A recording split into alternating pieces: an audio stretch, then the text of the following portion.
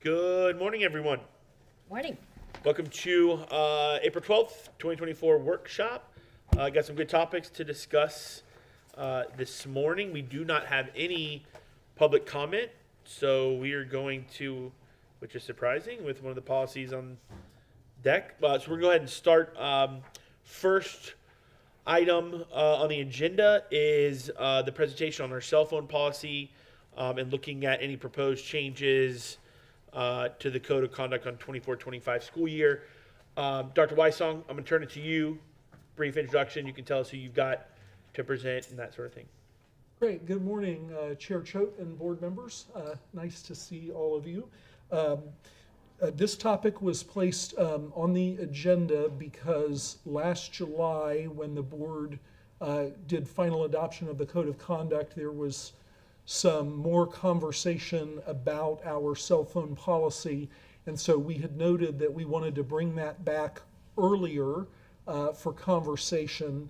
And although the code of conduct for 24-25 will stay on its typical timeline, meaning final adoption at the end of July to take effect for the 24-25 school year, we wanted to give the board members an update and then give you some time today to discuss among yourselves, and we'll listen for signal from you so that we can be sure we're making the correct next steps.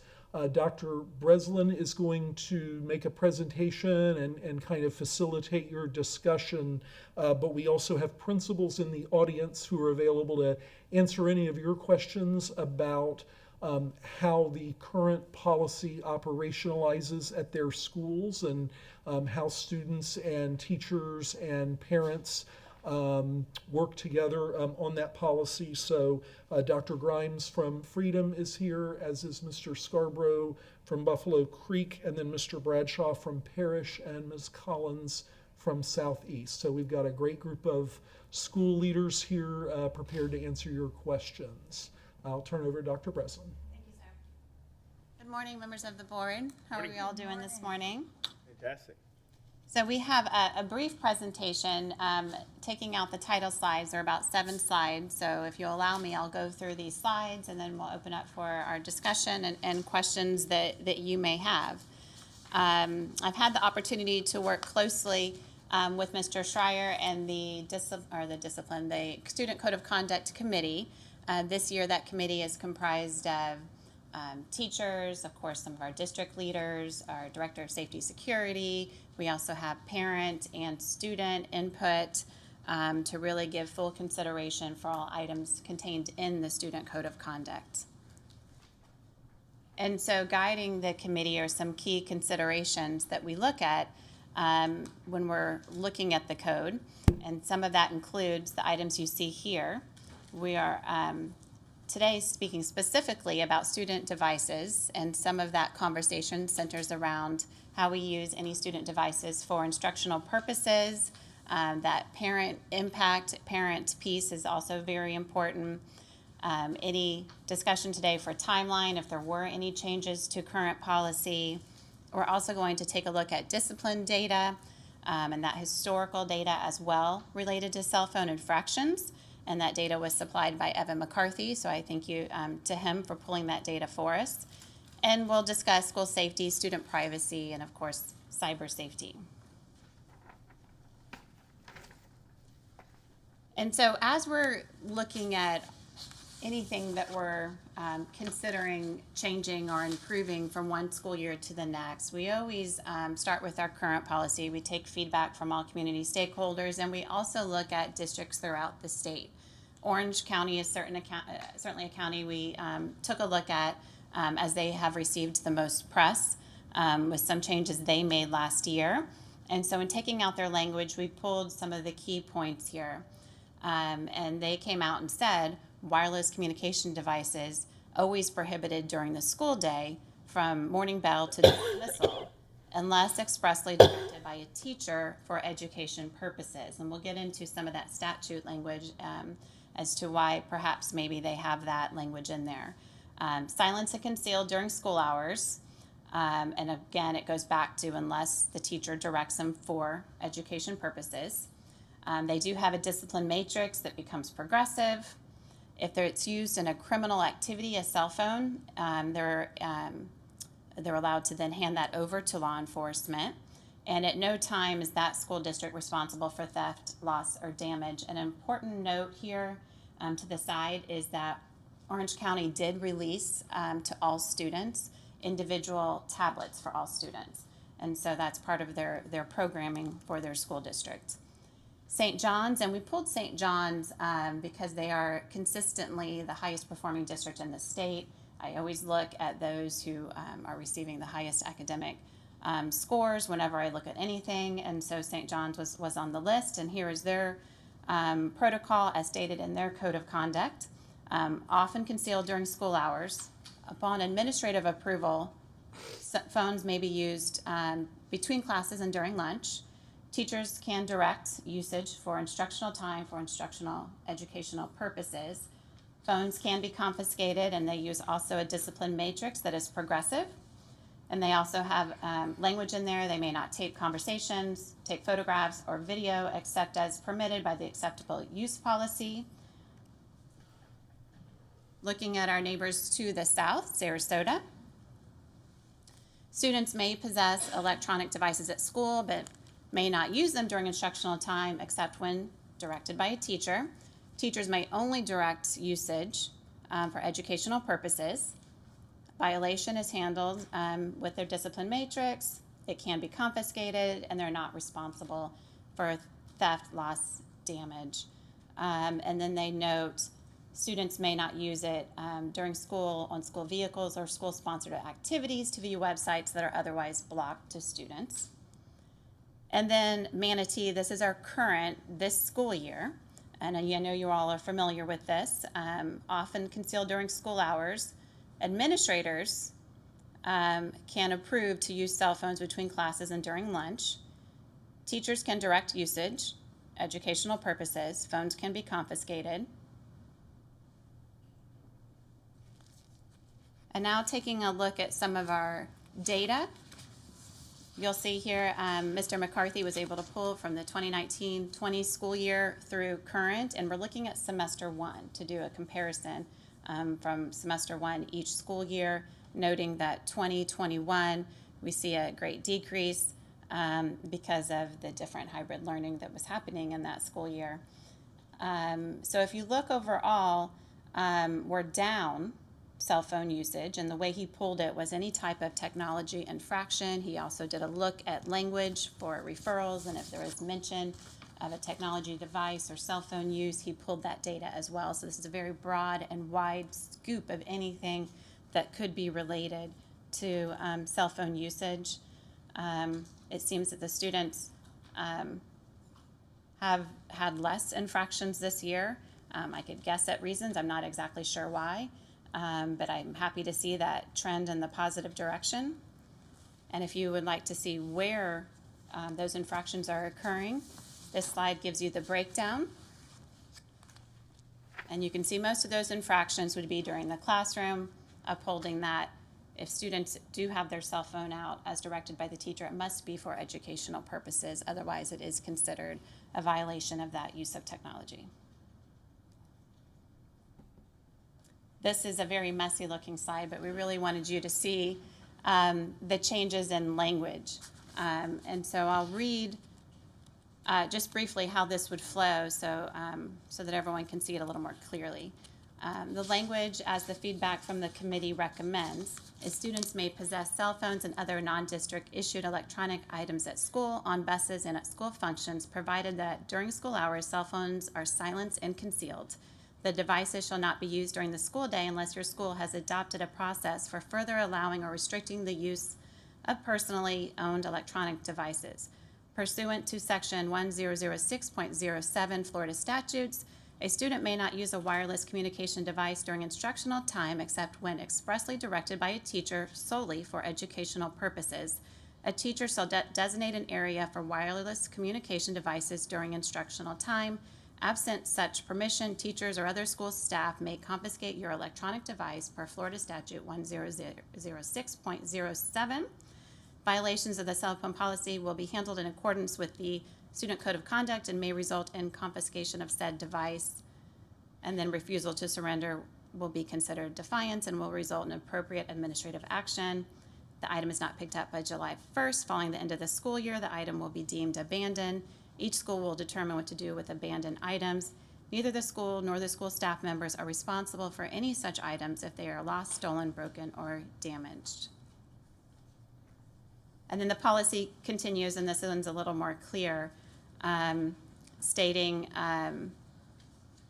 the rest of the policy, and then the end portion here where the major changes occur. If school officials have reasonable suspicion that electronic items contain criminal activity, the phone may be provided to law enforcement.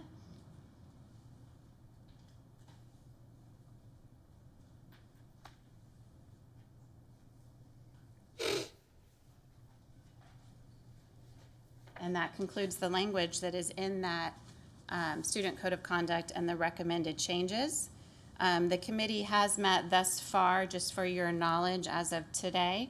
They've met 4 times. They do have a meeting on April 16th, and so we'll take feedback from the board to that meeting so the committee can discuss. And then they have ongoing meetings scheduled through July. As you know, we'll be bringing the code of conduct, hopefully the second meeting in May. That would be our target, to bring it so it can be shared and then publicly shared for 30 days at least, and then bring back for final approval, as Dr. Weissong said, in July. And so now I welcome your feedback. Just a real quick question. The changes that you had the red line and marked up and all that, that was from, is that the recommendation, and maybe you said this and I didn't hear it, is that the recommendation moving forward potentially? Yes, sir. That would be going into. So obviously we see numbers going down of infractions. Obviously could be many reasons, but what was the difference between the code of conduct as those years moved? Like major differences. Like obviously legislature said, hey, cell phones are gone unless told by the teacher, out during classroom times. Right. So is that something that did we, and maybe that's principals, to ask the principals, like did we really hit that home during first week of school and all that kind of stuff? Like, I think consistency and that communication definitely was hit hard this fall, and my belief is it stemmed from that update to 1006.07, where the state put in that specific language, where it's like, students, this is actually the law. Students can only use it if the teacher directs you to for instructional purposes. And so having that language attached to that statute maybe gave it some stronger teeth. and I'm sure at home too, right? Like parents like, hey, this is now the law. Like, don't get caught with your phone. Correct. I mean, this is what we are to abide by. Anyone want to go? Start? Volunteer? Ms. Foreman? On the proposed language, I'll start there, where it states that a teacher shall designate an area for wireless communication devices. Is that an area for the students, or is that just drop your phone off here? So this came straight from that state statute. Yeah. And the interpretation is it stays in your backpack during instructional time. That is the place. Or students, you may have it out during this time for this purpose. But yes, the teacher can direct. If the student is told, in my classroom, you're going to come in and put it in a basket, and that works for that teacher, I would say, and we'll defer certainly to the school principals, but walking classrooms, I haven't seen devices used, and in talking with teachers, they say they just tell the students to keep them in their bags, and the students are compliant. Okay. Would you say that the enforcement is more on the principals and APs, or the classroom teachers, or, I mean, who's really being burdened with this? Right. So I think if we look at the data on where it's occurring, you do see it mostly in the classroom. So I can't say that it's not happening in the classroom. But the hallway, that can be either, right? Right. So, but the teacher could simply be documenting that I counseled and warned the student, and the student put it away, and those numbers are reflected in there. Okay. Just read something this morning that said that policy should only be set by teachers, principals, and parents. So, We're out. I'm taking that to heart here. That does comprise our committee with the addition of some student input. Yeah, but I'm saying, policy up here, but anyway, to run through what, your slides, it said that, in Orange County, they all receive district-owned tablets. Do we still have, every student has their Chromebook? So there's, I believe, in speaking for the IT team, they've done tremendous work in ensuring that there is technology available for student use throughout campus. I believe in some cases you'll go into a classroom and they won't have a one-to-one scenario for their students. They have technology, or they can go to a lab, or they can check out a laptop cart. But I don't believe we are one-to-one where you walk in every single period and every student has that device on hand. So no one has a tablet or a it's Chromebook that they go correct. home with and carry throughout the day and, Correct. We do not issue student-issued one-to-one devices. okay? Is there a reason for that? I am not sure of the reason for that. I know many moons ago I was Yeah, part of a before, right? one-to-one initiative as a teacher. And I'd be interested to see how it's working for Orange County. There were tremendous challenges at that time, but that was a bit ago. But I don't have that specific answer as to why. Thick, white, old MacBooks. Absolutely. They were brand new at the time, Mr. Cho. Yeah. My kid had one. Dinosaurs. My son had one at Manatee High. It was terrible. It was not a good thing, but that was a different time. Now, the may not tape conversations, this is at St. John's, except as permitted by the acceptable use policy. How does their photographs and recordings, what is their acceptable use policy, and do we propose an acceptable use policy? We do, and their acceptable use policy almost mirrors ours, where we do not allow recording without permission. Of course, if we're recording student pep rallies and things of that nature, you can have the recording. But recording and posting without permission is not permissible. Okay. During the school day, if a student pulls out their phone and records something, say they see something going on, is that a bigger infraction than pulling it out and texting a friend? So it still goes down as inappropriate use of technology, and then you use the matrix, whether it's the first, second, third offense, etc. Now, if they record it and post it, and then it takes on a life where perhaps they're using it to harass, bully, etc., there's always extenuating circumstances that come as a result if the student uses it in a way that violates another piece of the code of conduct. And does our code of conduct specifically address posting? Yes, it says in the language that students may not post fights, images they've recorded unless it's deemed an appropriate school event where they have permission to record for such purposes. Okay. My personal, and I've expressed it before, is that if a kid sees something, say something, right? Isn't that a motto I've heard? Yes, ma'am. But if a student sees something and records it, as long as they don't post it, but rather turn it over to principals and use it for good as opposed for bad, I would rather see a little more clarification on that for the students, but that's my personal preference. Okay, I guess I'm most interested in what teachers, their concerns in the classroom. I mean, is it a burden for them? Have they seen this, other than what's on the committee, you know, other teachers, they had the opportunity to put in input? So we have not gone out and done a broad sweep of teacher input. We ask that our committee members do go back and speak to their staff, if they're a principal or assistant principal, or if they're a teacher, speak to their colleagues to gather that information. Then they bring that back to committee.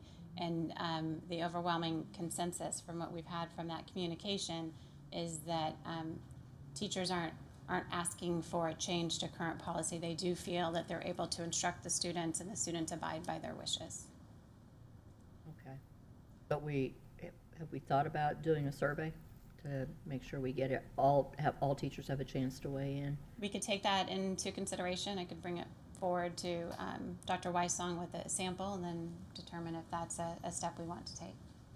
That was actually one of the goals in the timing for the workshop, is depending on where the board wanted to go or get further information, we do have time before the end of the school year. We could do a narrow, stakeholder survey on this one topic.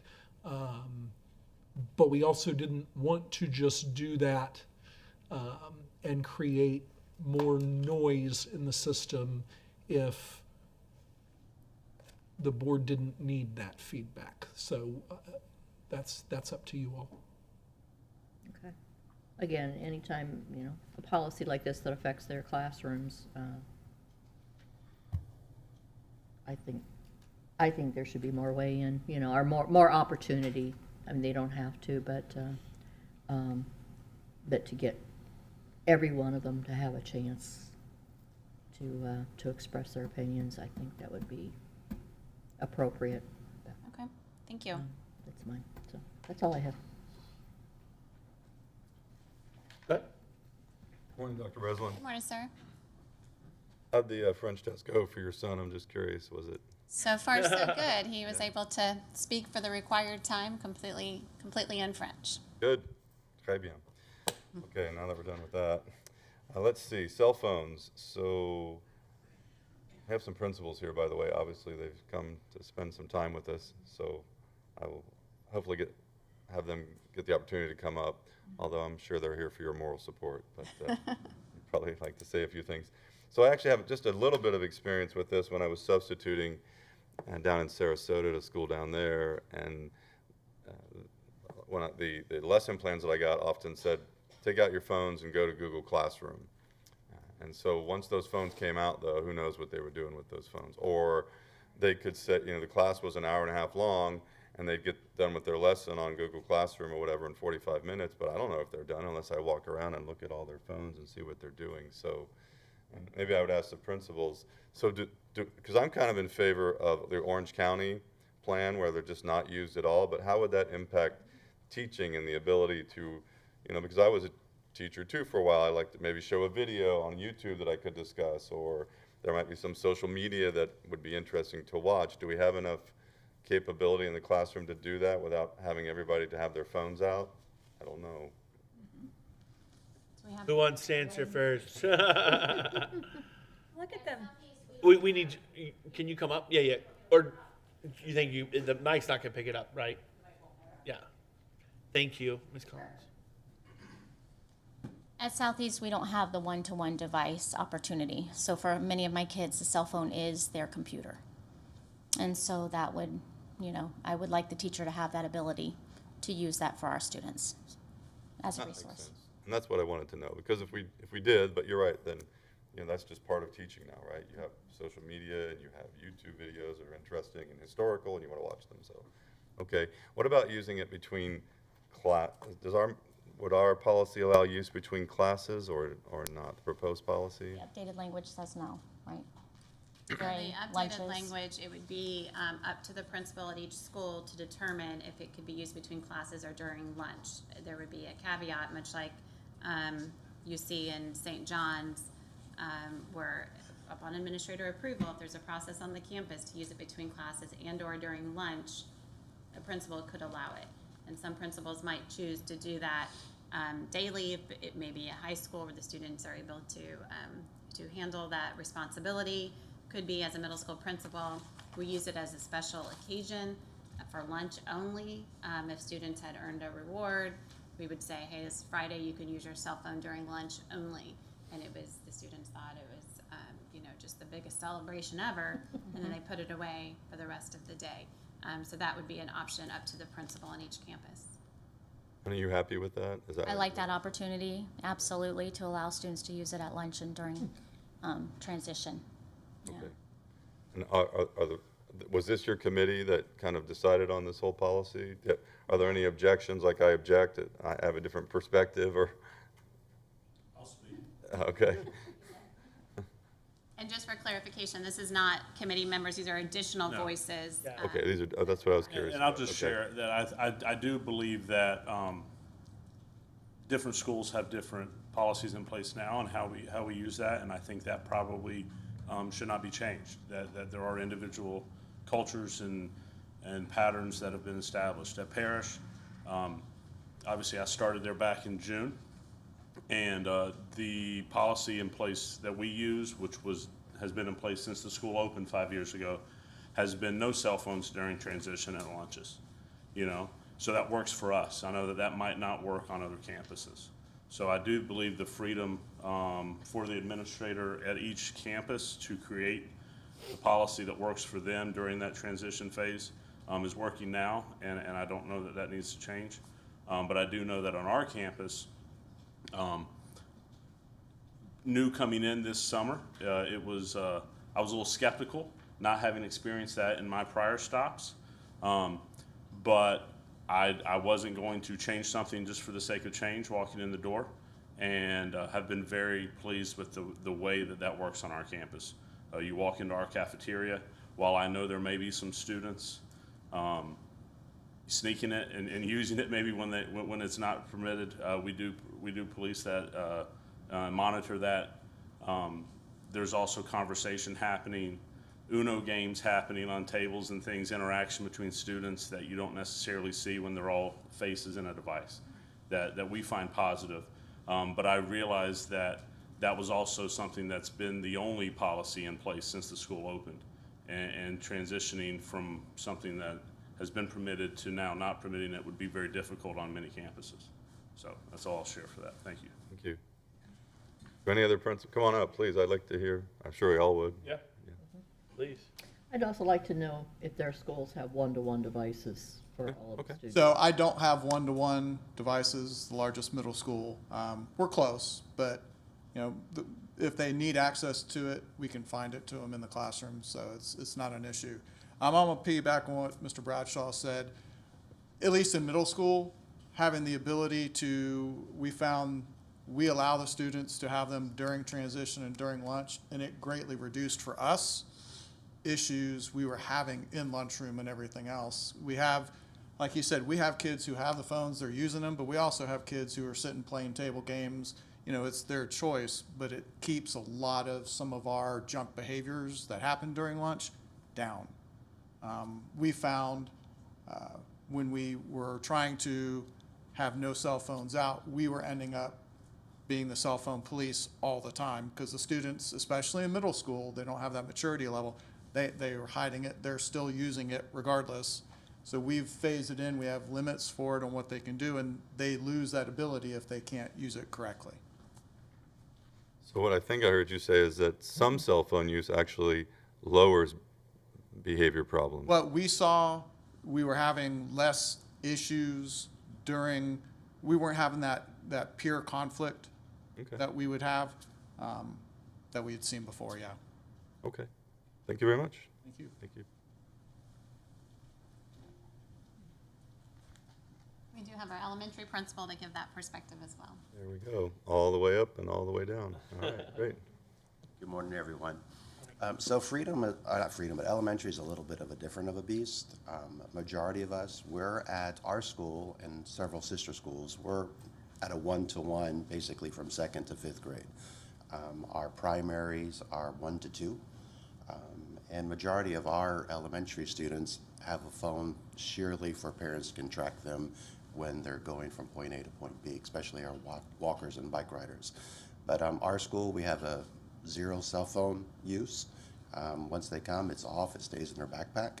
Every once in a while, we have an outlier, but we have clear communication that we share with our parents at the beginning of the year, our cell phone policy, and it just breaks down. It goes from a warning to a confiscation, well, we take it. But we have hardly any discipline issues with cell phones in our elementary school. Thank you. Good? Yeah. Thank you. Anybody else?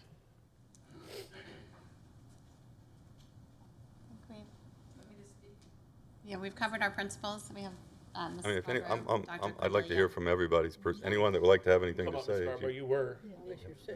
Yeah, we, 2 months ago. that's right.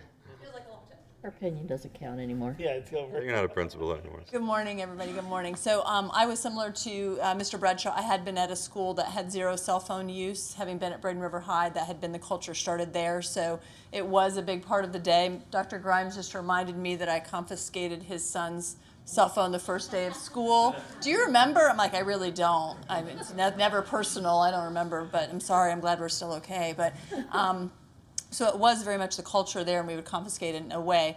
That's the culture that's been there. But going to Manatee, they had actually had headphones in and their cell phones throughout the day, which was quite the change. So when I did go there a couple years ago, we did adjust and have the students not have their headphones in for a safety purpose, because you can't talk to a kid or they act like they can't hear you when they have their headphones in. You see that in society now when everybody acts like they're listening, they just don't want to listen to you.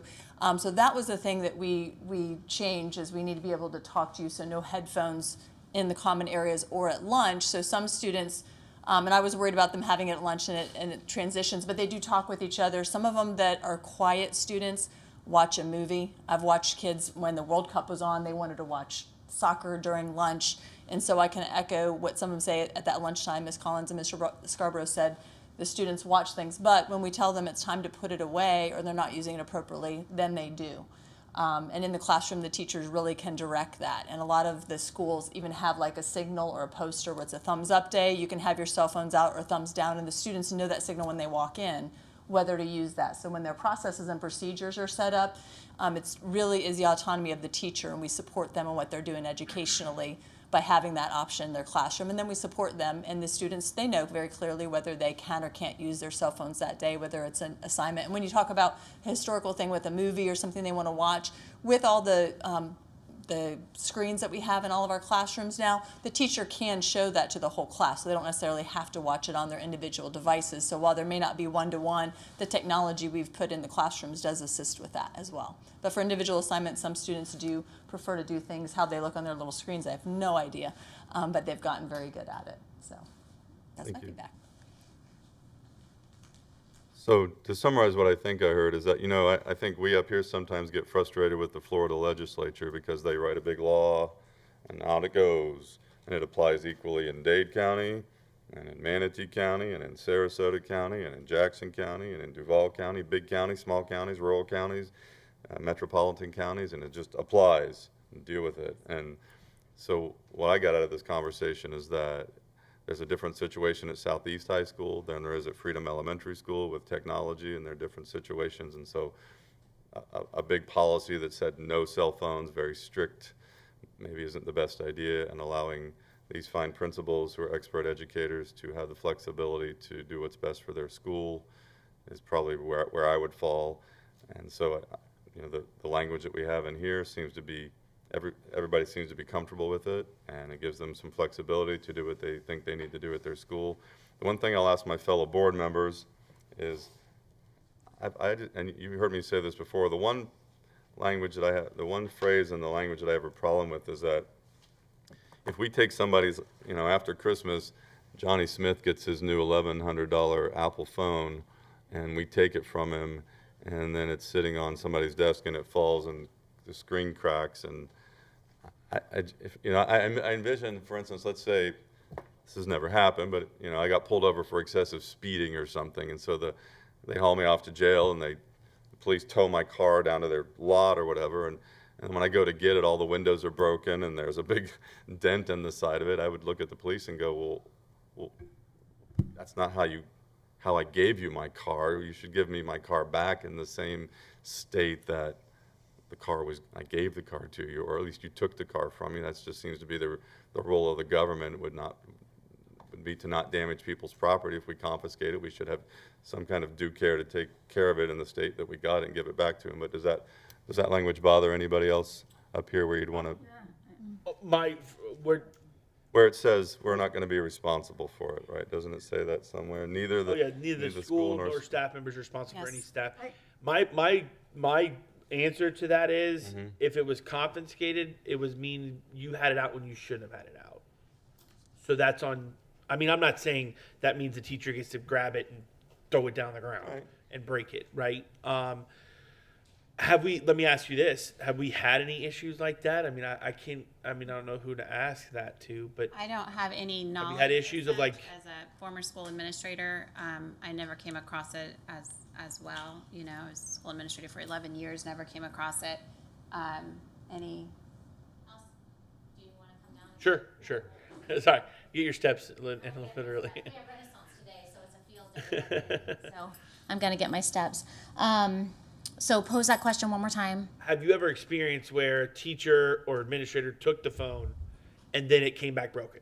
So we don't put the onus on the teacher. They call discipline. We have an extension number, and we actually send someone to pick it up so that the teacher doesn't have to worry with that. They go on teaching. And so that person I've never had from discipline, whether it's a dean or an AP, whoever, they call the discipline extension, we send someone to get it and bring it back up. And if the student refuses, then the student comes up with discipline. We want the teacher to teach. We handle the discipline. But have you No. ever had any broken phones or anything? No, but I don't put that onus on my teachers. Gotcha. Okay? thank you. I would still like to, I would rather see the language say, school personnel will take due care to return personal property or the phone in the state that they found it in. Just like if I got pulled over for speeding, okay, but just because I got pulled over for excessive speeding doesn't mean that the police have the right to go, to not take due care with my car and give me. I think naturally smashed windows. that language, I think they're doing that anyways. I mean, we all have cell phones too. Your teachers or a dean that comes in and grabs a phone. We all have cell phones and things that we know how expensive they are. So I don't think we have to tell them to take due care of it. They should hopefully already doing that. But I wouldn't mind having that in there, but also still having this, we're not responsible for it, because if it wasn't out, we would never have to take it. So, but I do think it's just a very slim. We just had 6 principals there saying they've never even heard about it. I thought there was something in the building. I have not either. Doesn't mean it can't happen. That's me. I don't think we need to change the language. I don't know if anybody else wants to do it. I mean, out of all of these cases, I have not heard anyone say that a student came up and said, my phone was damaged after you confiscated it. I think our staff and our disciplinary department has been very responsible with other people's equipment. So to have it in language, I think what the language says here is fine, but I have a whole lot more to talk about, so. Well, it's not a follow my sword issue. I just wondered what y'all's opinion was, and it appears that the language, 4 people think it's fine like it is, and I'm not going to follow my sword for it. And other than that, I think that allowing the flexibility to the principals as they've come up and discussed, whether it's Freedom Elementary or Southeast High School, is the best way to go, and they're professionals. And I see them, from a military standpoint, they're the commanders of their school, and so they should have the flexibility within some policy to do what's best for the educational environment at their school. And one last question, I'll pose to my fellow board members. Is there any appetite, when I was at some conferences, when I was at a few conferences, some vendors have these devices that you can put, there are pouches, and you can put the phones in the pouches or something like that. Number one, there's a cost associated with that, but I'm just wondering if there's an interest or anything like that. For a school that wanted to not have them out during the day or something like that. But there's a cost associated, obviously, with that. There are more than one systems for that. I know what you're talking about, and it does have a cost to it. I don't know if we could absorb that cost right now, but again, I think that would be another discussion. Okay. that we should probably think about later. But today, I think, like I said, I got a lot to talk about on these slides, so I'll just. Again, I was just bringing it up, doesn't sound like there's much of an appetite for it, plus the budget right now is, we probably don't need to be spending, I call them nice to have things, and there's probably a lot of nice to have things that right now are not gonna be in the budget. So thank you for considering my requests, thank you for coming up and giving us your input, and I yield the floor, as they say in the United States Congress, or something like that. Perfect. I yield my time back. Anyone, ladies? May I ask one more question? Does this need to be in the policy that, a student with juvenile diabetes, they need their phone to monitor their blood sugar?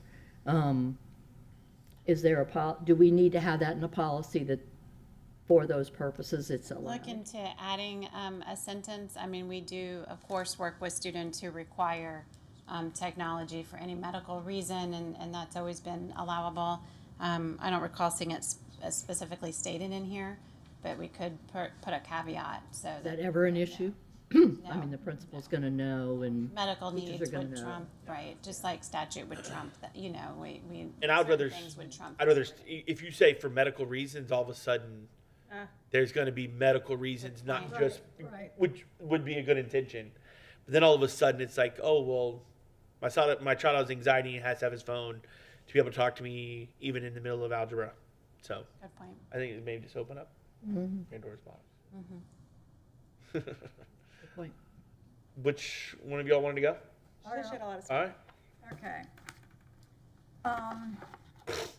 When, slide 3, Orange has, unless expressively directed by a teacher solely for educational purposes. St. John's, upon administrative approval, cell phones may be used between and during lunch, classes, or instructional time. And then slide 4, except when expressly directed by a teacher, teachers may direct usage of Sarasota during instructional time for educational purposes. Manatee has the same line. So that takes me to slide 5.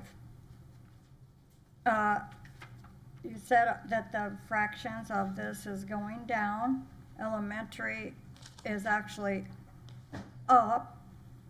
Middle school, and we're not finished with 24 yet, is kind of real close. And then high school's a little down, but we're not done again. When these cases happen, they're put into the referral So any system? of these would have been put in and documented, even if it's a case of just counseled and warned, just to document that the student had been counseled. Please don't have your cell phone out during this time. It's not appropriate. How many, would you say referrals that did not get recorded? If there was a teacher that just walked by, put your phone away. I'm It did sure not go that in? occurs, but I wouldn't be able to quantify it. Okay. And then on slide 6, if you look at the top number, the biggest infraction is inside the classroom. Yes, ma'am. And that is basically a flat 2 to me. I mean, from 19 to 22, and I'm looking from there because the other 2 years, but we're down from 22 to 23, but, like 200. But again, I would like to know how many probably did not get reported.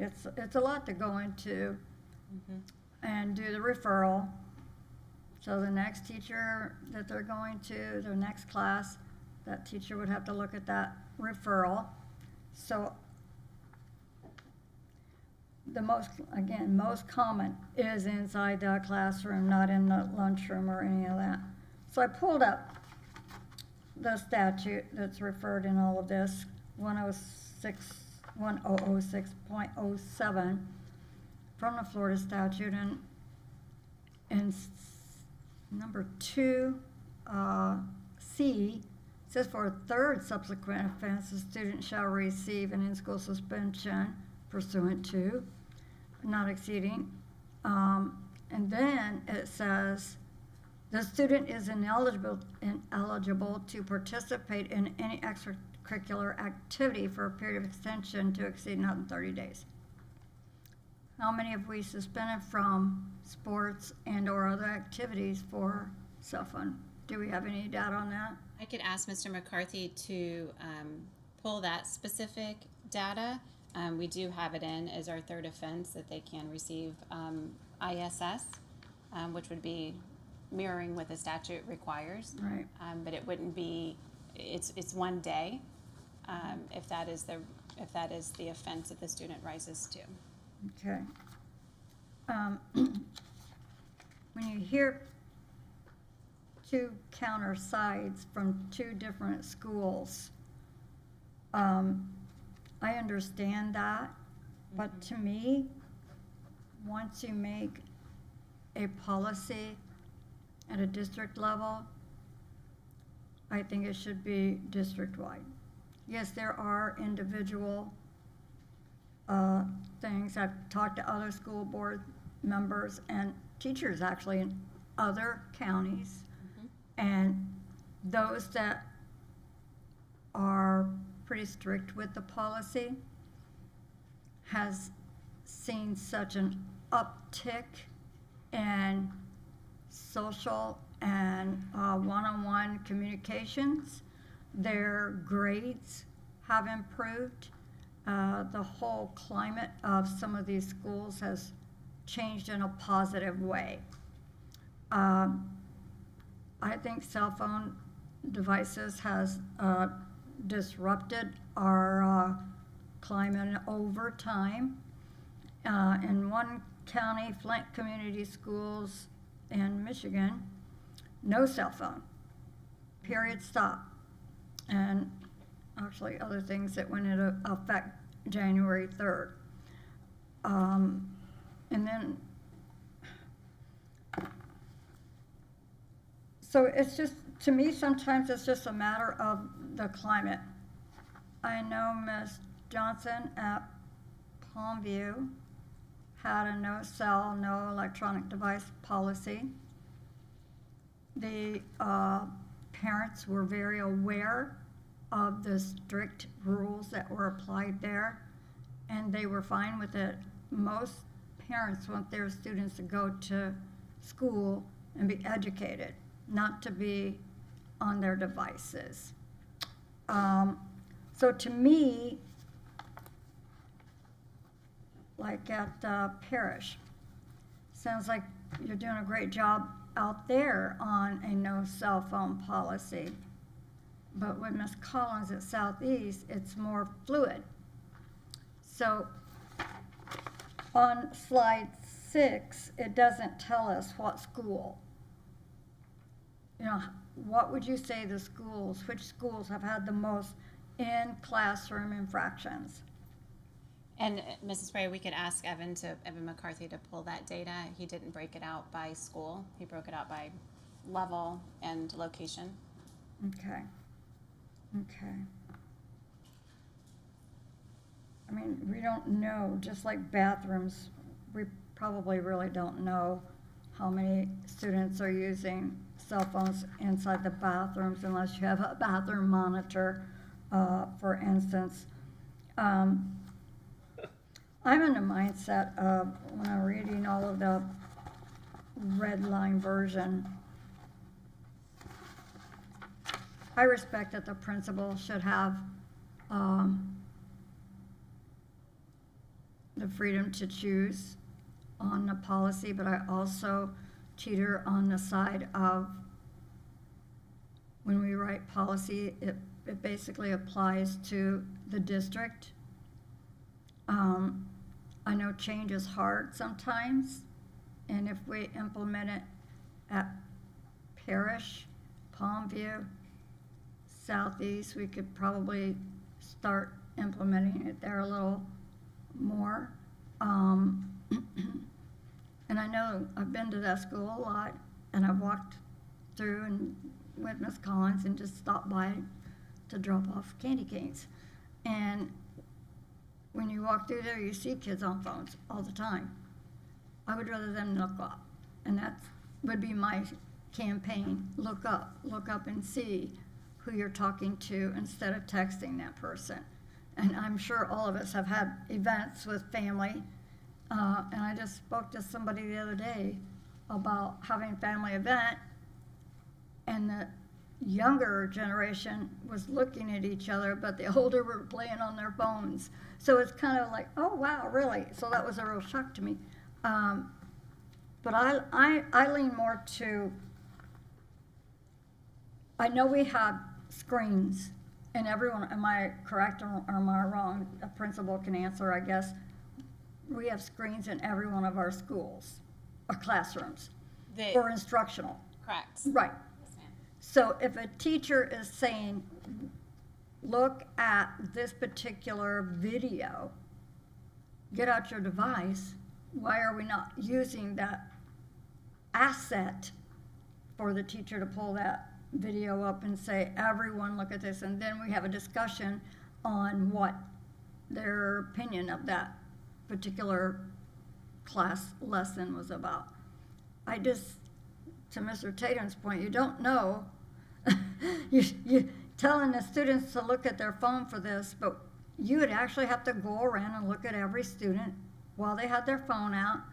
And I've been in a class, I've seen a kid with their head on the desk with their cell phone down in their lap. And the teacher didn't even notice it. And I'm like, I wonder what they're looking at. So that would be hard to monitor. So to me, it's more, we have spent a lot of money on technology. Every room has a touch, I believe most of them have the touch screen, interactive screens on their walls. So I really just, I know even the statute says it, that unless directed by the teacher. I wish they hadn't put that in there to be. Yes, ma'am. And I did ask Mrs. DiAgostino to give some clarification. Right. And she did say that, you know, we may prohibit wireless communication devices on school property except during instructional time unless expressed by a teacher. She did mention that. Right, it is you know, here. that language is present. And it does say the district. It doesn't say each school, but when you throw in that language, then that puts it down to the school level. Yes, ma'am. So, I know that was a lot, but I'm passionate about our kids learning. Yes, ma'am. I don't think we have such a problem with cell phone in elementary. You walk the halls of elementary, you see the happy kids, you see kids interacting, you see kids showing books and talking about what the pictures are in the book. You go to a middle school, it's kind of half and half, but in a high school, most of the time, you can walk through the hall and the kid's got the phone out. Every time. So I know it's a culture we have to change. Just like when cell phones came into our lives, we adapted to that. So I like the policy at Parrish. I know the policy at Palmview works very well. Parents are well informed of that. I wished all the other schools would adopt that same policy. So that's where I am on it. And I don't want to don't take it personal. It's more about changing the culture of our kids. And again, if I had the data, what schools had the most infractions, that might even change my mindset on that. So I would like to see that, which schools, That's on pages 6, if I could get that. Vice Chair, we can certainly break that data down by school. Keep in mind that these same kind of differences in implementation are going to affect what that data looks like, right? So for example, a school that has No cafeteria. very high enforcement, right? Meaning that the school has made it a priority that every time a phone is seen, a referral will be written, right? And all the adults agree to that. You may initially see higher numbers, and then ultimately, if everybody complies, you don't get any referrals, right? If you see if you have a school where it's permissive, you're not going to see referrals from that school. And so there's a lot of nuance in that data. I get that. Right. And it really, and board members, that's kind of where we started on that first slide with site-based management versus community consistency, right? There's a philosophical piece to this, not just about electronics or technology or student interaction. It's, do we believe that each school is a little different and should have operational flexibility, or do we believe they should all do it the same way? And of course, your function is policy making. And so if you want it to be the latter, that everybody does it the same way, then you construct your policy, and then our job is to go out and enforce it. It is important, and that's why it's important to have this discussion now, because if the board wants to make a change and have everyone do it the same way, whether that's more restrictive or more permissive, it impacts more of the system. It's hard to tighten up, and I think that's one of the lessons that Orange talked about, is that initially it was difficult. Now it gets better over time, but anytime you tighten a policy that applies to everyone, you're going to go through a lot of challenge to get there. Of course. So that's something that the board has, and that's why I wanted the principals here today, because ultimately, whatever the board does with this, our principals have to go out and make it happen. So, Right, and that's one of the notes I wrote, changing the culture, it takes time, but once accepted, then it's okay.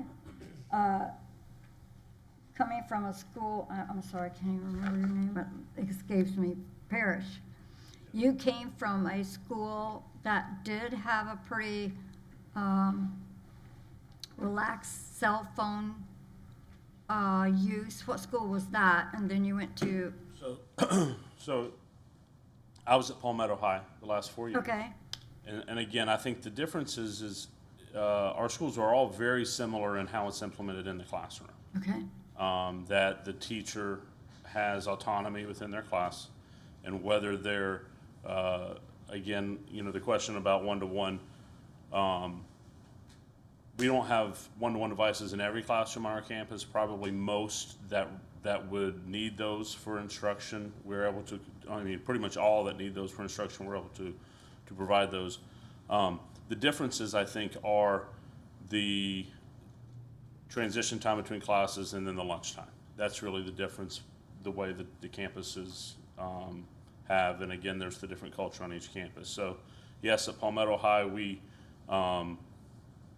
allowed them to use it at lunch, similar to what Ms. Scarborough said. We really pulled back on the earbud use a couple years ago when that was becoming a problem. There, it was no earbuds between classes, at lunch, one, so that they could still hear us. That was what worked there on that campus. Again, at Parrish, we don't, consistent with the cell phone use is our earbud policy. At 7:20, the bell rings, those are put away. Each morning we remind students as they go to class. If it's happening between classes or at lunch later on in the day, then it's going to be the confiscation and the matrix going on there. But that was the move from my prior position to the current position, and the differences in the schools. It's really just that lunchtime transition time that the two campuses treat it slightly differently. okay. And then like the common areas, the hallways and gyms and cafeteria, the infractions there, some of those ended up on social media. That's where, am I correct in assuming that in the classroom, they're probably looking at videos they shouldn't, or texting or whatever. But in all the other common areas, bathroom 49, some of those are probably not good use of their. Well, some of those may be students that are in the restroom texting because they know that if they're in the hallway texting, they're being Right. seen, and they're just just finding a location to use the My device whole, as they do. yeah, my whole line of questioning on this is the bullying factor. And it's bad. It really is. When, you know, you see some kids, you can just tell they're down. And I'm like, okay, something's going on there. And even elementary kids, you can just see the expression when they're the happy or the one that really is struggling with something, maybe not at school, but at home. But that is probably where I'm leaning more, is how many of the infractions were related to bullying another student. And then after school, something happens, you know, off campus that probably turned out pretty bad. So that's where I am on the policy of kids using our, you know, at the classroom, or not in the classroom so much, but in the hallways, recording and texting and bullying and planning attacks on a student or another, or a group. That's my biggest worry. That's why I lean more to, if we had the capability of doing the pouches, and those kids have to put their cell phone in a pouch, and they walk through a door and it locks that pouch like you do in some comedy club event where there's high profile performers, or in a high profile political event where cell phones are not allowed. It's a climate, you just have to change that. I don't know if we could implement that in a one-year policy thing. I think we'd probably have to look at what school has the most infractions, and or the social media side of it, and posting some bad videos. And that's where I have always been since I became a board member, was if you're gonna use a cell phone, use it for a positive thing. But we know how kids are, and we know that sometimes that peer pressure and that whole climate can create some bad things. So I lean toward, I understand that each principal is the CEO of their, to your point, Mr. Tatum, they're the CEO of their school, and they can manage that. And if I saw that in classroom and hallway and other locations was primarily at Southeast, and we got a problem. But if it's scattered throughout and it's kind of, well, it's not really that, then I would say, okay, it's more not at one policy has, one principal has a policy that's strict where the other school is not. It would not make that, wouldn't lean on me as hard. So, but I've been to a couple of schools that have no cell phone, and the whole demeanor is different. And that's why I see, and why I argue the point that if it's working at Parish, and maybe we should implement that in other schools. Okay, Thank you. thank you. Ms. Messenger?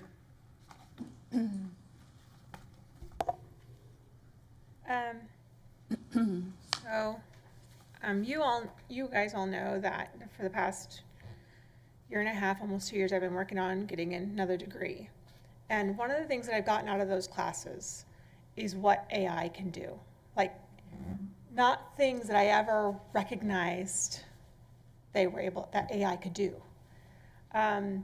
But our students in high school probably already know all that, right? Like, I'm learning it now, but they already know.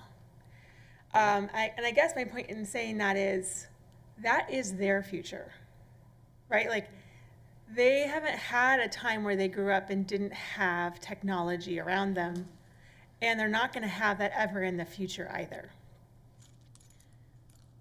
So to try and create an ecosystem where they never have it just doesn't seem like you're even preparing them for the world. It's just not realistic. I do agree that I do think it has affected interpersonal relationships. I do think it's affected interpersonal communication. But that's an entire societal shift that we're not going to solve in one high school. Because when they leave the high school, they're going to still deal with that society as it has shifted. The same goes with the one-to-one technology, whether the school has it or not. You know, I personally like the language as you've presented it. as the committee has created it. I'm trying to see the changes from last year, and I think that this language finesses a lot of it and is improvements and is clearer. And so I like the changes that are here, and I can support these changes.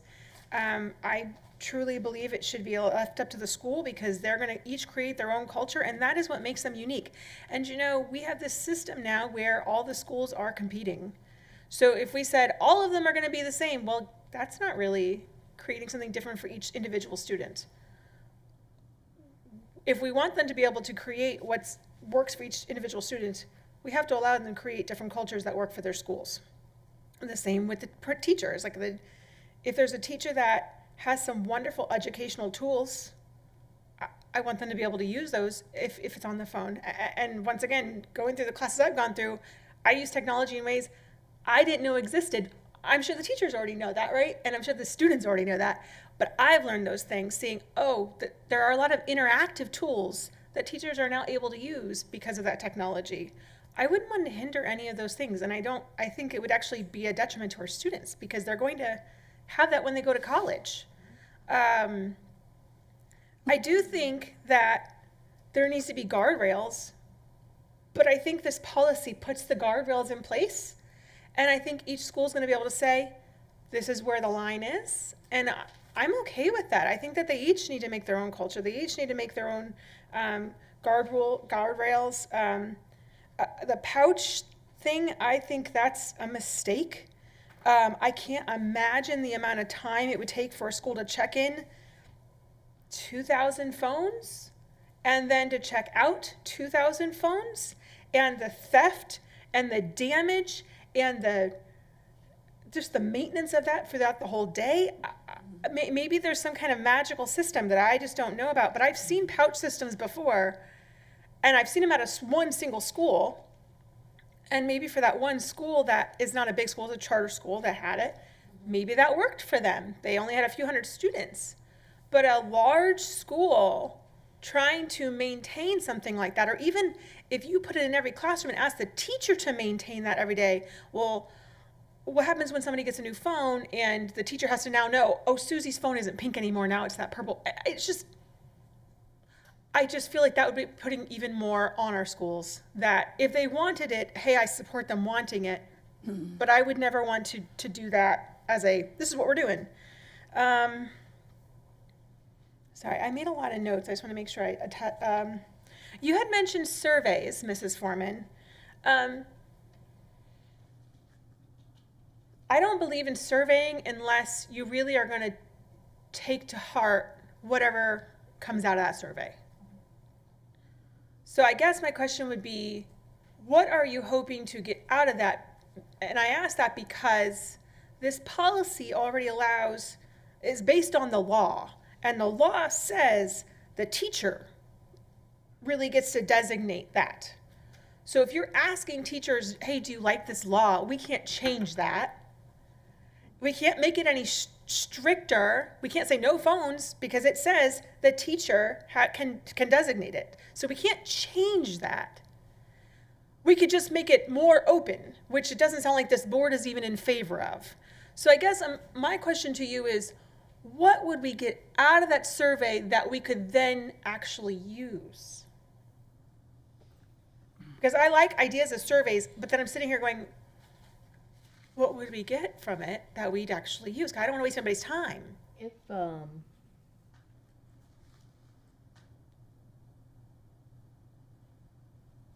not sure what we would get out of it. I mean, we're saying that you can only use it for instruction. All right, I concede, that. I'm not trying to argue. No, but I think a survey among Teachers.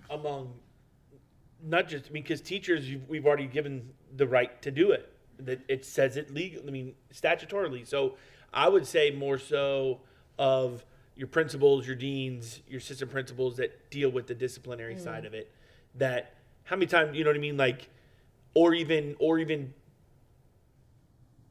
I'm grabbing at straws here to try to get a survey. I have my opinions about it, but I'm just trying to answer your question, but I would say more on the upper level rather than the teachers, because the teachers, they can use it. Even Orange County says no cell phone nodes out at all, but unless expressly directly by a teacher solely for educational purposes. So, what? So you can use your cell phone if a teacher allows you Right. for educational purposes. So, Just like- but the principal or the dean can't go against that either because that is once again statutorily. Right. So then the rest of it is already up to the principal to decide in the hallways and the cafeteria, as it's already been stated. They can already make that decision. We're allowing that to happen with this policy as it stands and even as the policy was. So I'm just trying to figure out what because I don't really want to make something that is dictatorial and demands all of them follow the same thing. That's not, I don't think that would benefit the schools. I actually don't feel like that would benefit the district as a whole from a perspective of we're supposed to serve all the students and we are supposed to compete with other types of schools. And we can't do that if we create something that's dictatorial and the same everywhere, because we aren't then creating multiple different options for families. So I actually think that goes against it. But like, I just don't know. Well, here's one. If a principal who makes a policy for their school says no cell phones, no way, no how, not at all, and the teacher sees a use for it,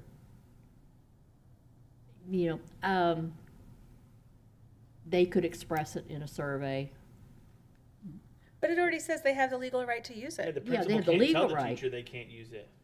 I can't imagine a principal saying you can't use it for educational purposes when, once again, this is the way society is going, whether we like it or not. Like, there are so many different uses of technology that if you aren't using them in your classroom, you aren't preparing your student for the future. And that's what we've said we wanted to do, is prepare our students for the future. So I can't imagine a single principal saying no cell phones, even in your classroom, even for educational purposes. Okay. I just can't see that. Because they're all educators. And that's what they want to do, is educate. And they're far more aware of where the technology is with our students than probably anybody sitting up here. So I like this as it stands. I feel like it has fine-tuned what was there and improved upon it. And I think that the data is interesting, but it actually makes me ask a lot more questions. Like, I would be, I don't know if it's school by school. I guess that might be interesting, but then, like, as you said, like, everyone's policy is different, and how they probably move through the code of conduct is even different, which is okay, as long as they're uniform at their school, right? Like, as long as then that's fine. So then it would be interesting, but I don't know if that would help me discern, oh, this way is better than another, because it's just whatever. The thing is, like, if I were a principal and I said, oh man, this crackdown of no phones everywhere is leading to my teachers having to spend so much time writing referrals that they're not teaching, I would say I need to change my policy. And vice versa. If I was saying, gosh, I really see that these students, they're being really responsible, and I think that we could allow it in the hallways for this limited time, I'm going to change but the principal, they know their students, they know their body, they know their teachers, they can make that. So I don't know. Am I clear? I don't know. I'm trying to be clear. I'm supportive of this current language as it's been edited before us. Thank you, ma'am. So I'm good with the language. I have a couple of quick things Yes, in a sir. minute, but Ms. Foreman, do you feel like you're good with the language as is? I mean, I just kind of want to get a consensus here what I have one where we're all more going. I wanted to ask. I will. Good, real quick. Go ahead, Ms. Well, Ms. Foreman, I mean, are you okay with? The only thing I would disagree with is that recording should be permissible. It's the posting that is not, and posting on social media. I want students that if they see a problem, not a fight necessarily, but, or even a fight to see who's involved and then take it to the dean, you know, that's, I have concerns about pure 100% outlawing recording. Okay, thank you. Go ahead. On slide 8, last line, it says the phone may be provided to law enforcement if, so up here, first line, have reasonable suspicion. I mean, how would you define reasonable suspicion? By student chatter, that something illegal is going on, they're using their phone for illegal activities? I think that the phone will be provided, Okay. instead of maybe. I think that's more definitive, saying, if we believe that something's going on, and you're recording something that, and I've had conversations about some things going on in school, I had no idea that was going on, in places where there's no cameras, so kids sneak around and do kind of, some bad things, but they do. Right, will be, is where I would be on that. I don't know about the rest of the board, but I think, you know, if we have reasonable suspicion, your phone will be. Just, I'm sure the police department and the sheriff's department would also agree that, you know, if there's something there, we're gonna take your phone. But what if there's something recorded, okay, and which was not allowed, but they recorded it, and we end up in court, and they say that that if the school believes there's something on that phone, and they didn't follow that procedure, in other words, they did not provide it to law enforcement, why not? You know, I think that makes it a little more, makes us more vulnerable. I think when we arrive at this line, if we're in this situation, it becomes a conversation with law enforcement. Here's the evidence that was provided to us, and maybe it says maybe because law enforcement may deem that that is not enough evidence for them to take it and have a legal right, because at that point it becomes, what is their authority as law enforcement, which of course is very different than the rules that surround us, and I'm not always familiar with all of the laws that surround what they are able to do. And so that becomes a conversation where law enforcement may take it, or law enforcement may say, that is not our right to do so. And so it leaves it open. So at this point, you're talking to law enforcement and then really leaning on their expertise. 100%. My question is, where is the line drawn to where a school official of the activity happening on campus during campus time or after school, right? Where we have no jurisdiction over them. Right. So, I mean, that's my concern is, now if the issues are brought into school and pictures are being shown, videos are being shown, distributed at the school, then yes, that's a school issue at that point. Correct. But if we take a phone we confiscated it because you have it out during lunch, and we take it, and then we just hear from somebody, now we're going to look through a phone, and that's how it was before, right? I like the new language where it says, you provided law enforcement, we're out of it. And you say, you take this. And because we shouldn't be looking through kids' phones on stuff that happened on a Friday night at 12 o'clock, because that ain't our problem. That's their parents' problem. And I've been there and I've seen it too many times. And, you know, just because you have a red Solo cup and it's dark outside doesn't mean there's alcohol in it and you're underage drinking. You know what I mean? And so I'm not saying the odds. I'm not going to talk about probability and stuff. I'm just saying. You know, but so I don't want us in that situation. when I say us is our employees, our district. Sure. And so I like the new language of leaving it alone. From, in my opinion, on Miss Foreman, to your point about the recording, I think if we allow the recording to happen and then say if it's only in good spirit that you're going to turn it in, kids are just going to record it and say, "Oh, I'm turning it in to the dean to show who was fighting," and they may never do that at all. I think it opens up the door to allow people to record instead of just saying the blanket no recording. Regardless, kids are going to record, and maybe there's a good one that says, "Hey, I got it and I found it."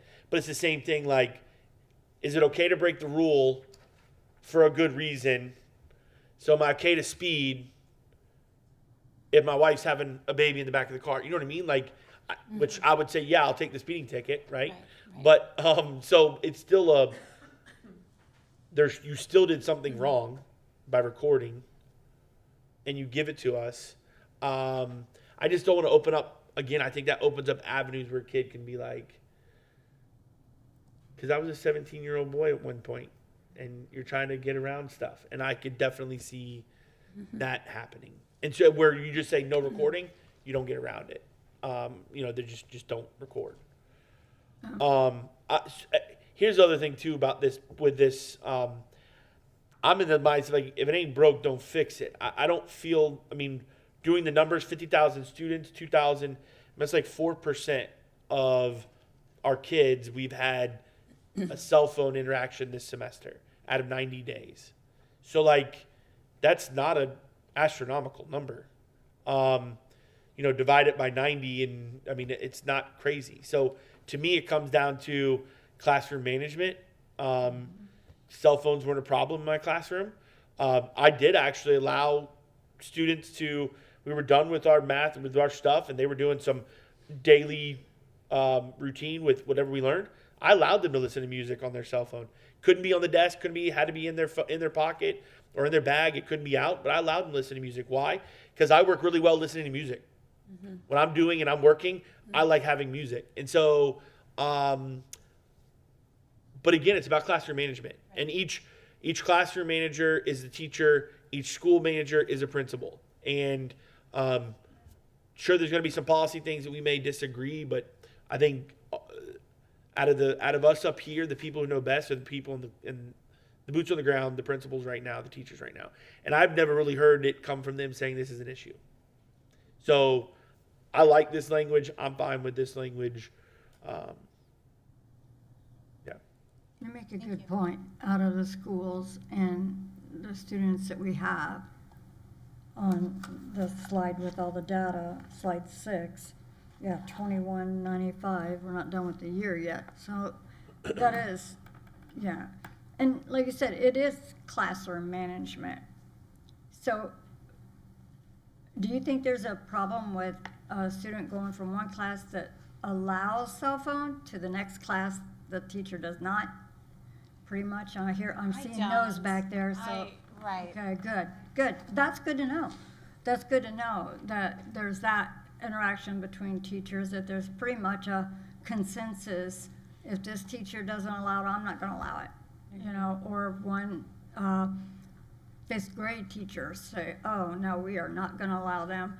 But, then they go to high school and it's allowed, then they have all this liberty with their cell phone all of a sudden.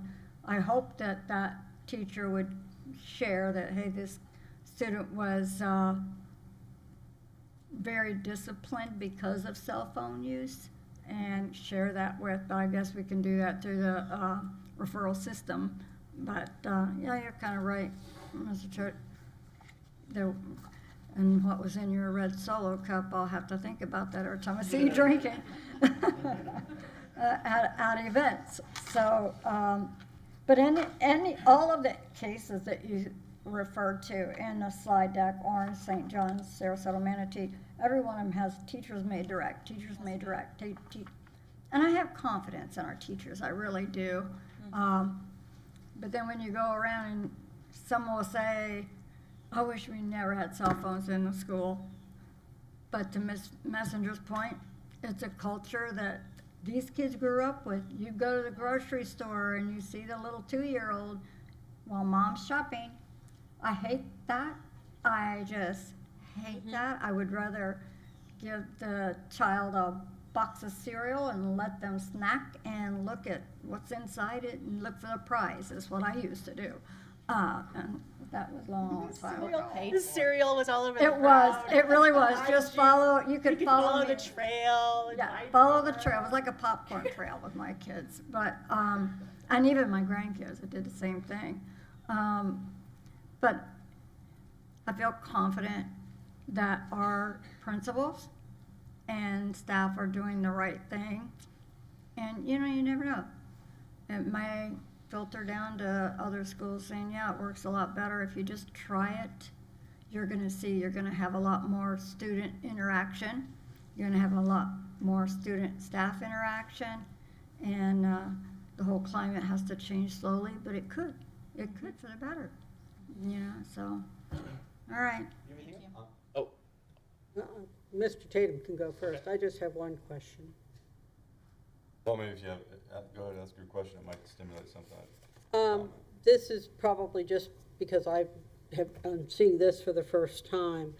When you confiscate some child's phone, when can they get it back? Because it talks about confiscation, and then in the next sentence it says if it's not picked up by July 1st, following the end of the school year. I'm like, surely we don't keep the child's phone from Christmas to July 1st. No, ma'am. Okay, so ma'am. what's the protocol for that? Is that somewhere else?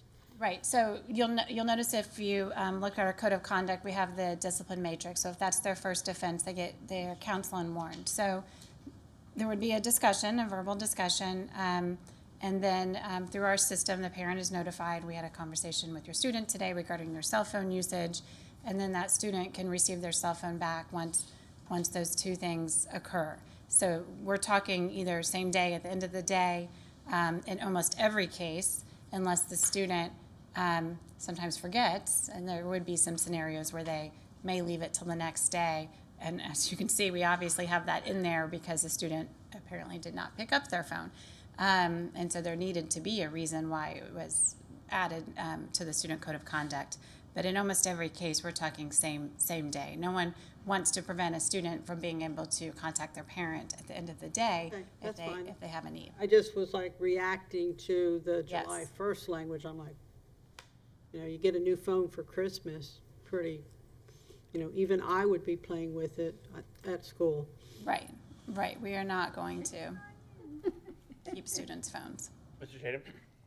I'll just make one last comment, and that is that, as I mentioned before, we should try and resist the one-size-fits-all policy things, because really we are a form of a legislature up here, and we don't like it when the legislature up there puts out a one-size-fits-all law that really causes unintended consequences. So the inclination to let's just make a policy and we're going to 45 different schools and that's the way it's going to be may sound good, but I'm going to resist personally the temptation, especially when the experts in the room without dissent are all in agreement that this is the way to go. So Thank you.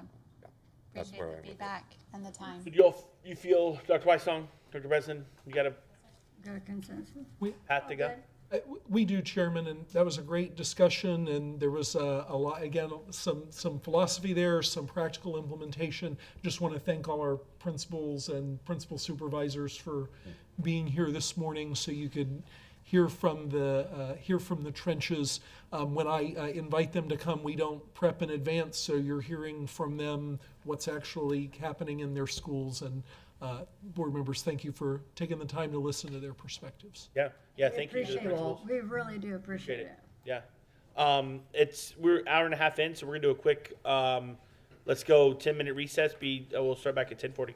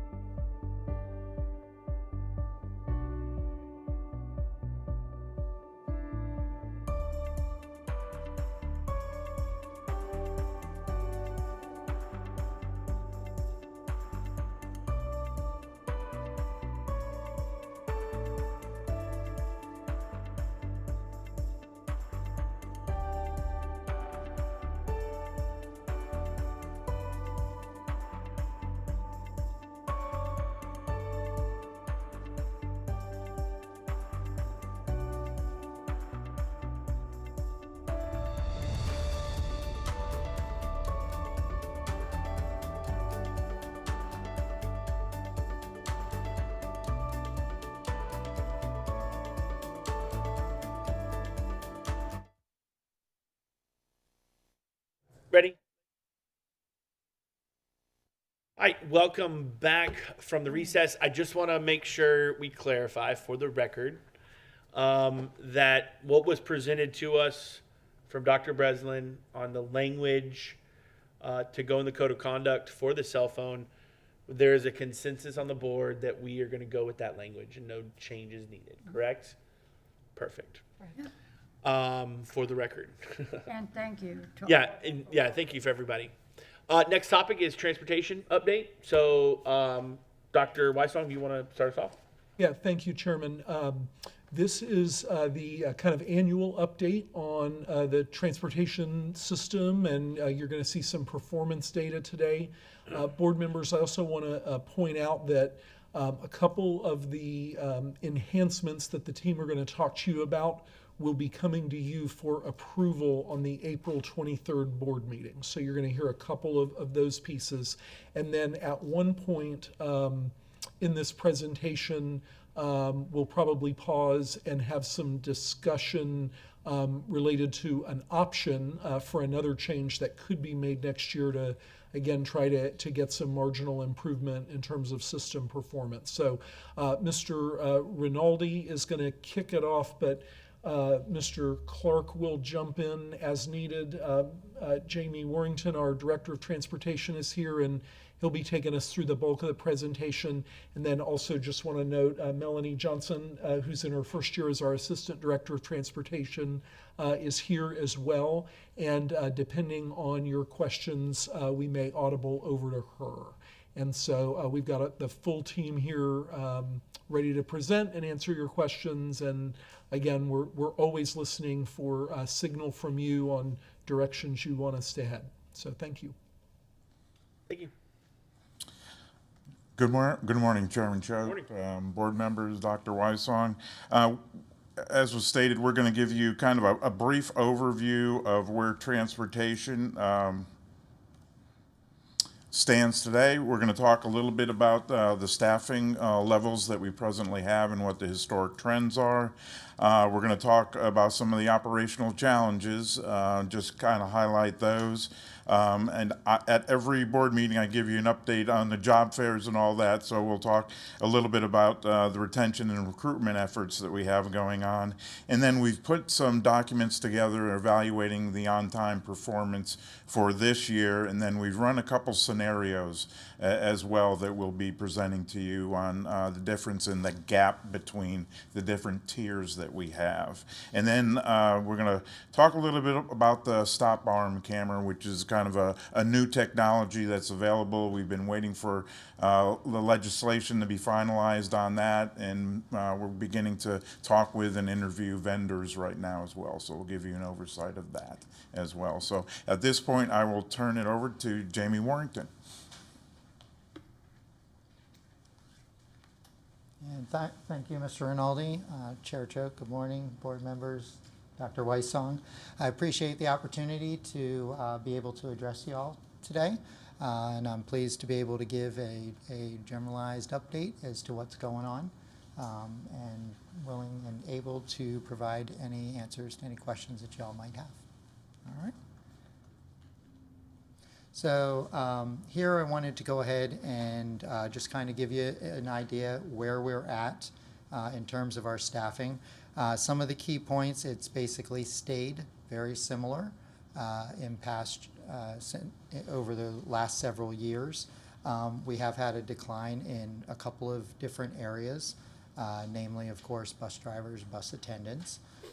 I do want to say that, you know, we are currently holding, as of the day before yesterday, we are holding at 97 active drivers on the roster and 104 active attendants. Now, it is important to keep in mind that that 97 includes 5 employees who are on some sort of a leave of absence, as well as 3 trainees that are in some various form of their training process. Okay, one will go out on the road starting on Monday, and then the other 2 should be ready to go by mid to end of the week next week. And we'll start a new class next week Right now, we have one confirmed driver, one confirmed attendant, but we may have a second driver candidate that will join that class. Supposedly, they did get their CDL learner's permit, which is kind of the final hurdle to be able to get in, and then we take their training forward. But I did want to make that distinction because later on, we talk about how many routes we have, and so the numbers make it look like we're fully staffed, and that's from a day-to-day standpoint. It's not operationally the way that it is. So I did want to clarify that. And then the other big one here is, of course, the technicians on the fleet side. Our fleet team has done a phenomenal job, but as you can see, we're currently down to 4 technicians and 4 lead technicians who are spending more time on the floor maintaining, and we've hit every target. We're 100% on time with our state mandated and required school bus inspections. However, we do have several vehicles that are kind of in waiting to be repaired, more so than in before. So we've been using a lot of our spare buses. But I did just want to let you know, finally, on this, we do have 9 driver candidates that my HR team, Mrs. Agresta and our payroll HR folks, are courting currently 9 driver candidates and 11 bus attendant candidates. They're somewhere in the application process. And Ms. Agresta is very good about getting in touch with them every couple of days. How's it going? Do you need any assistance? Trying to motivate them. Some of the stuff they have to do on their own. And so we try to hold their hand and encourage them to get through the process so that we can get them into class. All right. So on some of the historical trends, most of this data comes from the transportation profiles put out by the Department of Education. Again, you can see last year when we had done the presentation, we were at 95 drivers and 104 attendants. Again, it reflects the 97 and 104 for the current year. There's some additional data that is going down there for the current, for last year as well as the current year, but you'll see in the pink shaded areas, that is data that we don't have for the transportation profiles for that year yet. They typically will come out every January of each year for the prior year. So I did put in the data that I could, that we know of as of now. One other thing that I did want to point out is that down where we talk about the vehicle accidents, if you add up the number of preventable and the number of non-preventable, it still comes up 15 short of the total that we're at as of this moment. And that's because 15 of them have come in since the last time the committee met to determine whether the crash was preventable or not preventable. So that's why that math doesn't work out. All right, and then the final thing I want to point is on the total bus purchases. Okay, on there you see it says $892,000. That was, we did not purchase any diesel school buses last year, okay, because we used that to upgrade our camera systems on all of our buses, okay, adding the additional cameras in. That is the 4 electric school buses and our portion of what we had to front to be able to get the electric buses, which was a rollover from the previous year. So I just wanted to distinguish that. Technically, we did not purchase any buses last year. They were purchased in the previous, okay?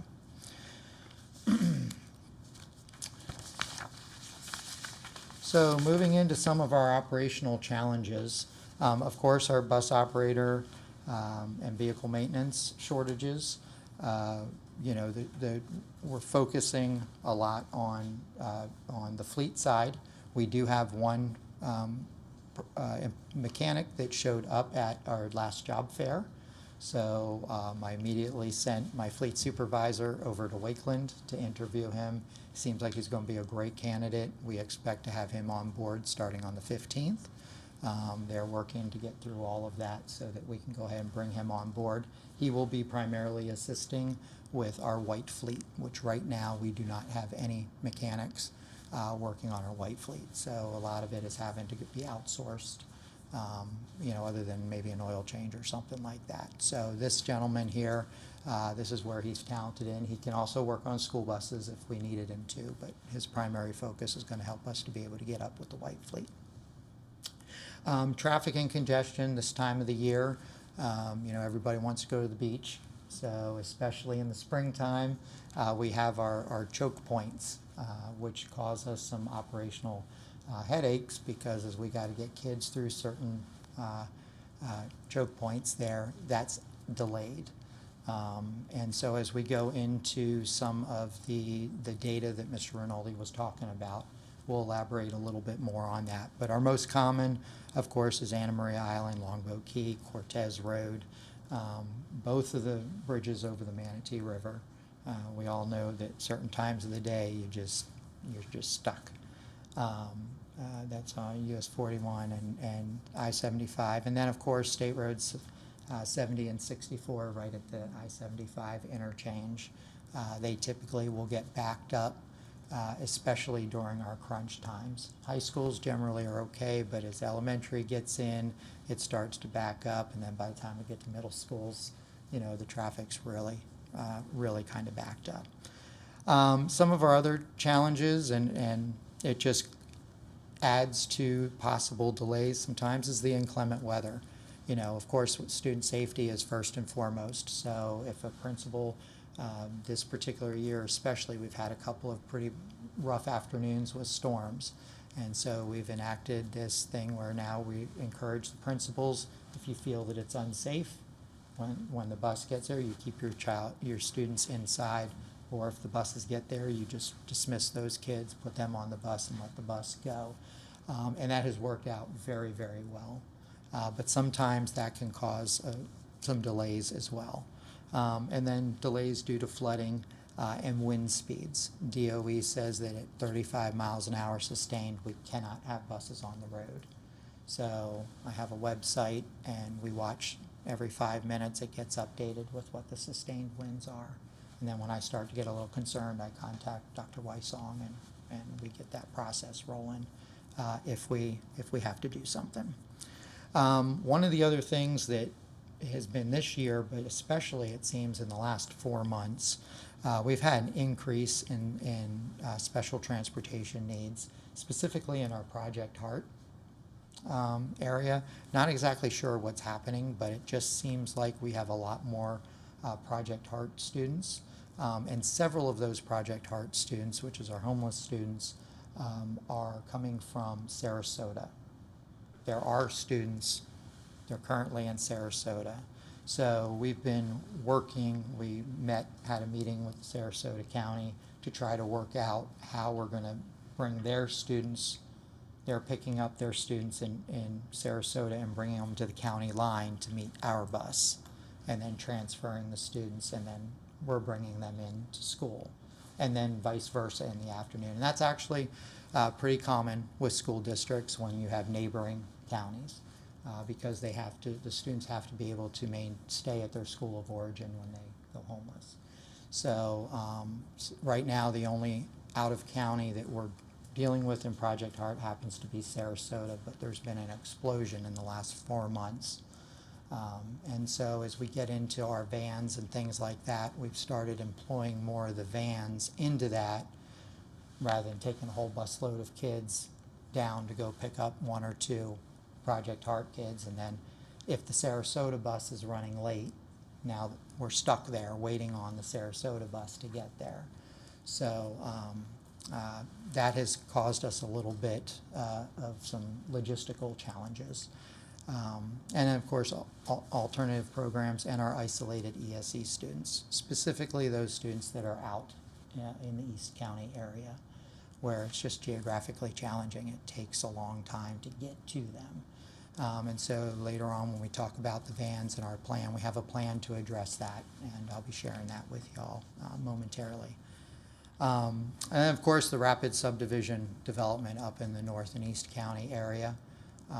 We're pretty good. Construction services and Ms. Pam Miller, we have had several meetings with developers as they get ready to plan the communities, pre-designating where we're going to put the bus stops. And a lot of the developers have gone and said, what can we do to make the bus stop safer? And so we'll do bus huts and bike racks and make sure that there's enough adequate parking. And we're trying to use amenity centers and everything as opposed to making multiple stops where parents can park their cars and things like that. So there's very good working communication between a lot of those major developers and everything. It does seem in the last couple of years, so really happy about that. But they are building houses very, very fast. And unfortunately, the infrastructure tends to come after the fact. So like Moccasin Wallow Road is very difficult to navigate by Barbara Harvey Elementary School, just because of all the construction. And then, of course, our student ridership, which really is an operational challenge, but it does take longer to scan students on and off, okay? And so 3 minutes in my world is the difference between hitting all those green lights properly, you know? So it is ultimately a challenge, but definitely needed. On the recruitment and retention efforts, of course, Mr. Rinaldi alluded to it. Job fairs, we have a team of people that go to all the job fairs. We have really tried to target our bus attendants that we currently have and try to encourage them to consider becoming bus drivers. It seems like we tend to typically have enough applicants that we can pull bus attendants from. It's just the drivers that are coming up short. And so a lot of them are hesitant to drive the big yellow beast. And so we're trying to, Miss Agresta, again, is very talented with that, and she can be very persuasive. And so far this year, 4 of our new drivers were bus attendants, and we've been able to encourage them to join the driver ranks. So very, very happy with that. Of course, researching for grant opportunities, anything we can try to do an incentive, attendance incentives. We're in the middle of doing one right now for our staff to try to encourage them while we try to still struggle and work with the salaries and pay scale and things of that nature. Of course, continue to work with AFSCME and the district on looking at how we can increase the starting pay for both operations and on the maintenance side so that we can be competitive with our neighboring counties. We continue to work on that. And then refining the hiring and process as well as the training length of time. For the last couple of classes, we've done a hybrid model where it's been partially in the classroom, instructor-led, and then the other part was the basic curriculum that's required by the state was done online. It worked, and it shaved about 2 days off of the overall training process, but we found that some of the students retain the information easier than others because it was kind of a go at your own pace. But the downside was they kind of lost that interaction to be able to ask questions on something that they're read. So we've started incorporating a little bit more personal instruction when it comes to the curriculum and then just using the online to be able to supplement that for it. So, but we have shrunk that training down by about 2 days from what it typically was for classroom training, 5 days. Again, on the retention effort, trying to increase the pay to be competitive, attendance bonuses, some things that my senior staff and I have been talking about, throwing some ideas is some of the team building activities that we might be able to do outside of work. A couple of years ago, we did a fall festival and on a Saturday at a park down here, and things like that. Maybe a bowling night one night, or something to where we can just kind of all get together and have a good time outside of the workplace. And so we've been discussing some of those opportunities, and then of course improving the work environment, both as morale, but also physical. The building is part of the regular maintenance, but we had everything painted and we had new floor put in over at the employee lounge, to which they all were very appreciative of. It just got worn down, gets a lot of traffic. So we've tried to make some improvements internally for those that kind of stay with us during the daytime. All right, so now we're going to go, I want to spend a little bit of time talking about our on-time performance analysis. A couple of things to please keep in mind as we do this. This is based on GPS data, okay, that's been recorded and obtained from our routing system. And we did survey from August 10th through April 9th. So this is a cumulative of basically the entire school year thus far. All right, and so currently in between each of our tiers, bell start time to bell start time of the next tier, we have 55 minutes, okay, to load, transport home, drop them off, and get back to the school. We have 55 minutes before the next group goes out, okay? So what we wanted to try to explain is that the two columns of percentages is the first column are the buses that are at the school prior 10 minutes or more prior to the official bell time when the bell rings, okay? And then the second column is at bell time, how many of the buses are on site at the school collectively.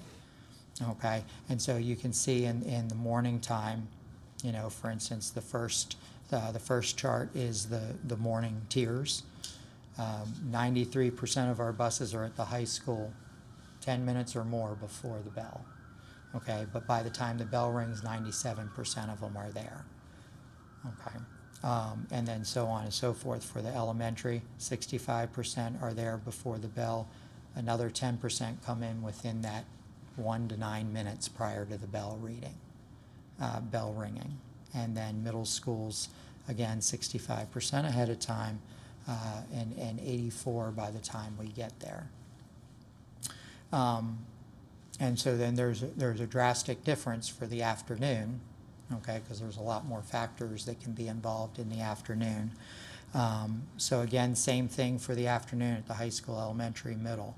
78 and 92% for the high school at dismissal time, okay, when the bell rings. And then the elementary, 16% ahead, and we're up to 40% at bell time.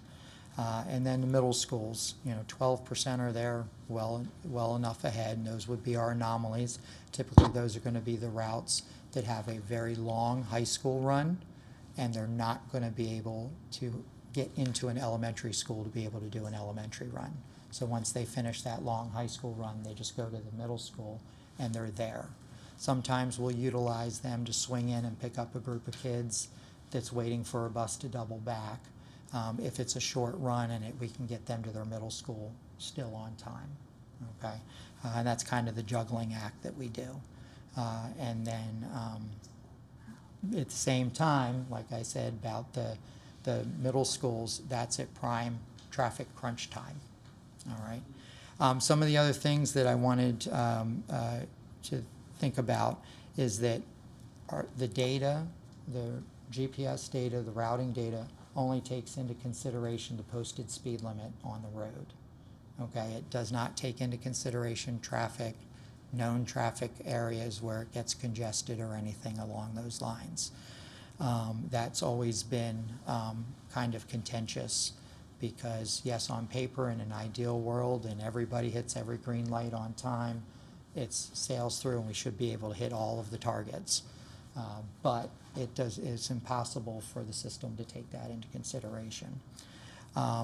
During this survey, when we were looking at the numbers we found out with the help of our vendor that we've been working with, that some of the geofences that are set up around each of the schools overlap.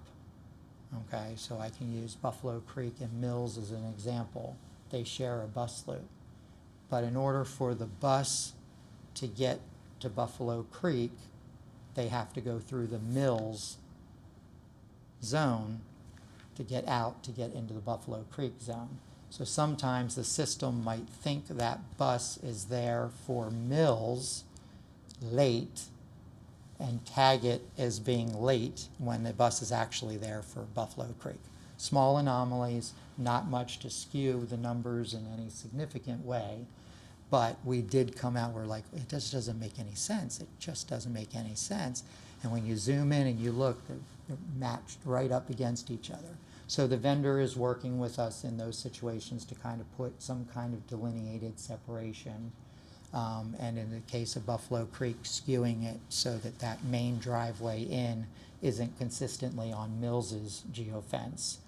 It doesn't go into Mills's geofence until they go around the bus loop and into that one. Okay. So again, unintentional consequences, but we did discover that.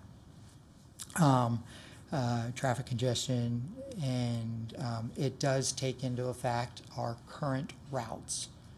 Okay, so it's not a projection, it's not we went and rerouted everything in an ideal scenario. This is our routes as they're built now, which do involve some built-in double backs, just because we can take one group of kids, run them a couple of blocks down, drop them off, and come back in and get another route. Again, in an ideal world, we have enough drivers, we have 0 planned double backs, which is ultimately our goal. And why we need to continue working towards filling our ranks. In the afternoon, I mentioned that in the afternoon there's some additional factors that we really don't have issues with in the morning. Sometimes we have our kindergarten policy that a parent has to meet the student. Well, oftentimes, and it doesn't happen a great bunch, but once a day or something, a parent won't be there. And so the process is that driver continues the rest of their route and then comes back to that bus stop one more time while the office is trying to contact the parent. If the parent's not there, then that bus now has to take that student back to the elementary school. Therefore, it's automatically, in most cases, going to make them late getting into their middle school. Okay, so that's an unintended consequence. Don't have that problem in the mornings, but in the afternoon we do. Also, double backs on an early tier, meaning the high school. If we have to do a double back in the high school, we've now set the tone. We're automatically behind the 8 ball. And so then we try to break up routes where we can to minimize the tardiness to try to get those kids out of there. But it's like a constantly fluid situation. And then, of course, any kind of discipline issues that might happen. If the driver has to pull over to get control of the bus, then that just adds time. And again, like I said, 3-5 minutes in my world is a big deal. Mm-hmm. It's a big, big deal. So I just kind of wanted to explain that before we get into the next slide, which is what Mr. Rinaldi was and Dr. Weissong were talking about. As we went and experimented again with our current routes, we experimented with adding more time in between the tiers to see how that would affect our on-time percentages. Okay, and so again, in the first column, morning and afternoon, those are the current 55 minutes in between, and those are the numbers that you saw in the last column on the previous slide. If we were to go and add, go to 65 minutes, add 10 more minutes in between the tiers, you can see how the numbers get skewed, okay? And it improves a little bit, the on-time performance improves.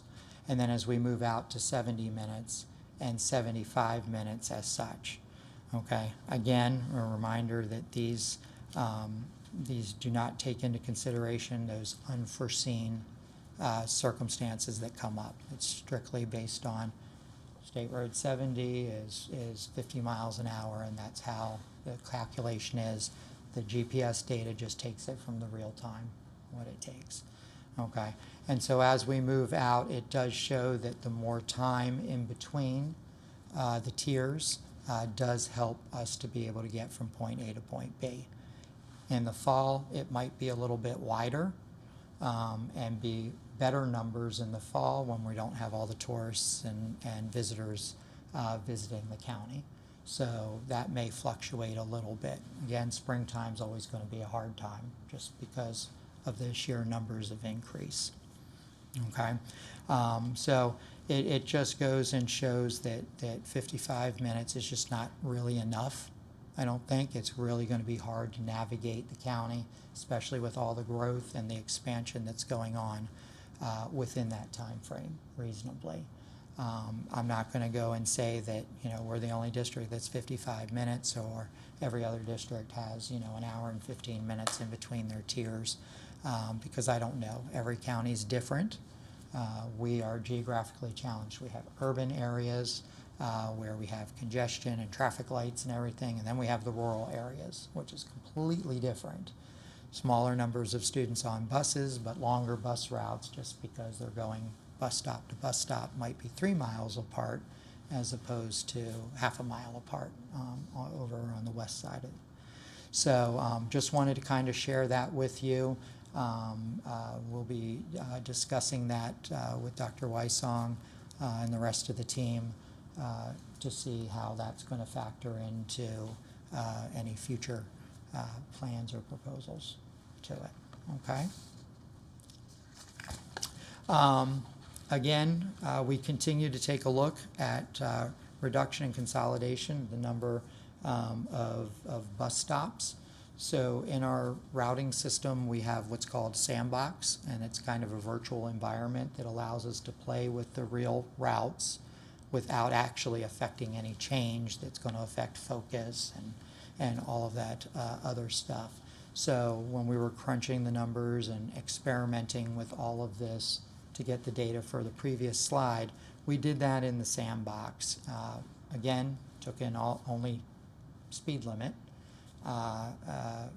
in there, and that was what helped us to kind of compare that to the actual GPS data, and they pretty much support one another by changing the start times for the tiers to make more time in between. But we continue to look at reducing our routes. We've been tracking our student load counts. Again, our buses out east, they might have 8 students on board, but it might take an hour and 20 minutes to pick up those 8 students. So we can't really go and say, okay, let's load that bus up and add 30 more bus stops onto it to make a full bus.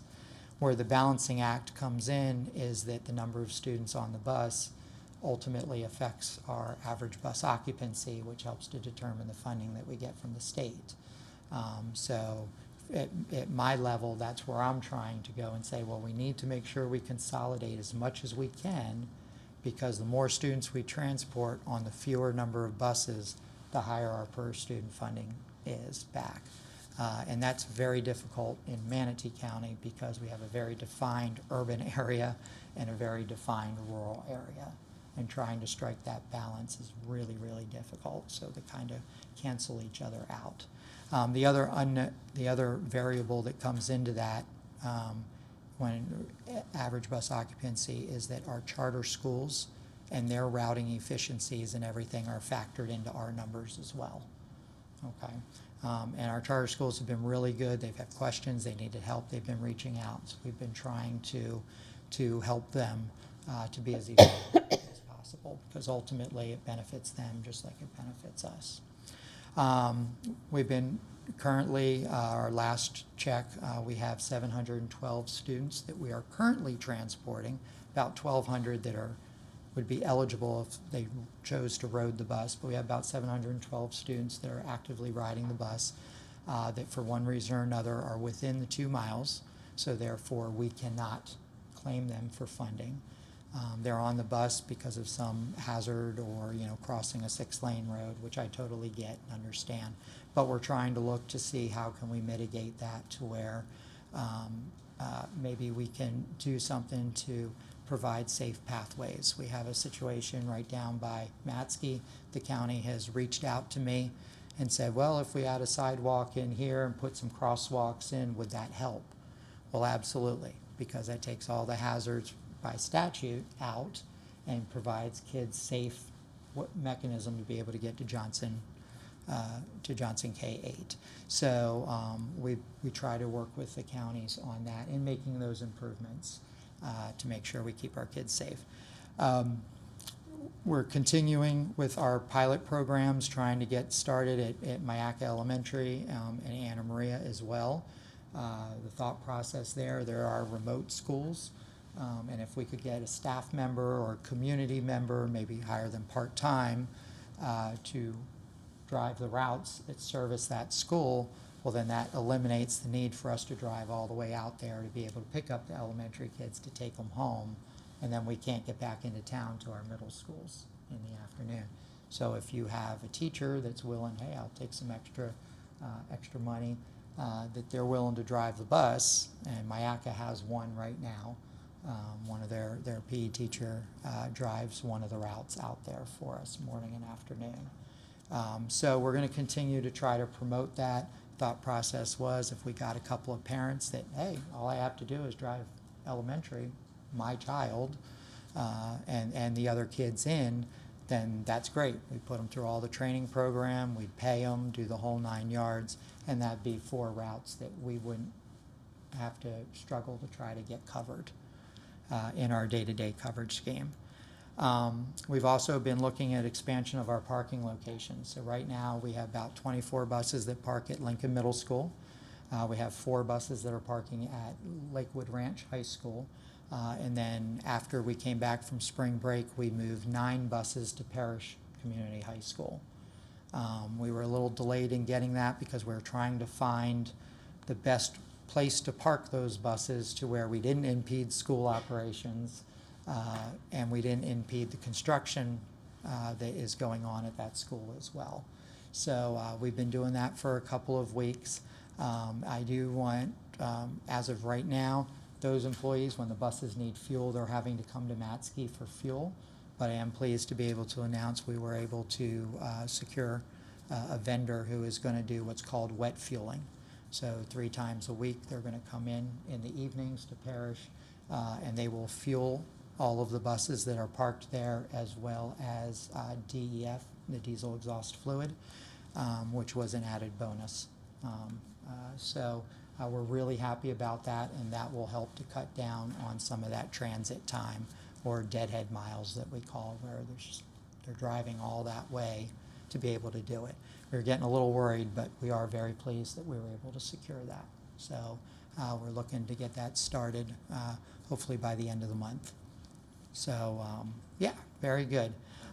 Board members, I'm sorry, Mr. Warrington, that contract is on the consent agenda for the April 23rd board meeting. So with that approval, we'll be able to start right away. Yes, sir. So really, really excited about that. Again, Parish is meant to be a temporary stop, a temporary home until we can secure a location up in that area, or even a little further out east, that will be able to serve that growing community much better. And then we would move the buses from Parish to that new location. Our paratransit van options. So we had one van that we had acquired that we were utilizing. We put a route together for that for some of our isolated students. So we had a bus, for instance, in the Nolan Middle School that was consistently late because they were having to go 23 minutes off of their route to pick up one student who lived way out at the county line, way out east. We put that student on the van, as well as some other students from other schools, and we were able to make a van route out of it. Hugely successful, and it got that bus now in Nolan on time consistently because they didn't have to go that far out of the way. We expanded, we got a second van this year, and we actually just this week, we've had to create another route to help with one of our alternative students, as well as a student from Sable, again, remote outliers, that we were struggling figuring out how we're going to get a bus to go out there and pick up these students. It's a lot easier to navigate traffic in the van as it is in the school bus. So it's worked out, and we have a couple of other students that we're going to merge onto that to make it a complete route again. These are minivans, so we conform with the federal regulations, which restrict us from having any vehicles to transport students to 10 passengers or less, including the driver. So school districts aren't allowed to use 15-passenger vans, 12-passenger vans, or anything like that. About as big as we can get is a large SUV or a minivan. Anything over that, we have to use a school bus. 16 passengers or more has to be a bus anyway. And so that plays a factor. However, the program has been so hugely popular and has helped us out in addressing those needs that also coming to the board on the 23rd is a new job description for a new student transportation van operator that we'd like to do. This would be a position that is basically the bus driver position. It has an 18-hour training program associated with it. However, it does not require a CDL license. All right, so we are hoping the pay is between a bus attendant, a little bit higher than a bus attendant, but significantly lower than a bus driver, because the bus drivers have a lot more requirements to maintain their CDL licenses. So we are very hopeful. We've had several bus attendants that have said, I'll drive the van. Don't want to drive the big yellow beast, but I'll drive the van. So those bus attendants there, we were going to encourage them, once the position's posted, to go ahead and apply for it. And maybe that's a stepping stone to them getting into, this isn't too bad. I think I can handle the big yellow. So we're really excited about that. We are securing 3 additional vans for this year.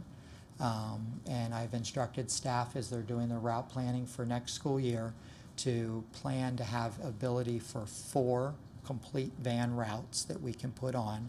And our plan is over the course of the summer, we're going to acquire more vans and some additional position functions, so that shortly after school gets underway, my target would be to have 8 van routes that we can do. Okay, and I think that when we were playing in the sandbox and took those isolated kids out of the mix, it made a significant difference. That, coupled with potentially, adding time in between, would hopefully this time next year will bring a lot of these numbers, our on-time numbers, will bring them up. And then we've only had a discussion about it, but we've discussed about having a school-based bus driver pilot program for our athletic directors. And those individuals, they could go and help take their kids to sporting events, things like that. We'd have a bus at the school, but if they didn't have anywhere to go, they could also help to prevent a double back. Maybe that person could go ahead and run those group of kids home. Again, with all of these programs, there's training involved in anything driving a school bus. Everybody gets trained the same way, whether a full-time school bus driver or a part-time school bus driver.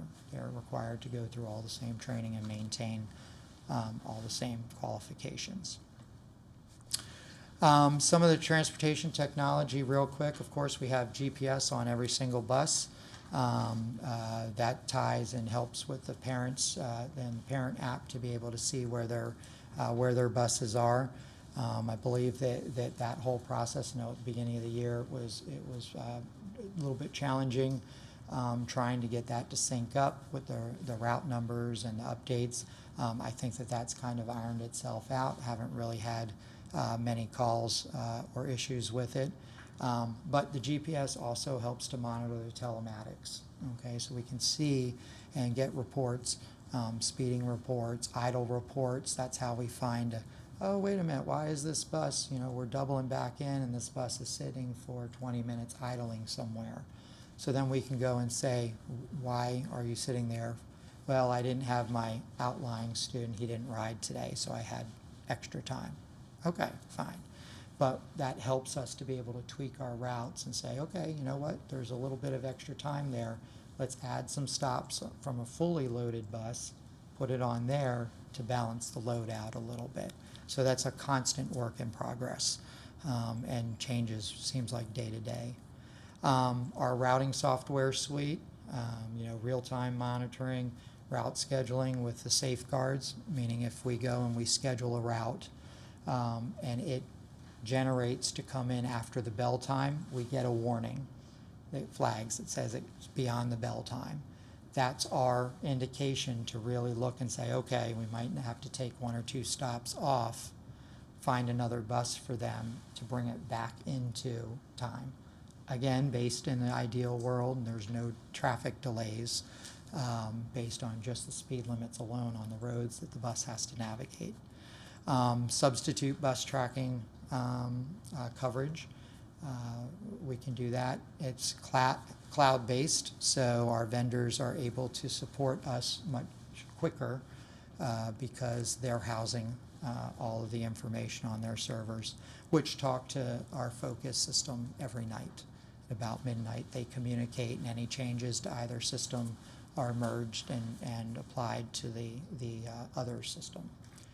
As I previously mentioned, we did just do a major upgrade on our onboard school bus cameras. We have 6 interior cameras on every bus now. One of those cameras does face out the front windshield. Has been hugely beneficial. Part of that upgrade was 4 exterior cameras. And so what that does is the system takes those 4 images, stitches them together to kind of make like a drone view. So you can see the position of the bus within the lanes and making the turns and things like that. So it's very helpful if we're trying to determine a crash or something along those lines.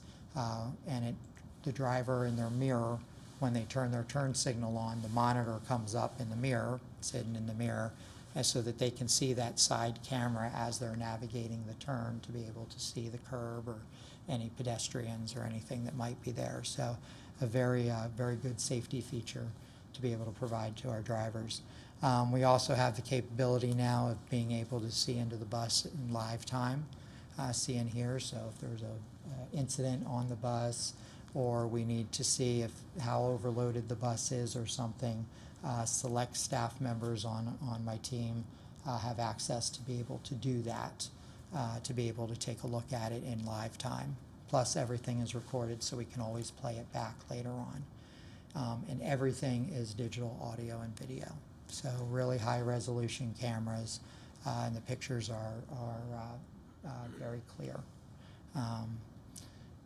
The other interesting thing is the interior cameras, typically they've been mounted in the ceiling, pointing in different directions.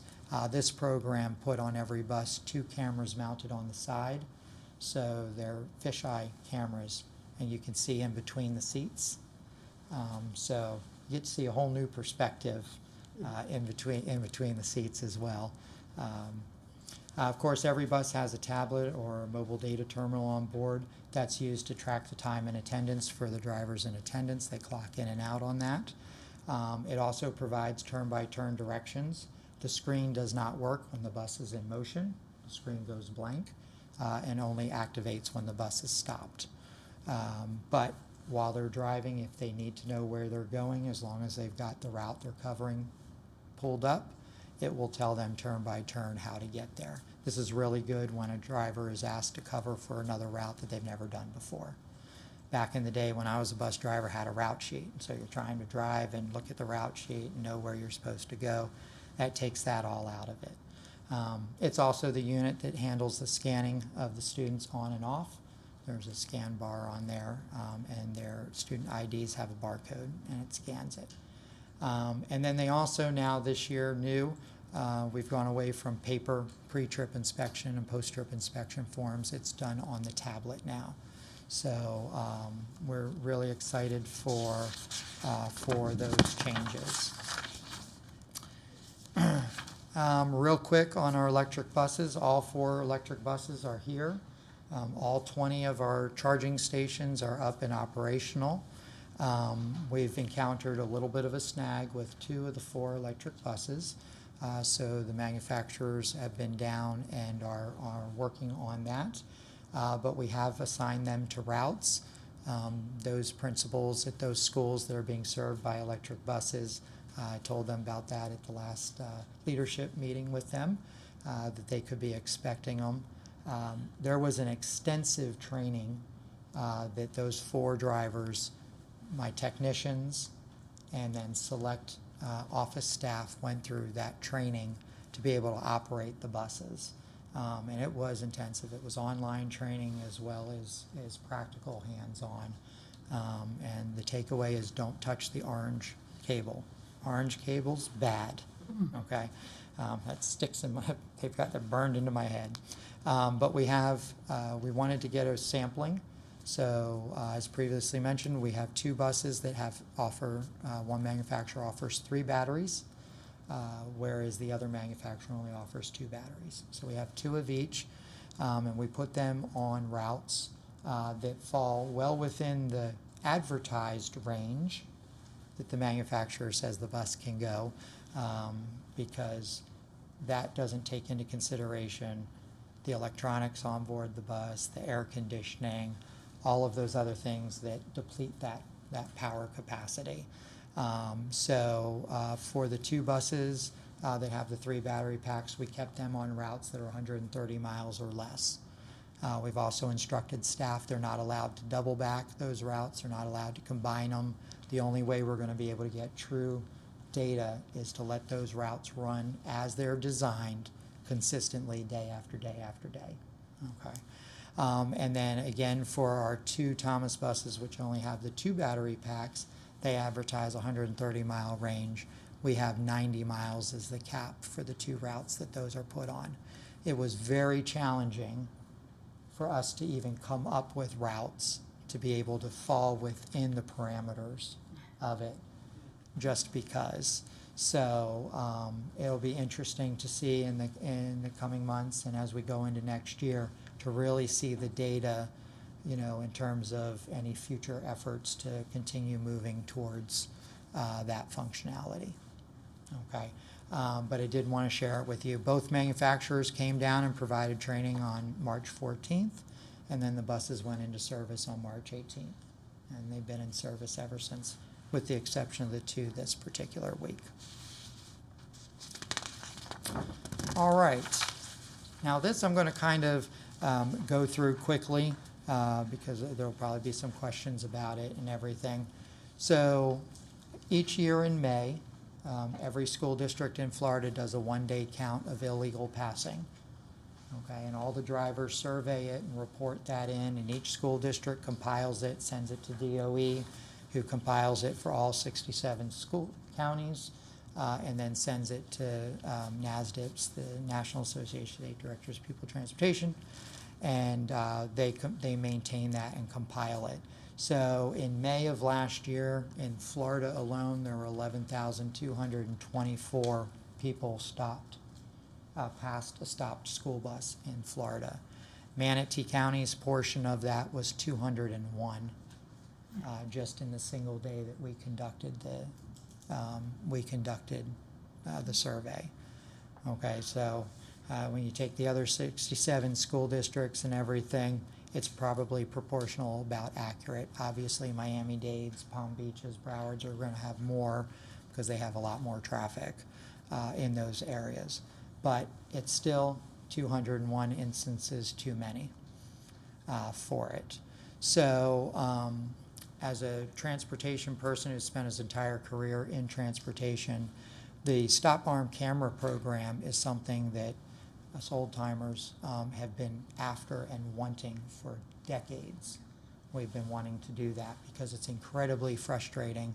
In Florida, the only way somebody could get a citation for passing a school bus is it had to be witnessed by law enforcement. So unless they're on our buses or they're sitting at a known location and nailing everybody as they pass, it was just kind of very frustrating as a bus driver to see, 3 cars just blew right through my stop arms. So we've always wanted this. And so last year in the legislative session, it came to fruition. However, there were more questions than there were answers to that, the way the law was written.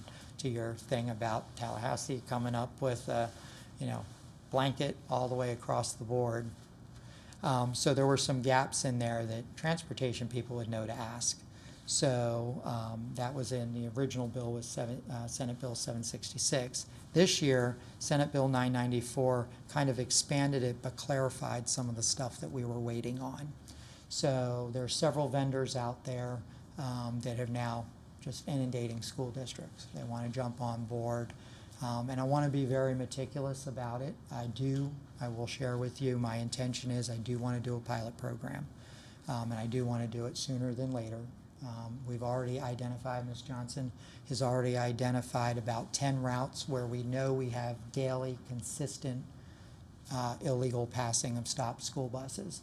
And those would be the buses that we would target for the pilot program.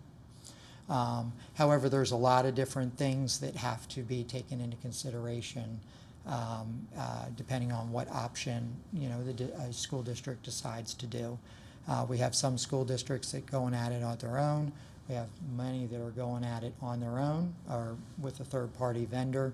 Some of those school districts have gotten themselves into trouble because they jumped too quick without asking all the right questions. So I just want to make sure whatever way we decide to go with the pilot program, we're doing it correctly and in a way that's going to be the most beneficial to upholding student safety. As I said, Senate Bill 994 from this year provides the additional clarification of the program requirements. It also requires labeling on the back of all of our school buses that has the word under video surveillance as well as a picture of a video camera in some fashion. And the law specifies exactly what that wording is. So we would have to create bumper stickers and stuff now to put on the back of the buses to give everybody fair warning about it. It also goes and includes charter schools, which the original part did not. If a charter school wanted to go and participate in that program as well. It basically clarifies and says that law enforcement has to cooperate with the school district if the district wants to go that route.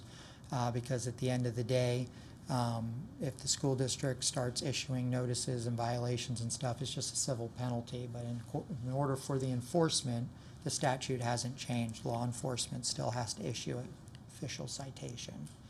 And so it requires that working with them. And then it also requires a period of community education. So we just can't flip the switch on one day and then people going and saying, I didn't know so there has to be a period. We would have to work with the sheriff's office and local law enforcement agencies to be able to put that into place to kind of put folks on notice. When it comes to third-party vendors, which is what most school districts are looking at, there are some considerations that we need to take into case. I attended a statewide directors meeting in January where we had a very in-depth presentation on the Stop Arm Camera program, pros and cons and what to look out for. So I kind of excerpted some of that stuff to be able to share with you some of the things that, internally we need to have a decision making. The third-party vendors is basically revenue-based. All right, so in most cases, those agreements require a 60-40, more so a 70, it says 70-80, 70-30, sorry, that would have been my thing, a 70-30 split with, of course, the higher number going towards the third-party vendor. And that would be out of the $225 fee for passing the school bus. They would get their percentage. $25 of it has to go, it's mandatory to go into the Highway Safety Trust Fund. And then whatever was left over after that would come directly to the school district. Typically, there's a nominal fee. Some of the vendors are going out and saying, we're going to install it, we're going to maintain it, free of charge or a nominal fee. That hasn't quite panned out in a couple of those cases, at least with the vendors that I've spoken to. I like to think I'm well connected with a lot of the other school districts, and so I reached out, made some calls, and what's working, what's not. So as we're going, I can formulate the right answers to ask the questions to ask to see what their answers are going to be. There is a technology fee. In most cases, if there isn't enough revenue generated from the citations, the school district or the charter school is still on the hook to pay that 70% or 80% cost or some portion of it. That's how one school district got into kind of trouble because it was in the fine print and they slipped that in. So again, I don't know if it was intentional or whatever, but I want to be very careful and make sure I ask the right questions of the vendors that we're going to consider for our pilot program. But typically there's a monthly technology fee that's involved. One vendor did say that the video, even though it's on our buses, we can't get it. It's proprietary to them. So if we needed the video for whatever else, they were not going to share that video with us. And so that causes a little bit of an issue. If it resulted in a student being hit or something like that, well, the school district isn't able to get a hold of that video to be able to do litigation or whatever it might be. So there were some very unclear things that the vendors were wanting that just didn't make sense. Reduced and declining revenue may cause the contract cancellation by the vendor. This was a smaller district that told me that. They were gung-ho, they came in, did all the work. They weren't benefiting from it, so they just upped and left. Broke the contract, took all their equipment off the bus and left them high and dry. So we want to make sure that that doesn't happen. And then the district's responsible for setting up the interlocal agreements with the sheriff's office and any other municipal police departments. That's not something that the vendor typically is going to do. And also in the event we go after somebody who doesn't pay their fine, that's on the school district and the school district's legal team to incur that. So it's almost as if the vendor is still just kind of the middle person funneling the stuff back and forth. So some of the things to take into consideration. If the school district sends out some kind of violation notice or whatever in cooperation with the with the law enforcement, it's considered a civil penalty. However, if they don't pay that civil penalty, then it becomes a citation, which can only be issued by law enforcement. And so that would have to be specifically clarified within the interlocal agreement. Okay? All right. Think of anything on this? Okay. At this point, if you have any questions, I'll be more than happy to do my best to answer them. I have a question specifically about the stop arm, and you said other districts have used this. I know it's so new. Does this exist in any other state to like look at longer data? So it does in some states. I'm not exactly sure why Florida's been so hesitant all this time to do it. It used to be back in the day our onboard bus cameras were VHS tapes and at one point Betamax tapes. So they've been around for a while. Everything's digital now, and so you can obtain the video remotely. You know, you don't have to take tapes out or hard drives or anything anymore.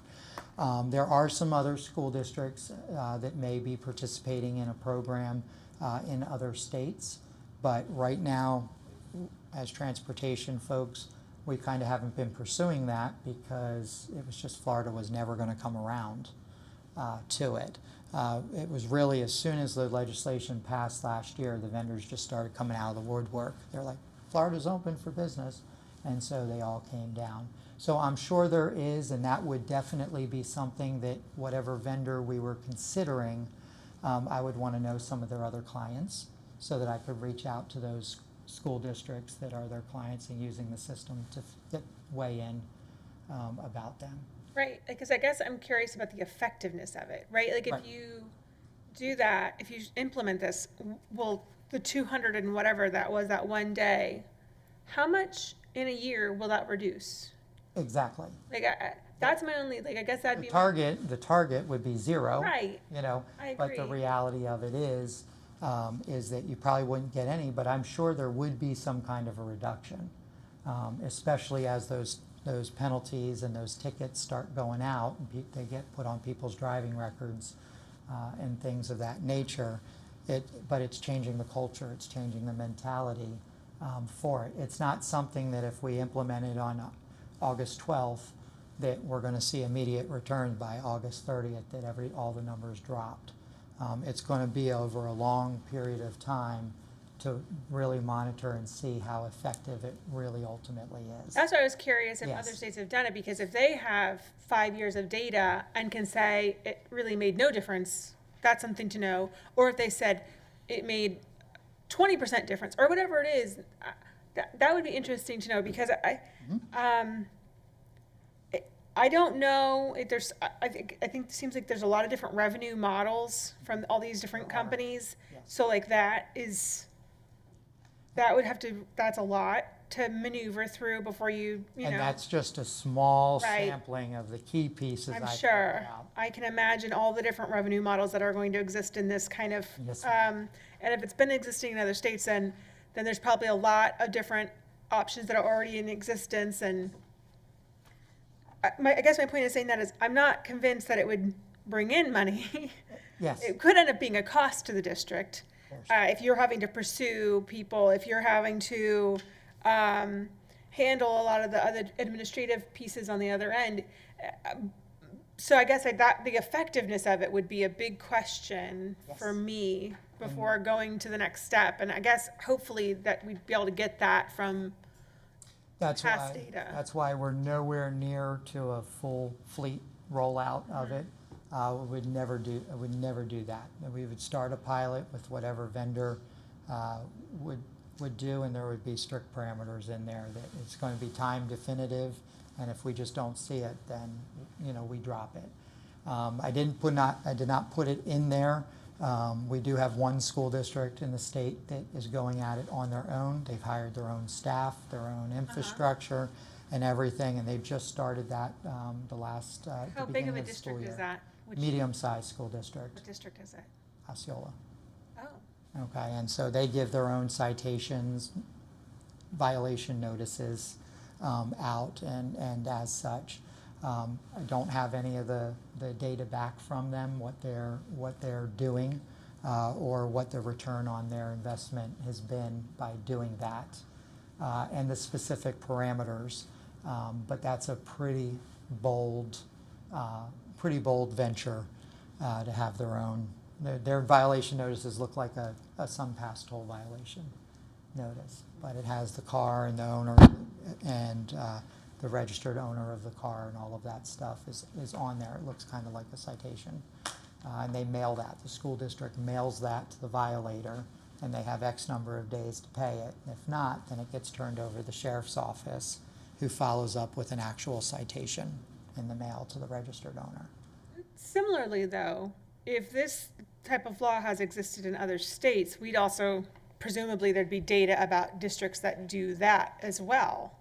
Correct. Now, I don't know what the laws in those states, if those laws allow for that option, or if they're restricted to just using a third-party vendor. Well, That's if the gonna vendors vary. had good lobbyists, it probably is that. So that would be where I'd want to be very, very careful moving forward. I definitely do not want to go blind into this Yeah. as we pursue it. I mean, I could just see, I'm not advocating one way or another because you're an expert on this. I am not an expert on this. However, I can see the benefits of doing it Osceola's way, if only for the fact that you're in control of the video, you're in control of all of it, Correct. and you're not stuck with whatever fine print is whatever in, because they're all. I can see that, I understand the lift of making it happen, but there's also a lot more control Yes. that comes with that I could see as a benefit. Correct. Like I said, I'm not an expert on that. I don't know if I had any other questions other than I really was curious about the data on the arm. So, thank you. Yes, ma'am. Yes, ma'am. I get a real quick question. Yes. With for the technicians. Yes. Obviously, we teach diesel at MTC.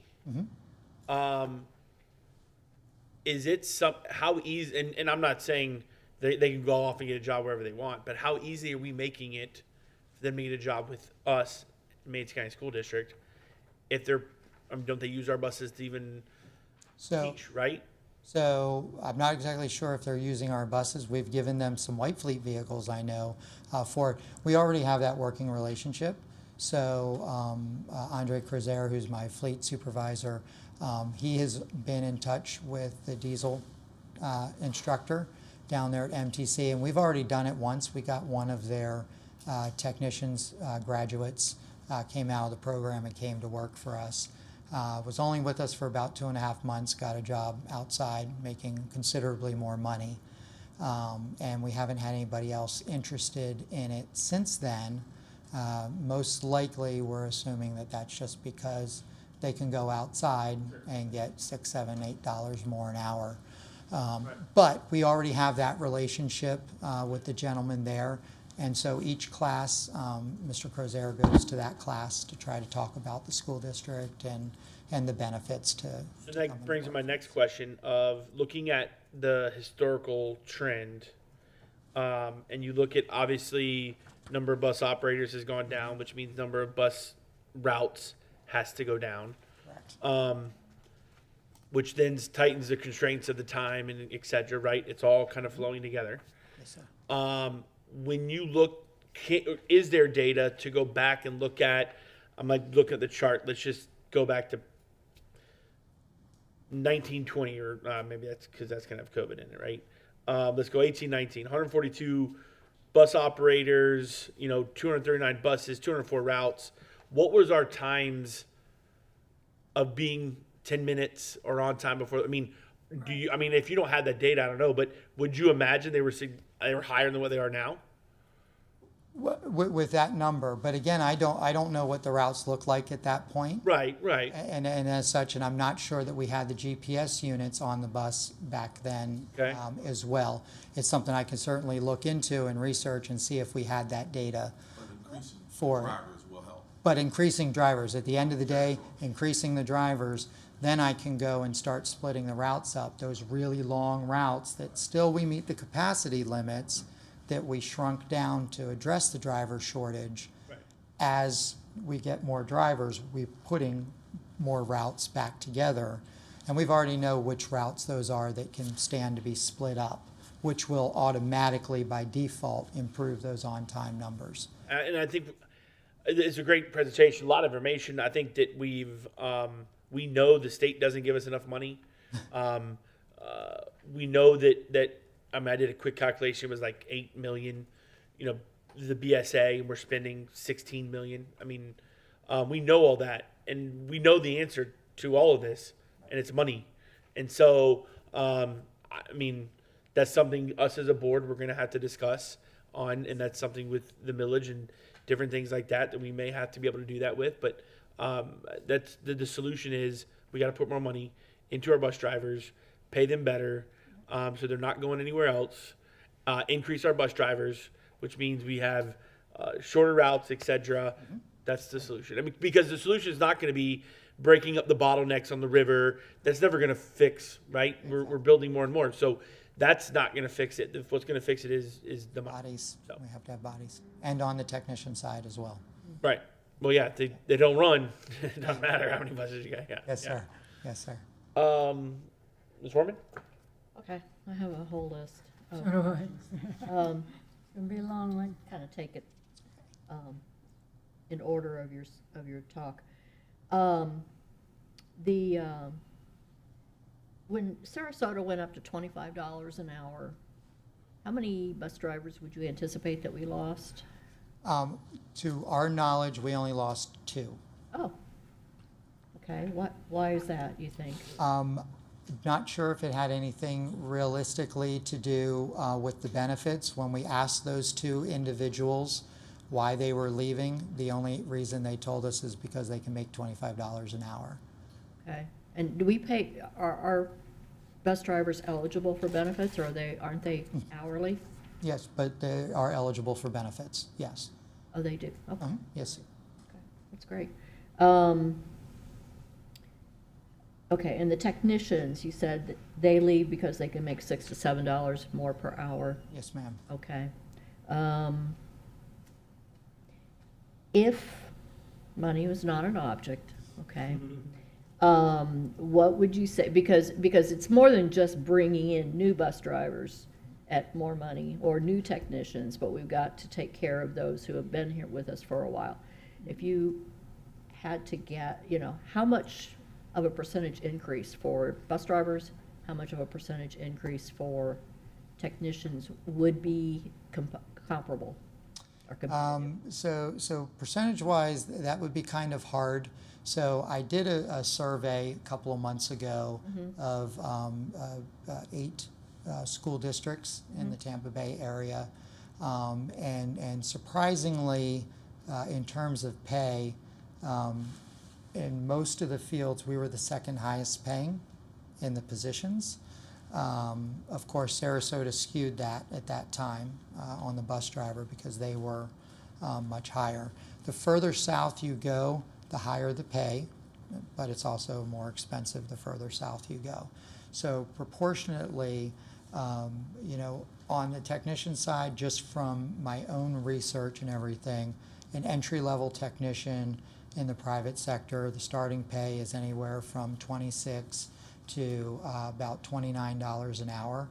Our most recent technician that left us, he went to go work for the Department of Transportation, the State Department of Transportation, for a $6 an hour pay increase, just to go work for DOT.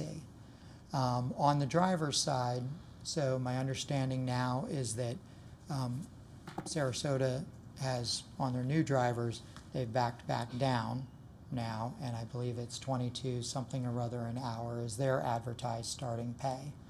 I don't know what they're doing with their current people that hit that 25, if they're maintaining that at that 25.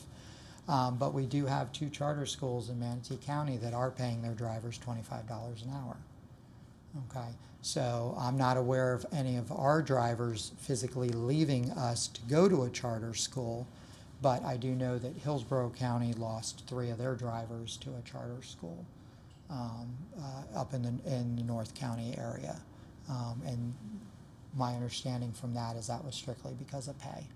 So we're not so grossly behind our neighbors, which alludes to it's more universal. Just the general standard in general in Florida is that we're way below what we need to. There are 2 school districts that are privatized. So you have Santa Rosa County that has been privatized for decades, and Duval County.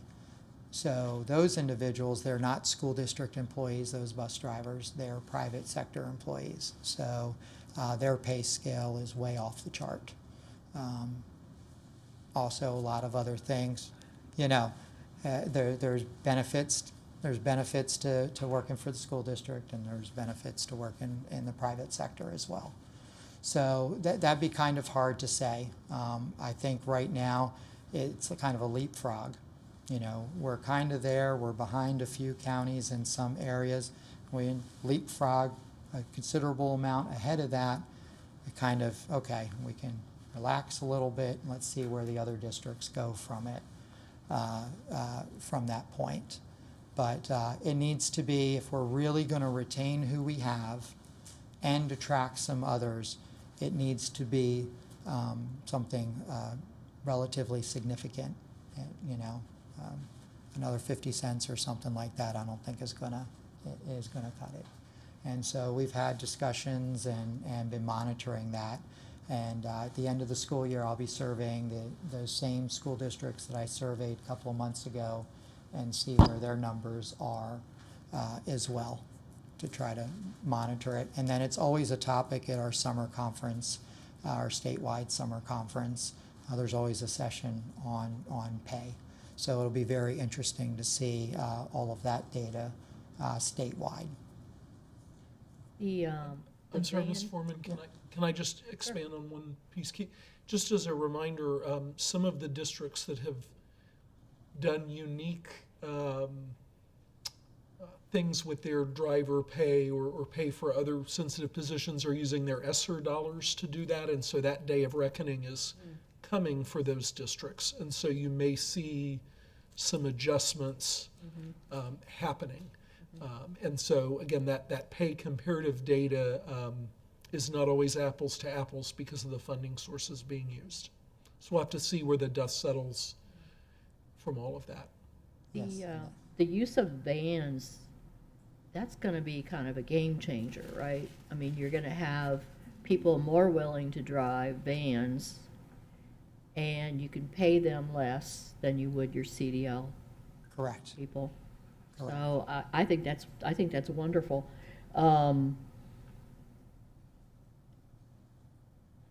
Do the vans have to have an aide with them? We have an attendant on every van.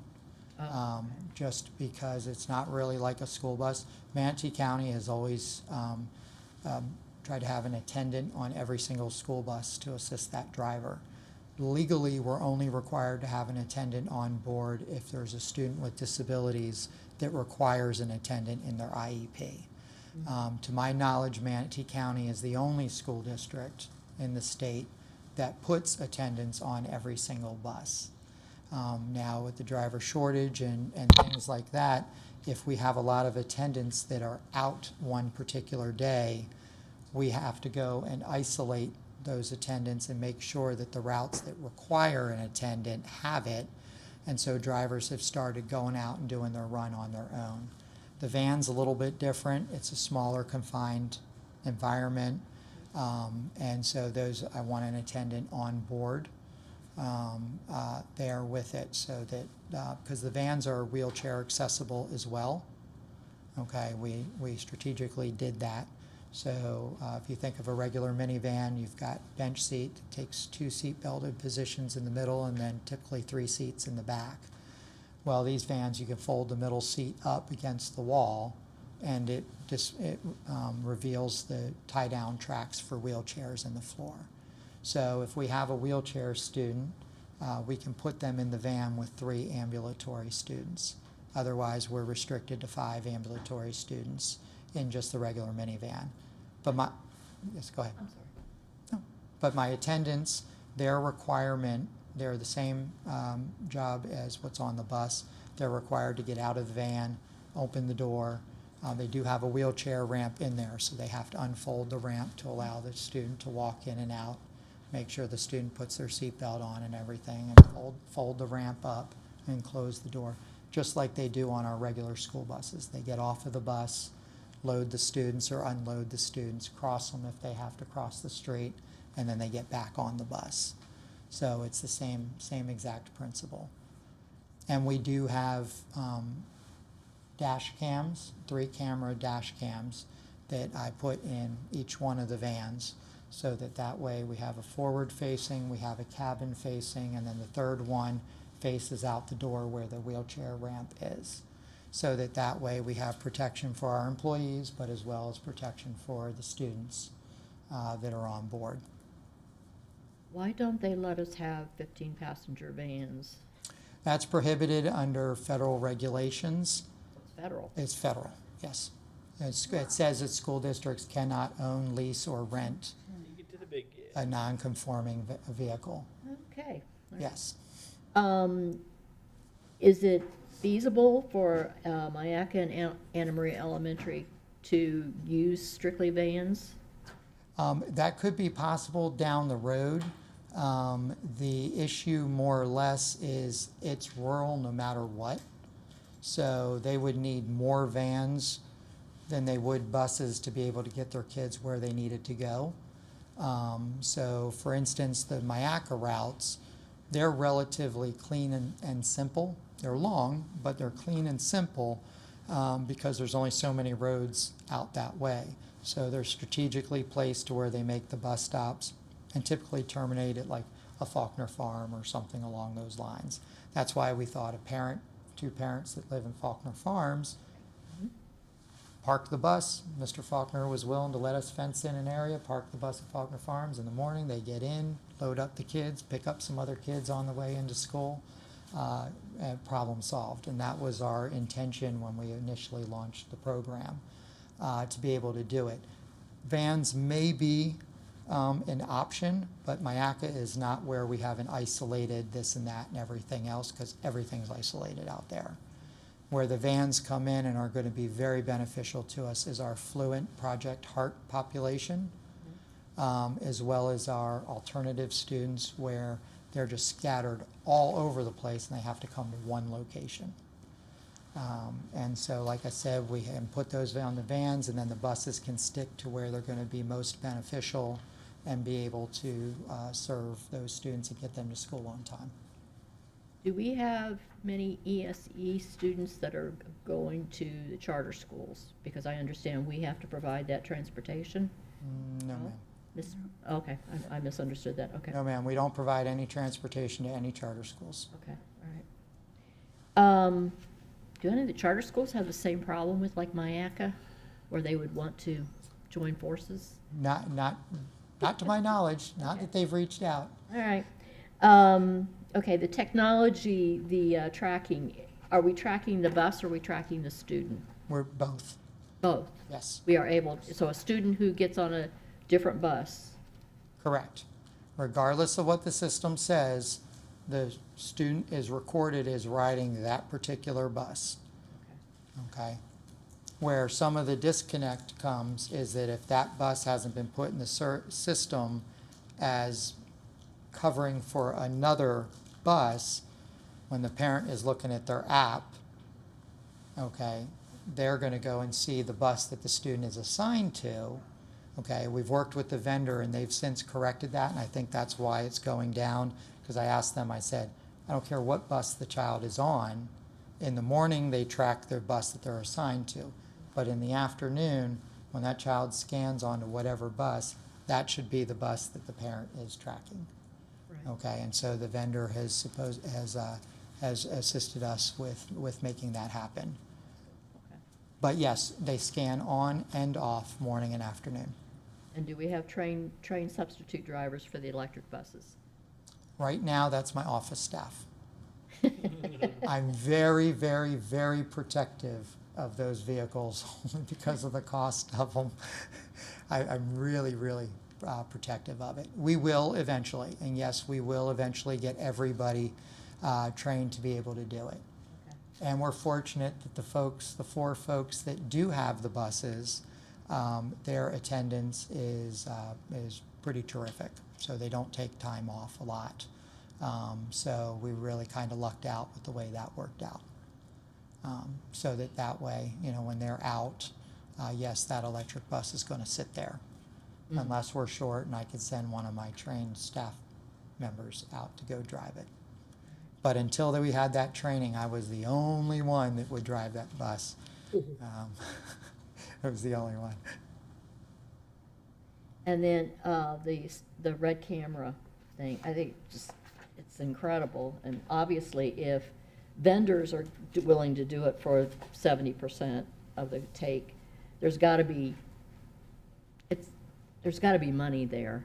I just did a quick calculation, and if we have, you know, a $200 ticket, 30% of that, which would come to the district, for $210 per day, 200, you know, assuming that, it would be, that's $12,000 a day, which for the school year would be $2,170,000. However, if we did it on our own and we got to keep 100%, that would be $7,560,000, which, you know, yeah, we'd have to pay for the equipment, know how to maintain it, but I think it's certainly worth looking at. Well, that's one of the considerations, all the aspects of it. Like I said, before we zone in on any one idea or one plan, I would be visiting Osceola County. Let me see your operations. Let me see how you have everything set up. The presentation that I got at the directors meeting in January was about 30 slides long, and he went into incredible detail about all of the challenges and everything and what it took to get to that program. There was a lot of work and a lot of cooperation between agencies. And you can imagine, you know, Osceola, Disney, and so there's not only sheriff's office, but local PDs and things like that. So it would be something to look at and weigh for the pilot program to see what kind of revenue would actually legitimately be generated. I'm leaning more towards going with a third-party vendor to just kind of see it for a while. And then if it turns out to be, hey, look, this is really working out well, then that could be a discussion that we can go and take into consideration. Obviously, we don't want it to be a revenue generator as much as we do a disincentive to the drivers. Absolutely. You know, Absolutely. means a decrease in the revenue, but. Correct. But still, it would be nice, you know, to. Like I said, those of us old school folks that have been in transportation for so long, I've been wanting it since I was a school bus driver back in the 90s. So it's very frustrating for a school bus driver because they're trying to keep an eye on the kids. And the fine is, I don't know off the top of my head, the fine is even higher if they pass on the right side of the school bus where the students are loading and unloading. And so part of this new legislation requires a camera on that side as well to be able to capture anybody that might pass on that side. Okay, that's what I had. I'm going to ask a crazy question, okay? Okay. Seriously. Seriously crazy. Yeah. The traffic. Is it possible to get allowed to have sirens on a school bus so that they can somewhat work through traffic? Another thing school bus drivers have been wanting for decades and everything is the fire department clickers to make all the lights turn green, you know, as you go. Well, that's awesome. And pass through.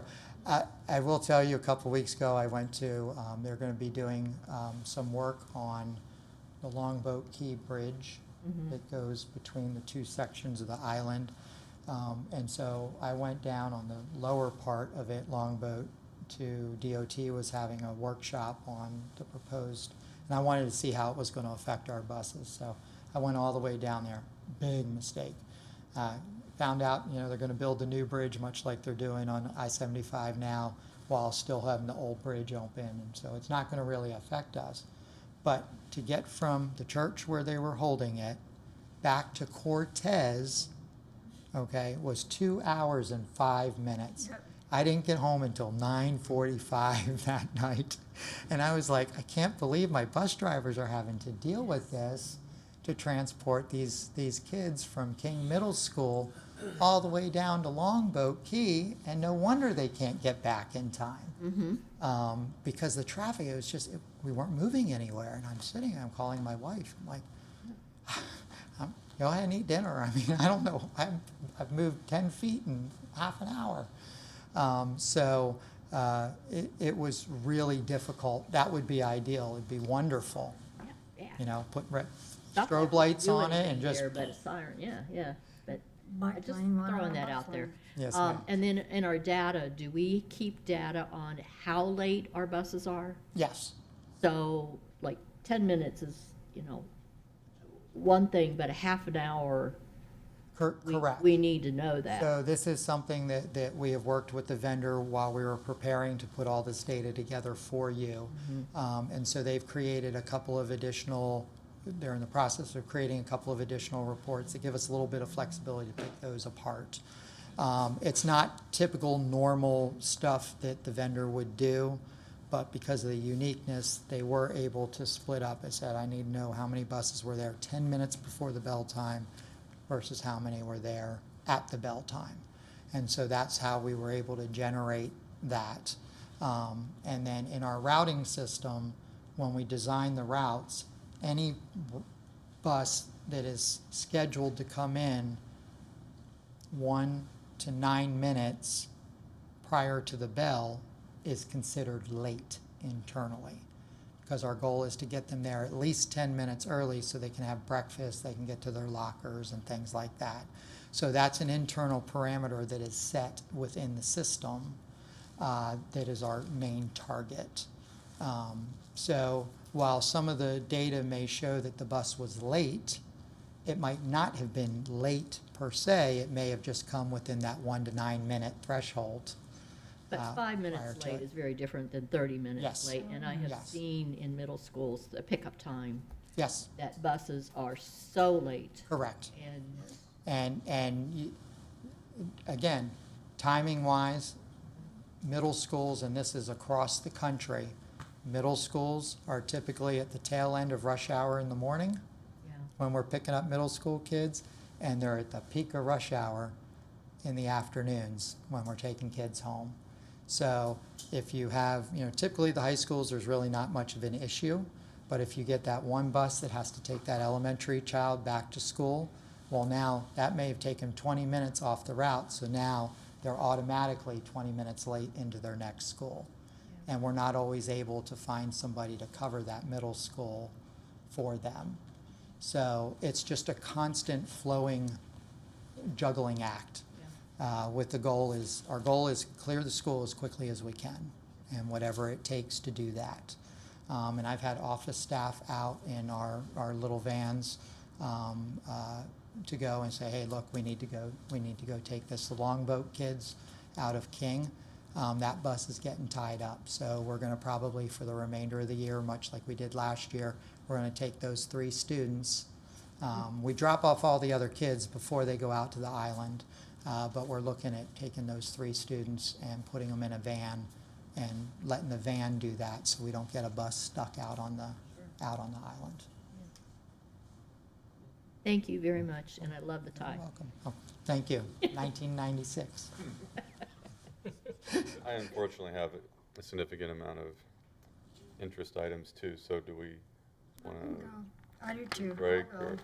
break? Or, Or well, I you was wanna do a break? wondering if we want to do a break. Sure. Yeah, we can take I have a lot too, so you give me Uh, a minute. a break. It's 12:17. Just come back in 10 minutes or 12:30. 12:30. Don't All right. fine.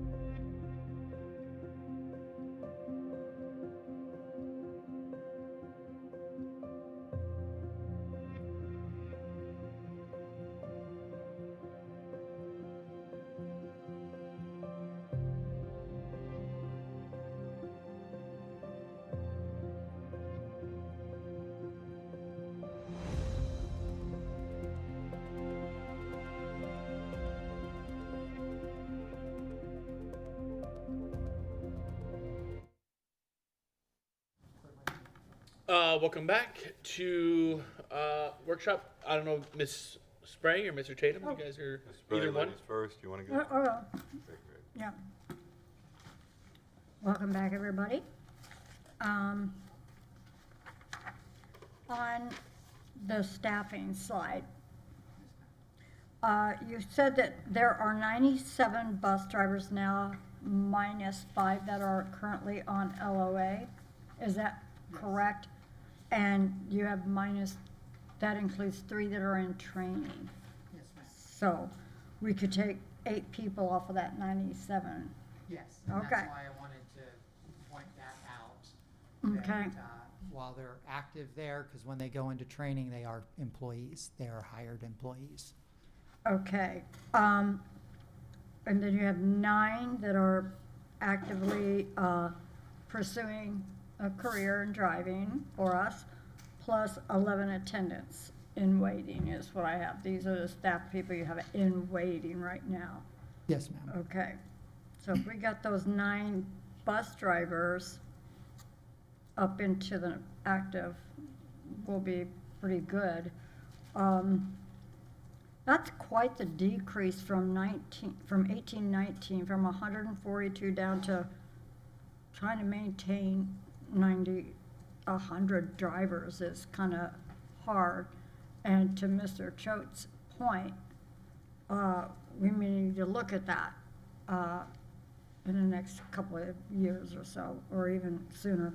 I will say for most school districts, the COVID period is kind of what set things in motion. And most school district transportation departments have struggled trying to come back Right. from that. So we're not isolated in that, is what No, you're ma'am. saying. Okay. And we were there for a big event at Thanksgiving, and Yes, ma'am. I think that was great. I like the idea of the department having some kind of its own activity. I know that's what, coming from a transportation background, we did that. We had our own individual thing. I mean, mechanics don't want to do maybe what teachers or administrators do. So they would like to do their own thing. But bus drivers and attendants and all of that are a pretty close-knit family. They work well together, I hope. So they would want their activity too, but combine it all into even a dress-up gala, something, I don't know, a karaoke night, the bowling night, something. I think that's a great idea, by the way. And then again, technicians from 1819, 'cause I just kind of overlooked the middle because of the pandemic years, but we had 18 technicians, and now we're down to 4. And how many buses do we actually have? We have 165 buses that are 165 eligible for service. that are eligible for service. And how many routes do we have for those 165 buses? We currently have 95 routes. 95 routes with 97 drivers, minus 5, minus 3. Yes, Wow, ma'am. that's tight. Plus Okay. anybody who might call out be sick. Or Right, and on average, if I remember right, when we went through the transportation, there were 10 that would probably call out a day. Typically between 7 and 10. It might be a little bit higher on specific days, specific times. Paydays tend to be a little bit Fridays challenging. are always the biggest day. Fridays and Mondays, and then sometimes in the vicinity of a break, a vacation. Right. Take the Friday off before the spring break starts or the Christmas or, But we've had some days where we've only had 1 or 2 people out. okay. I can't get any real information, but do you have a pattern of who they are? Are they constant, the same people?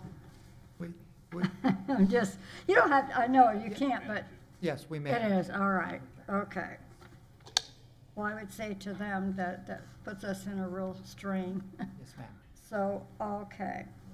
So technicians, two, we're working with MTC to try to get some of those students into our, Yes. bring them back and say, hey, come work for us. Okay, I want to make sure, because I know we have a program out there. About a year and a half now, we've been trying to do it. And so far, it's only yielded that one individual. One, And for the two and a half months that we had him, he did really good. He did really good work. and then he left us But then he left. because of pay. Well, huh. Maybe we can do that grant. We'll pay for you if you'll stay with the district for 2 years. I don't know. Okay. And then the routes. And all the other activities we all do, I go by the Manatee Center quite frequently. Anywhere I go, if I'm going into town, I go back home by the Manatee Center. And bus drivers are coming home at sometimes really late times. Yes, ma'am. So when I see that bus driver, I'm thinking, okay, they have to go home, park their bus, do their paperwork, get their car, leave, drive into traffic, go home, dinner by 7, up at 4 to start all over. Yes, ma'am. That's why I have a little map here on your deck. Here's the Manatee Center. We have buses going it. Just finger them out. They're everywhere, all the way out to the island, and then they're coming all the way back to the Manatee Center. Yes, ma'am. King Middle has a pretty big place that we could put buses to where they're not. Is that something we're looking at? So when I got here 2.5 years ago, Lakewood Ranch High School and Lincoln were already established parking locations. It is something that we are considering. Parish was kind of the litmus test because we know that we are going to need a facility in that area with all of the growth. So, that's on the shortish, longish term radar. We know that that is going to have to be something. We're going to need a substantial parking area for that location. In my previous school district, they parked 2 buses at this school, 3 buses at that school, and they were scattered all over the place.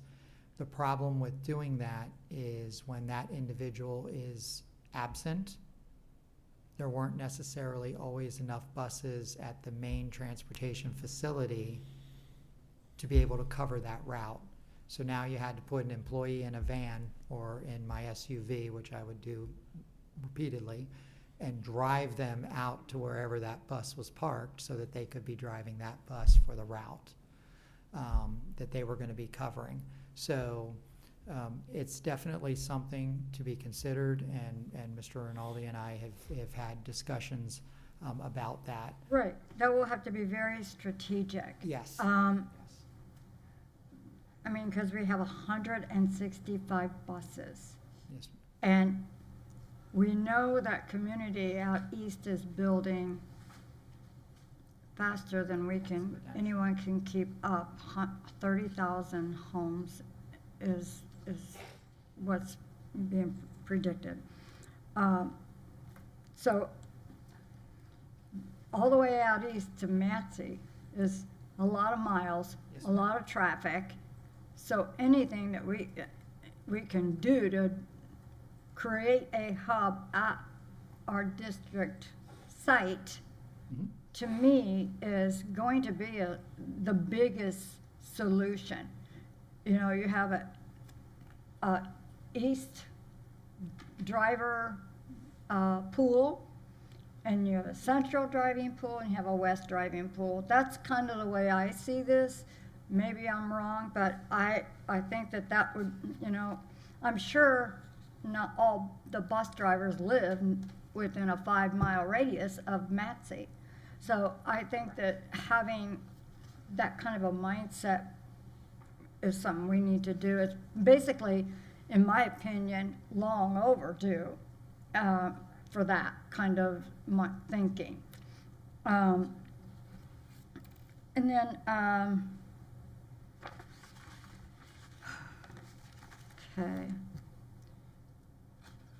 okay, the historical, that, I didn't have anything there.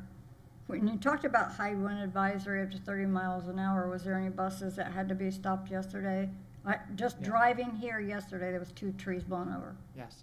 No, we had excessive wind gusts, but the requirement is sustained. Sustained winds, that's what I thought. So we tell our drivers, you need to exercise caution, be aware of the bad weather.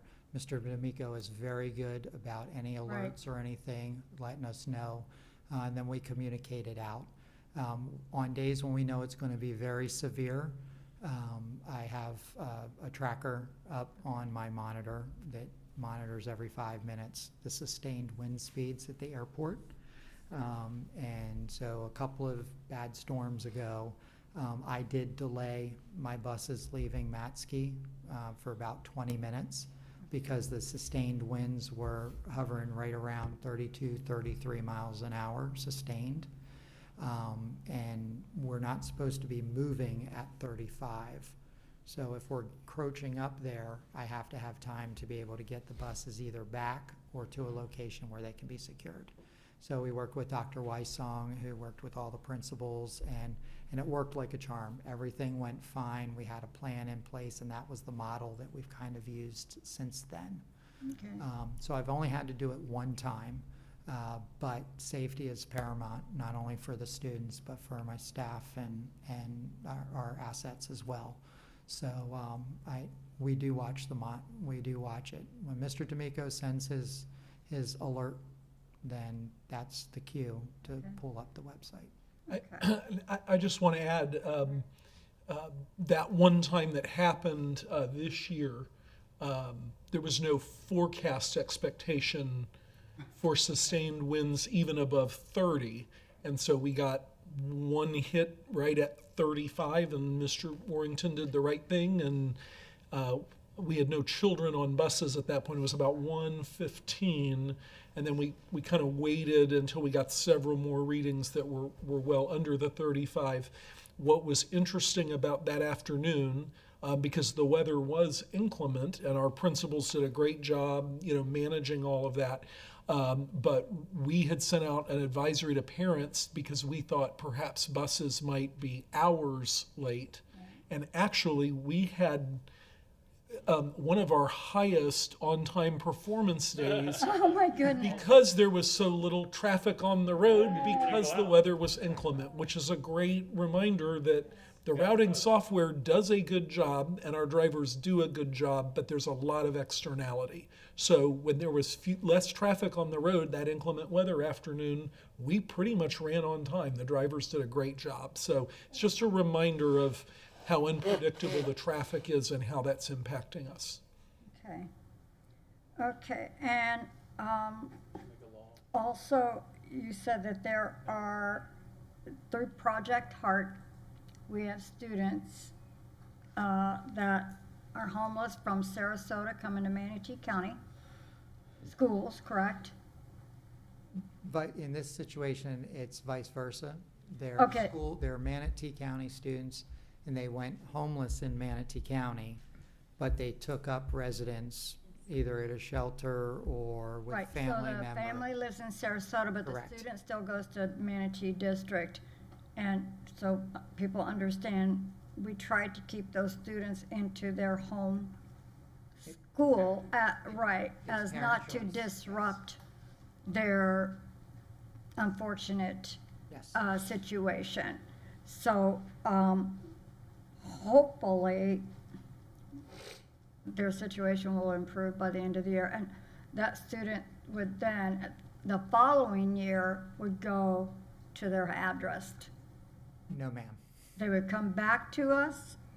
So one of the other things I found out in January is that it used to be you stayed at the school of origin until the end of that year. And Right. then you had to go to the school that you were zoned for, wherever you were currently living.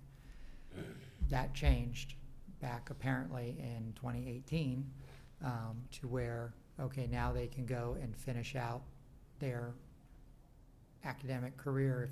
If they go homeless in 3rd grade, they could continue at their school of origin through 5th grade. And then when they transitioned to a new school anyway, then they had to go to whatever Okay. that school was. So if they're in elementary to 5th, they would stay in that. Correct. And then from middle school, then if they're there, they would, okay, I got you. Now, that has since changed yet again. Okay. This is all federally mandated. Homelessness is right. federally mandated. So now, we have to keep them or let them have the opportunity to stay in their school of origin through their entire academic career. So whatever middle school that 3rd grader would be transitioning to, we have to provide that same transportation if the parent chooses to that middle school that that student would be going to. Okay, federally mandated, are we federally funded for that? No. Shoot.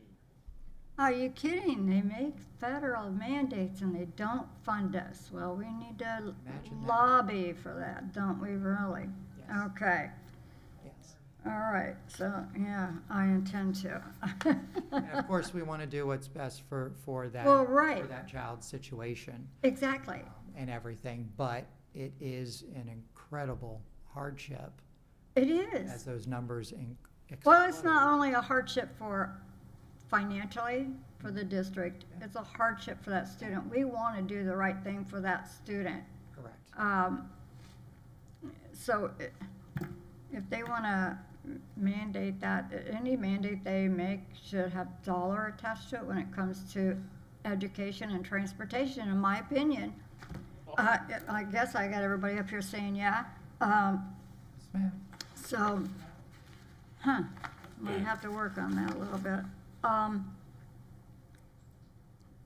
Increasing starting pay, operations of maintenance vehicles. What is just a generic pay for a technician for our fleet? So the starting pay is $20.50. I don't know the exact figure off the top of my head, but it's about $20.50 is the starting pay. Okay, and a driver? $19.57. So a technician just barely gets a little more than a bus driver. Yes, ma'am. Okay. Wow. Well, I'm shocked at that, actually. And we were talking about recruitment and retention. I'm a huge advocate on turnover instead of retention. We can have 100 bus seats available, and we can fill them all the time. Not really, but if we're turning over the same route, then we have a problem. Yes. So is there any way that we can convert retention to turnover?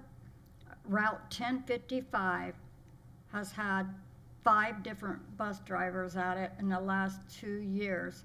So it's a turnover rate of whatever. So can we, So there's lots of factors why in that scenario, one particular route would potentially have so many drivers. And yes, we would never have let it get to the 5 drivers right. before we realize, okay, there's an issue with it. And there could be multiple factors as to why that one particular route is a challenge to get covered or get anybody to do.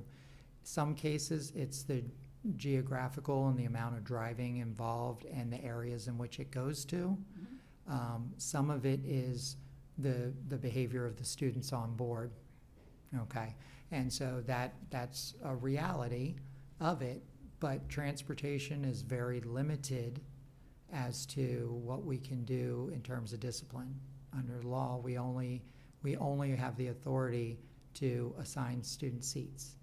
Right. Any disciplinary measures to correct those behaviors has to be done by the school.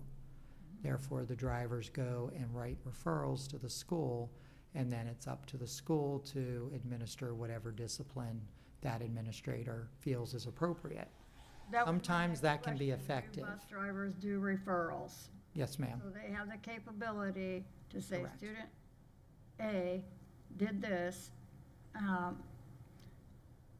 If there's a imminent threat from a student, the driver, I'm assuming, can put that in, and it goes up to a higher level, I'm sure, If there's, like we've had, if there's an immediate threat, right? then the drivers have access to 911 dispatch on their two-way radio. And the Centegics, do they have Centegics? And they have Centegics. but Okay. Centegics is only going to work if they're on school property, Okay, okay? I did not know that. That's the only catch with the Centegics, Okay. is if there's an issue while they're on the bus ramp and everything, they can press that button and they'll get the assistance. Okay, but they also have, when they're doing the two-way radio, that's going right to They have it. transportation, Well, they can call transportation. We tell them address the immediate need first. right?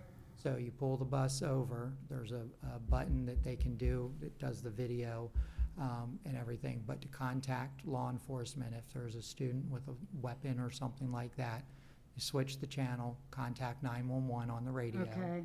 And Oh, then, okay. yeah, because they call directly into dispatch and identify themselves, Manatee County school bus number, whatever. I have a situation on board, I whatever. might have to do a bus ride-along, so I can see how they actually, that's kind of, And then they make sure they let us know so I can make sure I have staff respond. Anytime we have any kind of issues out on the bus, somebody from my team, if it's not myself or Miss Johnson, somebody will be responding to that bus to provide assistance. And oftentimes our principals, they're also notified anytime we have an issue, and they've been very good about responding to Okay. provide that assistance. Because as soon as the bus pulls over, kids are texting their Of parents course, as, you know, right. what's going on, and right, you get parents that show up and everybody's concerned. So we try to make sure we get as much support to them as possible. awesome. That's good to know. And then the slide on on-time performance analysis, was this done by the vendor that came in and did that we brought in to do this traffic study or whatever? Is this just our No, data? this is our Our- data okay. for our current vendor, the routing system that we use, Okay. which also has a GPS component to it. And is this span is from this school year only, right? Or, August 10th through April. Okay, right, August 10th, that's what I was wondering about. Yes, ma'am. What bothers me most is the percentage rate with elementary and middle. Like you said, we're into high traffic volume. Ma'am. So we're routing all the high school buses to drop off the high school kids, and we're routing all them to go back and get the middle. And do we not dedicate just buses for middle only, elementary only, high only? Can we ever get to that? We don't have the drivers to be able to do that. Did we when we had the 143 bus drivers? How was it? 142? General Routing 101 in every school district I've ever been in is the goal is 3 tiers, 3 schools for each route. So each route has 3 runs. There are those outliers where you might have that long high school and they just can't get to an elementary route effectively. So then they may only have 2 schools. But most of the routes across the country are generated for 3. Okay, let me rephrase it then. Regional. So if you have, say in my district, you had Palmetto, Ballard, all of the schools on the north side of the river would route up there. You'd have a bus hub up there, problem solved, I think, in my opinion. I don't know. But then you get farther east and to one, then and all of growth is going on up there. But can't we do regional, do you do that? I'm just asking. Yes, ma'am. Okay. So basically what happens is the way the system works, and there is some human interaction with it, Right. and oftentimes we override the system because we know the system says you need to go down this road, but we know we physically can't get down that road because 24/7 it's just jam-packed. Right. So we may manually reroute that route. But in the morning time, for instance, it goes to the furthest stop out, Right. picks up students coming into the school, drops off, then typically that next elementary pickup is somewhere in the vicinity Right. of that high Closer. school. Right, okay. Picks up those kids, it goes out to the elementary school, then leaves and goes and picks up somewhere in that vicinity of that elementary school, starts picking up the high school. Then drops off and then all the way back And to the then- Manatee. and then all the way back. Center. Right, I would love to see a study of how much time, I mean, think about it. You're all the way up there, you're coming back to Manatee, the mileage and the fuel expense, tires, all of the wear and tear, that we keep going back to the center, back to the center. I would like to see what that would be, but that 55 minutes in between that's staggering to me. That is just like, wow. I mean, in a percentage of being on time, like Ms. Foreman said, 10 minutes, yeah, it's okay, but 30? This doesn't, this is 10 minutes or more. What is the, or more? What is the longest or more? 30 minutes, do you think? That's Or- of it being on time. Right, I know, but it says 10 minutes or more. What do you think is the latest that we've been late for? Oh, no, That's the earliest. That's the earliest. That's earliest. 10 minutes that's before 10 school minutes starts. before the bell rings. Okay, so, late, huh, okay, go ahead, that's all right, chime in. The on-time performance analysis chart that's on the slide. The second of the Yeah, slides. the second of the slide, it kind of tells you if we Okay. say 55 minutes, if we will say where we are current 55 minutes, that's the percentage on time. If you went 65 minutes, that's the percentage that are on time. At that, that means there's enough percentage that aren't on time. Right. Kind of can give you that number you're looking for. Okay, it is, I'm sorry, I just didn't flip the page. That means changing school times. Right. Ultimately, Right. I mean, let's call it, that's changing school times to get more time in between. Yeah, If you added additional time in Right, between, right. that's what you need to do. right. Okay, and we're changing our start times this next 2 years from now. 2 years, right? So, When is so, it starting? so this is a two-part discussion. I asked the team to do the analysis because we have heard that 55 minutes for our situation, both traffic density, but also the geographic barriers, right? The river where the interstate is, the number of bridges, all of that 55 minutes is too tight. So that slide gives you hypothetically, with the same number of drivers, what would system performance look like if we just moved start times 10 minutes? That could be done as early as next year if the board was interested in that. That's an operational decision. Regardless of how we get through the next 2 years or what we do, the state requirement to change start times would be for the 26-27 school year. And remember that is middle school cannot start before 8 a.m. High school cannot start before 8:30 a.m. And districts are just beginning to dig in to all of the implications of that. Yeah. Really, we just wanted to show this chart to try to illustrate what the effect of a slight adjustment to bell times might yield. Right, there's just, when you go to the schools and you see vacant areas I would be in favor, again, a workshop, of doing a workshop on potential hubs.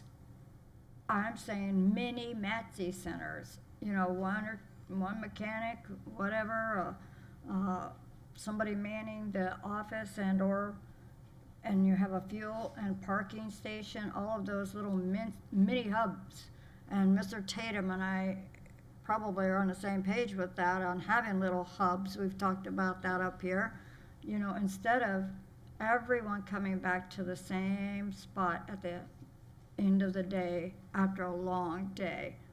So, I don't know, I think it's something we need to look at as a long-term vision with a lot of money that would be attached to that. We know that. But you have to look at the time and the savings on the students too. So that would be a huge, huge ask, and maybe that would be, it's a longer discussion. Okay, sorry. I'm not a big fan of the electric buses. I'm been Reserve comment. open about that. Simply, I mean, when I went out there and I saw where the batteries are, I mean, the batteries are along the whole underside.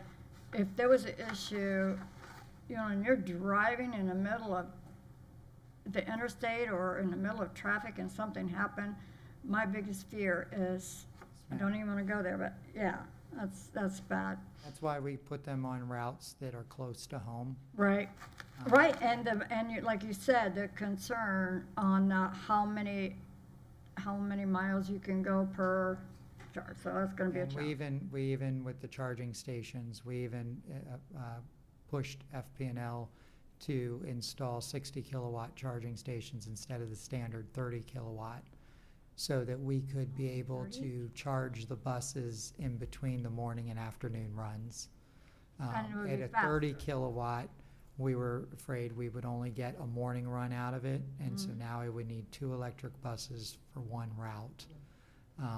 And the cost of an electric bus is the equivalent of 3 diesel buses. Right, So yes, so we have the 60 kilowatt chargers, and we can pretty much get up to 85 to 92% by the time we go back out in the afternoon, which is sufficient for us to get through. And we But got the drivers have been told if you get to 25%, you're to call on the radio right away.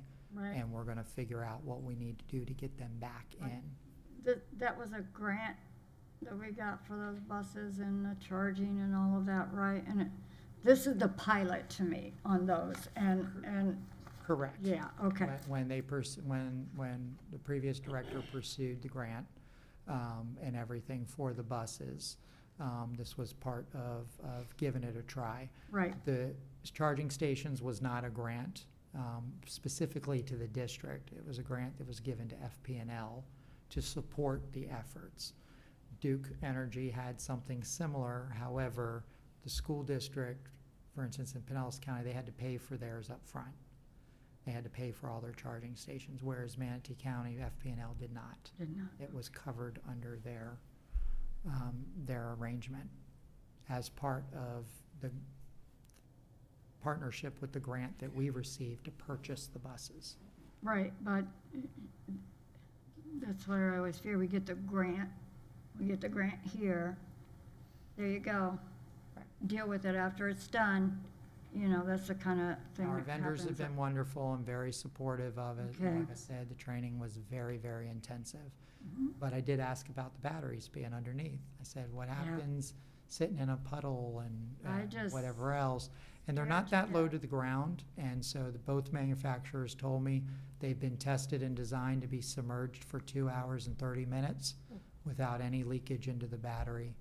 Had they been on 26, they didn't come down 26 and 45th. Hopefully, we're not gonna ever be in Yeah, that I position, saw- but Where the county had to dig out recycle bins from the drain. yeah. It was so bad. Okay, on your site about the stop arm camera, Yes, ma'am. okay, I'm a huge supporter of this. Yes, ma'am.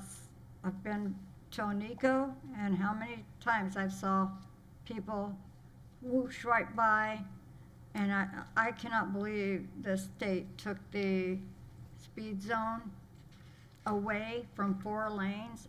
I think that's just asinine, in my opinion. So, this is all one day, am I correct? Yes, ma'am. And this was bus driver reported, Yes, these kind of concerns, because I've talked to a bus driver, I've talked to crossing guards Yes. that said it's just so bad. And most of them will have, the biggest thing is they're on their phone. And they don't even realize a bus has the arm out. And they see it if they're on their phone, you know, so, and then 3 of them on the right side. That's even, I didn't, wow, because I would think it'd be all on the left, but I'm a big supporter of this, and I looked at that SB 994, but that doesn't, again, they tell us to do it, but we don't get the funding. Well, it's, we get some of whatever is from the citation. that From the might be citation, issued, right, okay. If the individual, the violator, pays the fine. Right. Okay. If not, then law enforcement has to go after them as a moving violation ticket, and then they go to court and whatever. So there's no guarantee, you know, they could go to court and a judge could go and dismiss the ticket, and then, you know, the Well, vendor, is there the a- vendor is out the revenue as well as we're out our portion of it. Our portion of it too. Surely, maybe, I don't know if there's a, I mean, the bill is out there, maybe there's a grant from the federal or state for safety that we could possibly get, but I get where we would get it from the vendor sharing. Again, we get these ideas, we get that thing in place, we get the vendor. Who's to say that vendor says it's not worth it, pulls out, we have all of their equipment, their software, then we're scrambling. So I would be more in the side of, I don't know about the rest of the board, of us getting, well, we probably have to get trained and all that, of course, but be self-managed, I guess would be the term, that we would maintain that system ourselves, how that would get reported to the official law enforcement. I don't know how that all would work out, but the camera on, if we have the digital video, I think that would be enough for that. They did it through the red, what is it, the red light cameras. We could do the same thing with the bus, I would think. So the thing with the bus camera, the cameras that are currently on the bus are internal and Internal, external right. cameras. They're constantly running. Mhm. The stop arm cameras, when the bus driver activates the red light, those cameras activate and come on. Okay. So that data, that video is all kept on a separate hard drive Okay. on board the bus. Awesome. So it's not tied into the regular camera system, which is just constantly running anytime the bus is on. So when they're driving down the street, those cameras are not recording anything. Exactly. It doesn't kick on Only when the until arm they kicks turn, out. they put the arm out. So that would be captured, and then Correct. the driver could almost say the time and the area, so they could, yeah. It's time, date, stamp. Because they pulled that arm out several times, and if there's nothing there, then would, I mean, I don't know, the whole program probably reset like they do in airlines, you know, they do the cockpit voice recorder, they can hit and erase that every trip, but same thing with that, maybe to cycle that out. Okay, I was just curious about how, that would have to be an exploratory, do you say, who has that system right now? Osceola has a system in place. Well, let me know when you go there. I'd love to maybe tag along to see how that actually works. Want to try out and see if we can get an electric bus over there? No, let them take one of ours. They can have it. Yeah, yeah. We'll have to stop in Orange and plug in. Yeah, yeah, exactly. But that would be interesting to see how that works over there. Has it, how long have they had that? Just recently. Just this year? I believe just recently, when he did his presentation and everything. He had done a lot of extensive research. It was a long time in coming. Right, because it was just passed. Well, it was March, passed but previous legislative session. Okay. Which is when he started doing his research. This is not something that, you know, by next month somebody could pull off. Oh no, this is a long And thing. it's a long-term implementation plan. Whether you even go with a third-party vendor, or do it yourself, it's still gonna take some time, because you have to do those interlocal agreements and Right. who's gonna be responsible for what and how is that data gonna get to the sheriff and, So they have a third-party vendor that does it for them? no, they They don't. do it internally? They- Oh, that's even yes. better. See, So they have a supervisor, and at the time of the presentation for employees, that's all they do is sit there and monitor all those cameras and catch the violators and do the processing, everything that a third-party vendor would be doing. They're just doing it in-house. And they're the only school district in Florida that I'm aware of that is actually doing I it. wonder if it's paying for itself. I think it's too soon to tell. Too soon to tell, right. But I would say give it a year and see what they bring in versus how much they've spent out on infrastructure and salary Well, and we'll all let of them that. be our experiment model. Yes, ma'am. Yeah, because A they, lot of districts will be watching them very they have a closely. lot of traffic. And they do. Yeah, my son lives in Osceola County, so it would be kind of an interesting thing to do. Well, a lot of information, I want to say, in this. It makes you think and see how complex transporting students from point A to point B, the security, the safety of that, the special needs students as well. Well, that's another question I want to talk about was the white van. Yes, ma'am. How many passengers or students can you transport without having a CDL? Or all of them have to have CDL? No, they do not. The requirement to have a CDL is based on the vehicle and the gross vehicular weight of the vehicle. Okay, Okay, so we're using all minivans, so all you need is a Class C driver's license. okay. You don't need any passenger endorsements or school bus endorsements or anything like we do for a CDL. Okay, like the county has little transport vans. The handy What, bus. what are they? Handy bus. Yeah, But that's CDL that's a required. CDL We required? call those turtle buses, the little. Turtle the buses, the okay. plastic buses. And as such, and they're typically used airport shuttles, paratransit, Right. county agencies. Those are all 16 passengers, and they would require at a minimum a Class C CDL. And our bus drivers have, Our bus drivers are required to have a Class B CDL because all of our school buses are in excess in gross vehicular weight of over 26,001 pounds. so which is harder to get? Which, the Class C or B? It's the same same? testing standards and everything.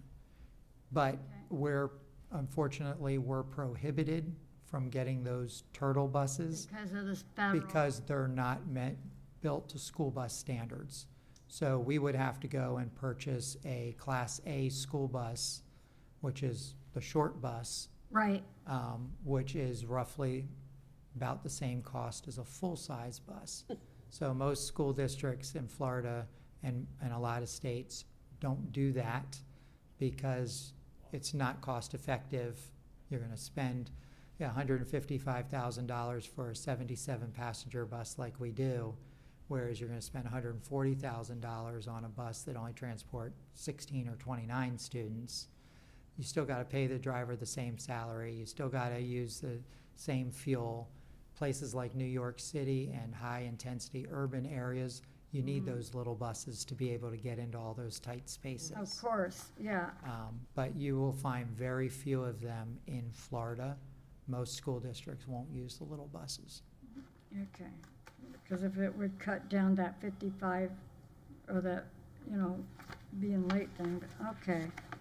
That was my biggest thing on those buses, so, all right. Sorry it took so long, but I had a lot of notes, are probably the same ones maybe you have, I don't know. A few. Good afternoon, gentlemen and ma'am. Thank you, by the way, Thanks for being here. patient with me. So having worked in the transportation a little bit, I have enough knowledge and experience to be dangerous, so to speak. So I'm going to ask a lot of questions, and I don't want you to feel like it's an interrogation. I'm actually just trying to educate myself on this whole situation because I don't have the solutions for it necessarily, but I'd like to get smarter on it for the future, let's say. So starting on your transportation staffing slide, Yes, sir.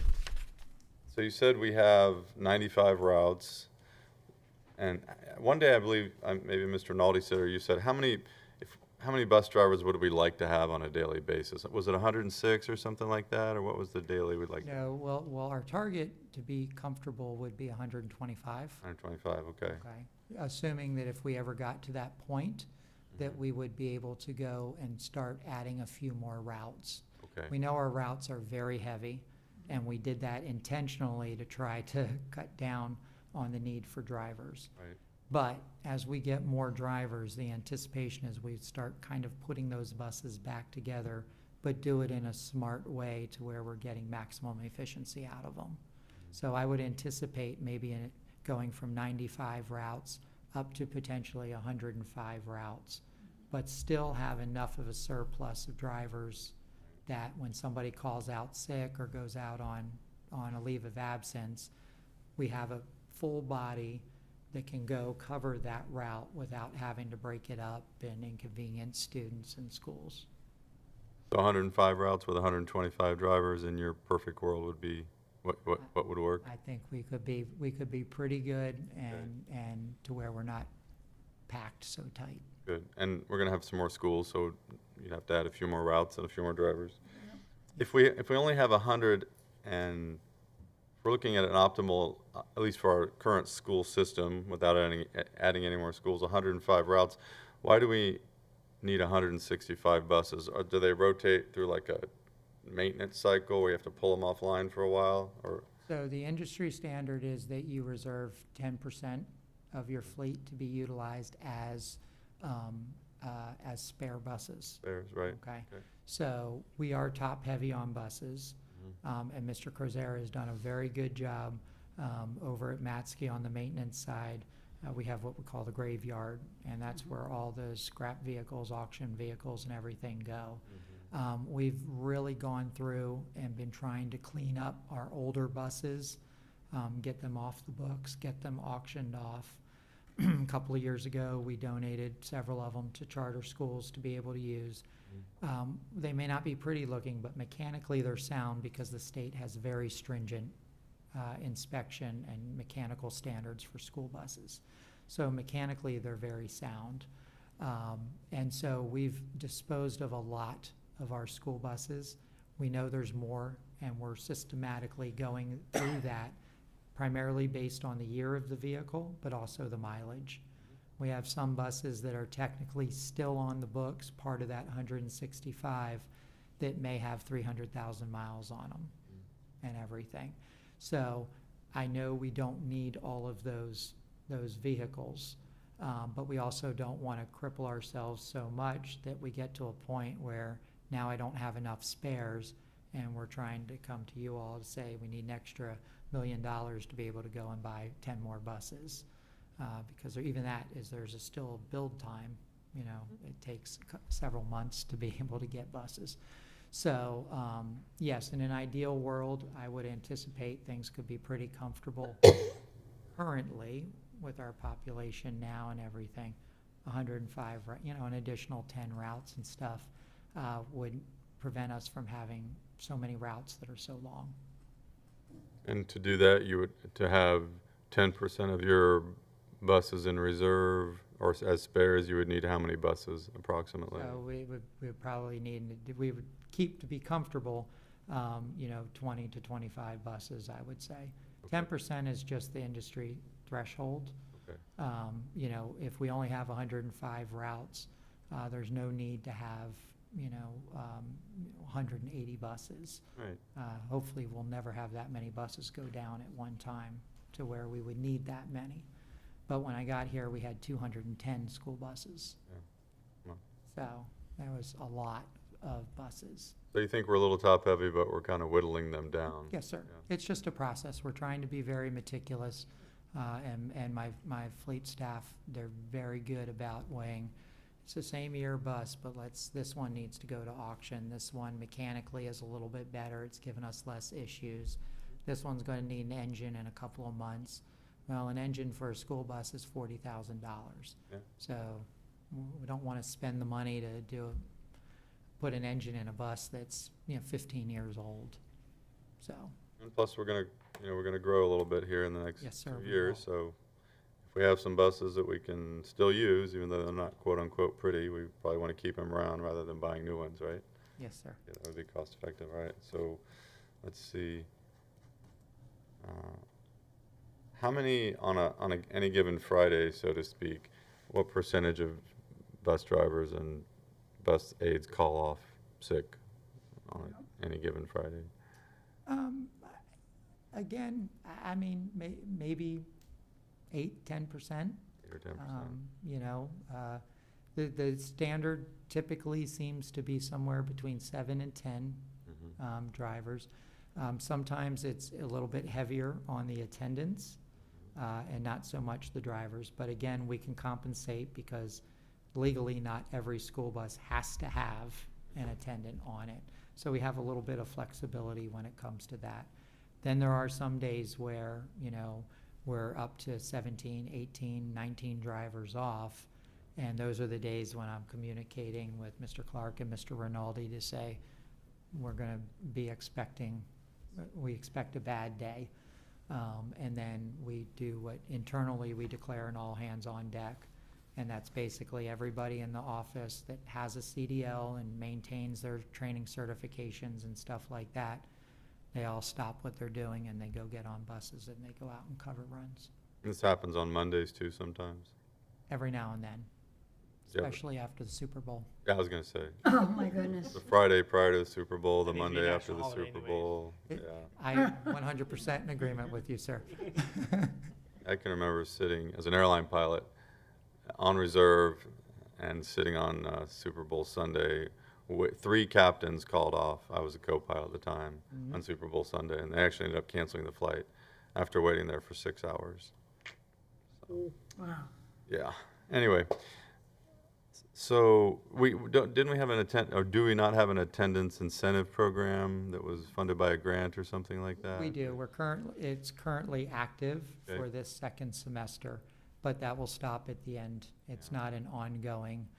This was money that the legislature had approved specifically for this purpose. Most of the school districts did not participate in it. I believe only about 18 of the 67 school districts participated, which is what yielded us a higher rate of that money that was designated by the legislature. Did you see, do you have any statistics to show whether that's helped? Well, they just got the first payout. So, and we had a little bit of a technical issue that came up, but when I get back, we will be crunching that. It did help. It did help, and we had a lot more individuals that came. Of course, some of our employees, you know, they're on Social Security, they can't make any extras, so they're not looking for that. That's a good per point. se. Yeah. So, so those individuals, they still, you know, if they needed to be off, they were off. But it did help. A lot of people did take advantage of that. We had several that put in for leave or time off, and they went in and canceled their absence because they wanted to make sure that they could get it. So. Great. I've mentioned this before, but the airlines use like a reserve pilot model where you have a certain percentage of your daily needs sitting on reserve just in case. Does that model have any use in the context of what we do or not? That would be what we would do if we had our extra drivers. Now, some school districts may go and just have them all sit at the office, and then as the need arises, we would go, you know, send them out. Right. I've told staff that when we get to that position, we won't have anybody sitting in the office. They'll be put in a bus and sent someplace to stage and to be on standby so they can respond quicker to whatever the need might be that we can't predict, or, you know, some unforeseen circumstance. But that would be our reserves, is what we would call a substitute. Good. All right, maybe one day. All right. Let's see here. How many hours? I'm just curious. On average, how many hours a day do bus drivers for pay? How many hours a day does the average bus driver get? Most of our bus drivers are considerably over 8 hours a day. Really?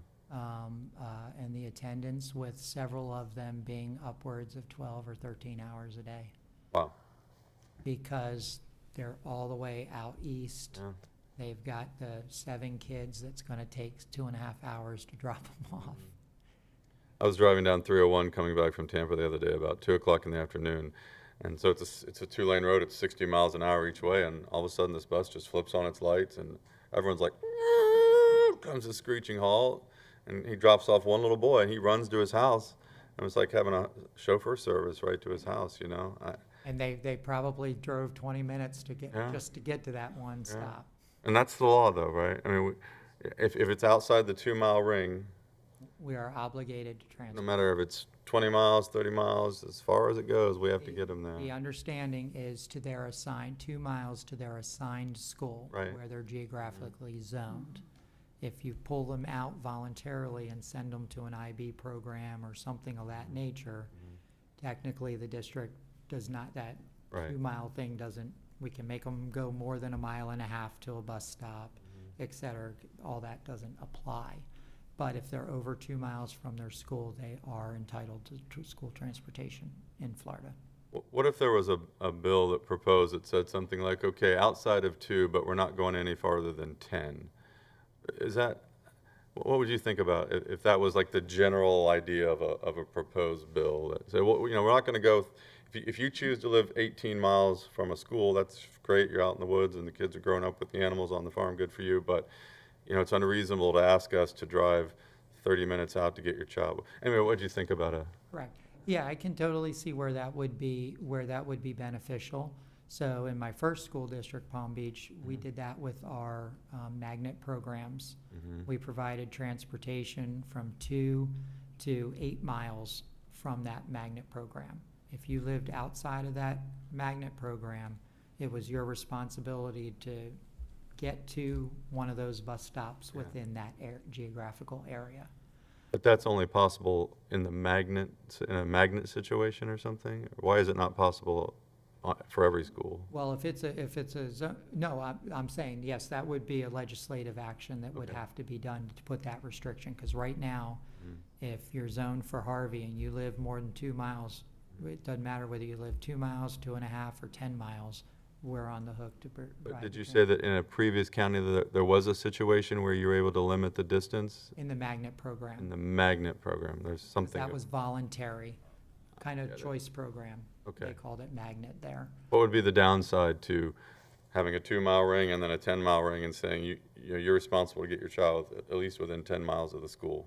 I mean, there might be downside for parents and. Operationally, you know, it would create less travel distance that we would have to deal with. Obviously. But I think the ultimate issue would be some of those programs might suffer in terms of trying to recruit students, because now maybe a parent likes the way that it is, but now, oh, I'm not going to drive my child 8 miles to go get on the school bus so they can go to that program.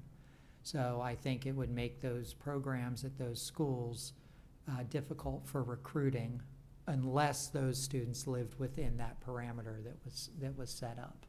But you could make it optional in the sense of you could say the school districts are not required, but can if they want to, right? Like for that situation. So correct. So you know you could draw the ring and say, but the point is more local control. That's what I'm trying to get at. Correct. If they wrote the you know, if they eased up the statute and the rule and didn't make it that concrete to where we had that control, then that is definitely a conversation that we would want to be having. Yeah. To see how that could benefit us. More local control, like, okay, keep the 2, but you can set limits, you know, maybe no less than 10 or something, but give more local control, because especially in counties like ours where there's so much, you know, rural area and it's so big and so wide, that causes problems, and then we don't have the local control to kind of deal with that. Correct. Okay, on the bottom, this is the transportation staffing slide. There's the red number 239. How many, and if you go back to 2018, 2019, there were 332. There's almost like 100 less employees. How many actual positions are funded as opposed to how many of them are occupied? Is that a number you kind of know off the top of your head? Like, Well, That would be the allocation. So I know we have 119 positions for bus drivers Right. allocated and 114 for bus attendants. Okay. Okay, we may have one or two additional in the rest of the chart, positions that are currently vacant right now. But probably between all of those, and I apologize, I don't have the actual number, but probably less than 10 So 10 unfilled positions. of the office positions that we are allocated are not currently filled.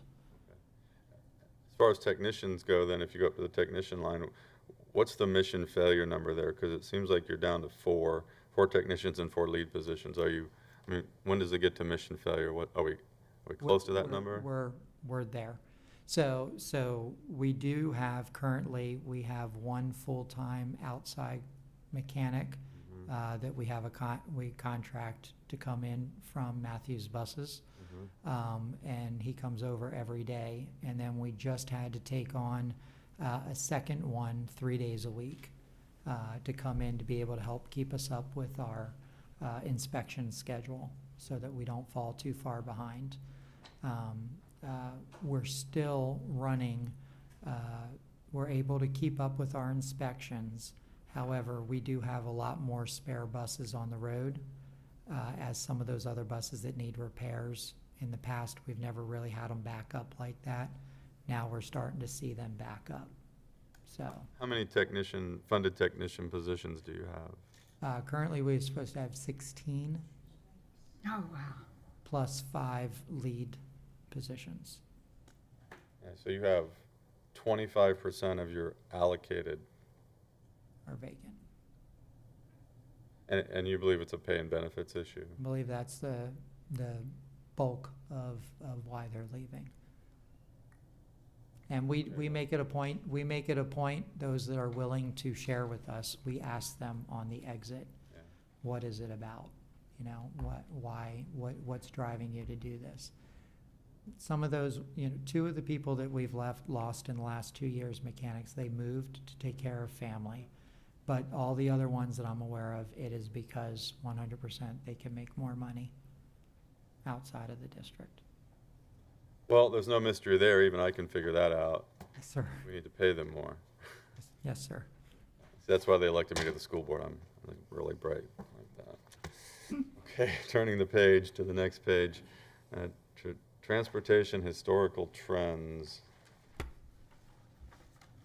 So does this mean that in the 2022-2023 school year, the total expenditures for transportation needs within the Manatee County school system was $16,375,373? Is that what that means? Correct. That's what was reported to the state. Okay. And does that include everything that was on that previous slide, or is it just some subset of what was on the previous slide? Or is that everything on the previous slide as far as personnel plus fuel, maintenance, tires? Yes, sir. That's everything, Plus personnel? total expenditures. Okay. And of that 16 million-ish, $16.25 million, how much money does the state give us for that? Or did they give us in 2022, 2023? I did the quick calculations. It was like 88.6 million Yeah. off of BSA. So it's No, about ESE. I didn't, because I didn't know how many ESE students. Cor- So the extra That's almost an. $800 or whatever I didn't do. Correct. So for instance, the 22-23 school year, we were reimbursed $550 per student Okay. for transportation. The ESE students that required additional transportation services, whether that's an attendant or a wheelchair lift, air conditioning, whatever, we were compensated $1,732 supplemental to the $550 base for each student. Okay. So do you have the number, though, of the 16 million? How much of that did we end up paying, and how much of that did the state? It came out, they don't do our average bus occupancy, which I said plays a factor into it. The more students we transport on fewer buses allows us to get the higher funding per student.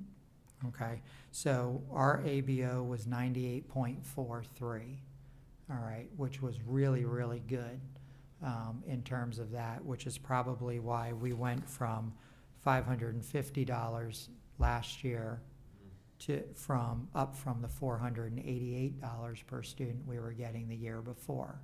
That was because we consolidated so many routes. We didn't have as many routes riding around with 20 students on board. We combined 2 routes, put 40 students on 1 bus, and everything. In terms of, how much of that at 98, at a 98% bus occupancy, about 50% funding is probably going to be about the actual target. That's the number. I didn't need to know 51.27. So it's about half and half. Yeah. We pay half, the state pays half. Yes, sir. And it comes down as a categorical, and maybe this is Ms. Sellers or Dr. Weiss. It's now part of the BSA. It was rolled up into the BSA. Okay, great. Alrighty then. So, and explain the funding model again. That sounds like one of those bizarre formulas that the government's come up with. So it sounds like there's a perverse incentive in there somehow. But go ahead, explain it to me again. There are. So it's very complicated the way that they figure it out, and there's a lot of factors: price level index, rurality index, average bus occupancy, population, the number of buses that we're utilizing. So all of these go into a really complicated formula. The one sticking piece from a transportation standpoint is that average bus occupancy. So you can have, and where a lot of the rural, smaller school districts do not benefit from it, just because they may have a 77-passenger bus out there that can only physically transport 30 students because of their geographic limitations. They may be transporting fewer students per bus but have more buses on the road. So they're not going to get as much per student because they're not being as efficient as possible. The more efficient you are, the higher that percentage is. It's kind of like a built-in reward system to encourage school districts to, hey, route smarter. Think about how you're putting your routes together. Is that a good system or not though? Well, it's the only system since 1994 when I entered into school transportation. That's how it's always been. But I mean, is the incentive right there, or is that sounds like kind of I understand what the state's trying to do. Be more efficient, we'll give you more money, but it sounds like it's a one-size-fits-all kind of thing that we talked about before. Whereas if you're a rural county with not a lot of kids and you're driving buses all over the place down around the Everglades or Okeechobee or something, you're going to get a lower reimbursement rate. What would you think about just like a per student transportation allocation? Just you got a student, you get $575 whether it's a big county or a small county or.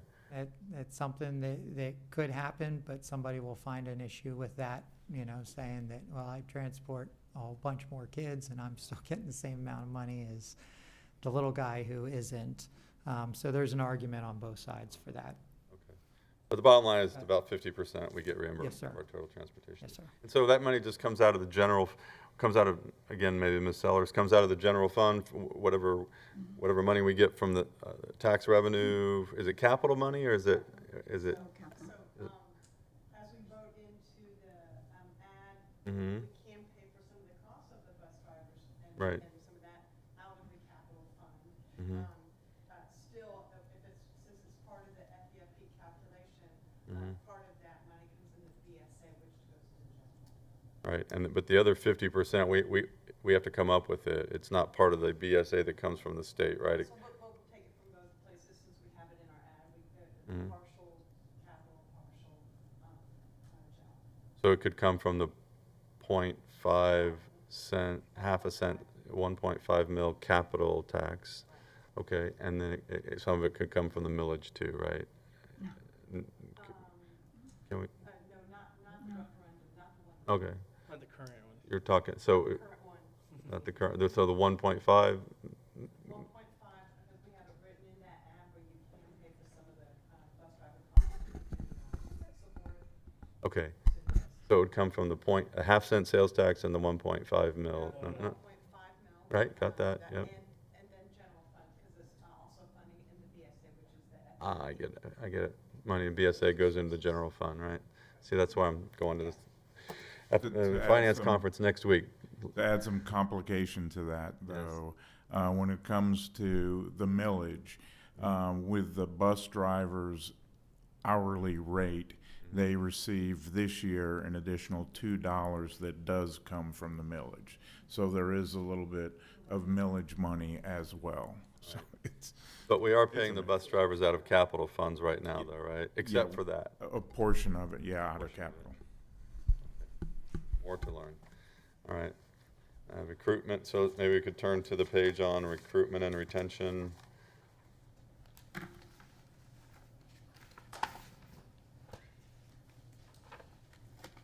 So we talked about down at the bottom, retention, the attendance bonuses. I asked you that question, so we don't have to go over that again. I just want to make the point about employee team building activities. Coming from that leadership background that you've heard me mention before, I really don't think that leaders put enough attention on what I call the soft skills and the soft attributes of jobs, you know. So I would encourage you to do as much of that as you can. While it's not certainly true in every situation, the mantra within that world of leadership is people don't leave their jobs, they leave their bosses. So whatever you can do to make people feel valued and seen as human beings and bind them together almost in like a band of brothers and sisters. You know, we're like an army that's going out there to get these kids to school safely and get them home safely and really build that camaraderie. I commend you for doing that. Okay, on to the next page, which would be the first page of on-time performance. So at the top there, so the top numbers are getting to school and the bottom numbers are the buses that are arriving before school, before dismissal, right? Okay. So, I mean, and I guess the high school numbers, and I'm, again, just trying to understand this, the high school numbers are high because there's nothing to do before they get there. It's the first run of the day. Yes. And then it goes downhill from there, so. Downhill from there. Downhill and these numbers are just not, they're just not acceptable. We all know that, they're not acceptable. I know we're all working on it. It's not a critique. I'm just saying they're not acceptable. And then, how is it that the afternoon buses are not getting there, or only 70? See, I would think the afternoon bus for the high schools would be close to 90% or above. Why can't we get the? Go ahead. I asked the question. Well, they are. They're not. By the time the bell rings, they're 92% on time. Okay. That first column there is the 10 minutes prior to the bell ringing. But are we shooting for 10 minutes prior, so they're staged and ready to go, or? Yes, again, that is how the model is built into the routing system, is to have all the buses at the schools 10 minutes prior to whatever the bell time is, morning or afternoon. So why for the first at 2:25? Why can we only get 78% of the high school bus? If that's the goal, is to get them there 10 minutes prior, and they really don't have anything to do before that, why are only 78% of them there 10 minutes prior, which is the goal that we're trying to shoot for? It could be various reasons that drivers are running late. They had a mechanical issue.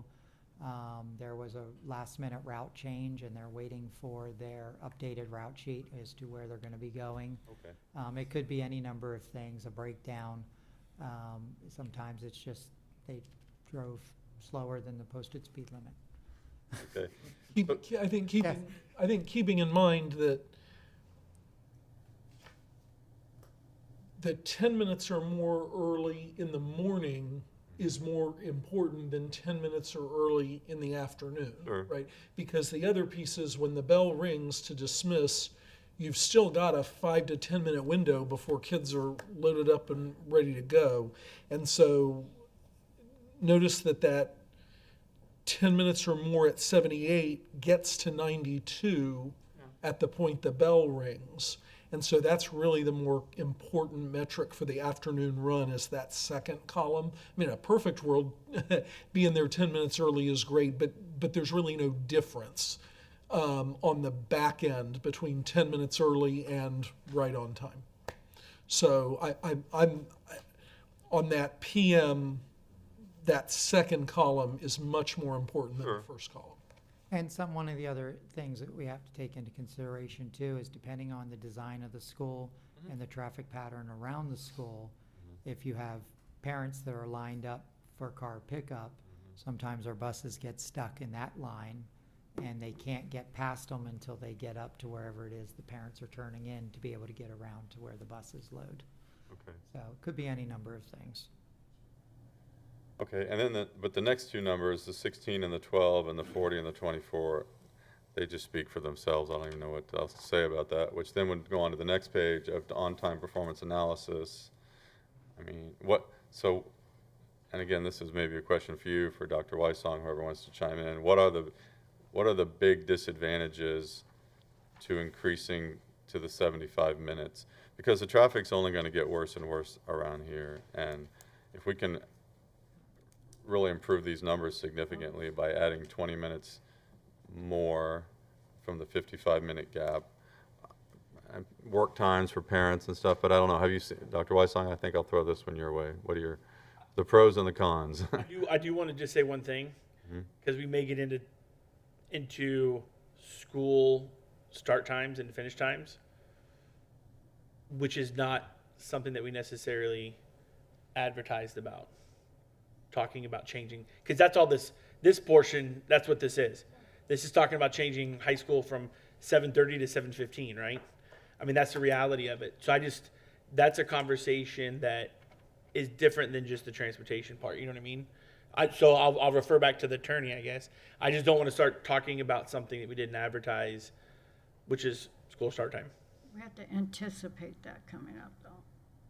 I'm not saying anticipate. I'm just saying I don't want to get into a discussion on school start time and finish time. I would agree, that has not been advertised as a workshop item, but based upon everything we have all heard already today, it is becoming somewhat obvious that you're going to have to put that on a workshop agenda in the immediate future. I think there's, based upon some of the outcomes of today, you might want to give more direction to the staff about what you want to see at that workshop about possibly school time changes and what is legal and what's not legal, because I heard the gentleman talk about that elementary schools can't start before this time and high schools can't start before this time, and so it's going to be another complicated juggling match to kind of work it all out, considering the interesting and odd traffic patterns we are now encountering in this town. Because I was almost late this morning because I can't get out of my street because of 44th Avenue Bridge dumping a lot of traffic on Morgan Johnson Road. Yep. And I'm like, yeah, it's, I come home at 5 o'clock and the traffic going northbound on Morgan Johnson Road to get to State Road 64 and make a turn is backed up to the elementary school, to Yep. Bashaw. Bashaw. I mean, it's frightening. So I guess I'm okay. Just I don't know. I just don't want to get Too much in the down. weeds, too much in the weeds. We don't have to talk about school start times, just in general, the two biggest pros and the two biggest cons of increasing the gap to 75 minutes. How about that? Well, and again, in the context of what we advertised, because there wasn't necessarily interest in doing this for the sake of doing it. It's if the board wants to see better performance, what are the root causes of underperformance that are within our control? Because I can't control a lot of the things we've talked about today. If you want, we're bringing you solutions that could improve performance. This is one of them, to give our drivers a little more time to make these routes possible. And so a start time and end time adjustment would, based on the data, improve those performance rates. There are lots of other reasons why different people may not like that, because it impacts everybody. It impacts students, it impacts teachers, it impacts parents. But board members, I think this goes back to that priority conversation that we've had a couple of times. if transportation performance is among your highest priorities, this is one of the root causes of underperformance in this community, right? In another community, 55 minutes between levels might be enough. But with this specific situation, the 55 minutes between is contributing to underperformance of the transportation system. So I think really it's, and the reason why we put this in here is, if there is interest in doing this, then certainly we can, we can put that on the next workshop in 2 weeks. We certainly would need to make a final decision before the end of this school year so that the community knows what our plans are. On the other hand, if you all don't want to open this box, then that's important for us to know, because we take that tool out of the toolbox as Mr. Warrington starts to set up routing for next year. So I think that was really the purpose of doing it today, not to get into a whole debate on all the issues, but just, is this a high enough priority that you're willing to take a look at this over the next 3 or 4 weeks? That's really the question. Okay. I mean, it is for me, but I'm 1 of 5, but I would like to see a workshop on it. Yeah. Okay. And All right. it just goes back to what I was saying before. I don't mean to jump in there, but we have to think about this smarter, not harder attitude, and having those regional hubs, I think, would eliminate a lot of our issues. I mean, going back and forth over the bridges, that's just ridiculous. It's getting into that high traffic volume flow. If we had a hub up north, it would solve a lot of that. Go ahead, I'm sorry. Robert, Okay. something. Yeah, I mean, the airlines have that hub and spoke model, right? But yeah, but they're working on it. Well, and keep in mind that to some extent, we have a small part of that model now, right? We have 20 buses behind Lincoln Memorial that are getting that star, Lincoln Middle, that are getting that start north of the river, and we're still not getting those routes to 100%. Because of the traffic density and all of the other things we've talked about. So the other part is that when we start talking about multiple depots and refueling and everything else, there's all kinds of requirements. It's a lot more than just parking buses. So I agree with you. I think that's part of the long-term work. But again, we're looking at some things that hopefully will make things better for next year while we, talk about what are our other long-term options.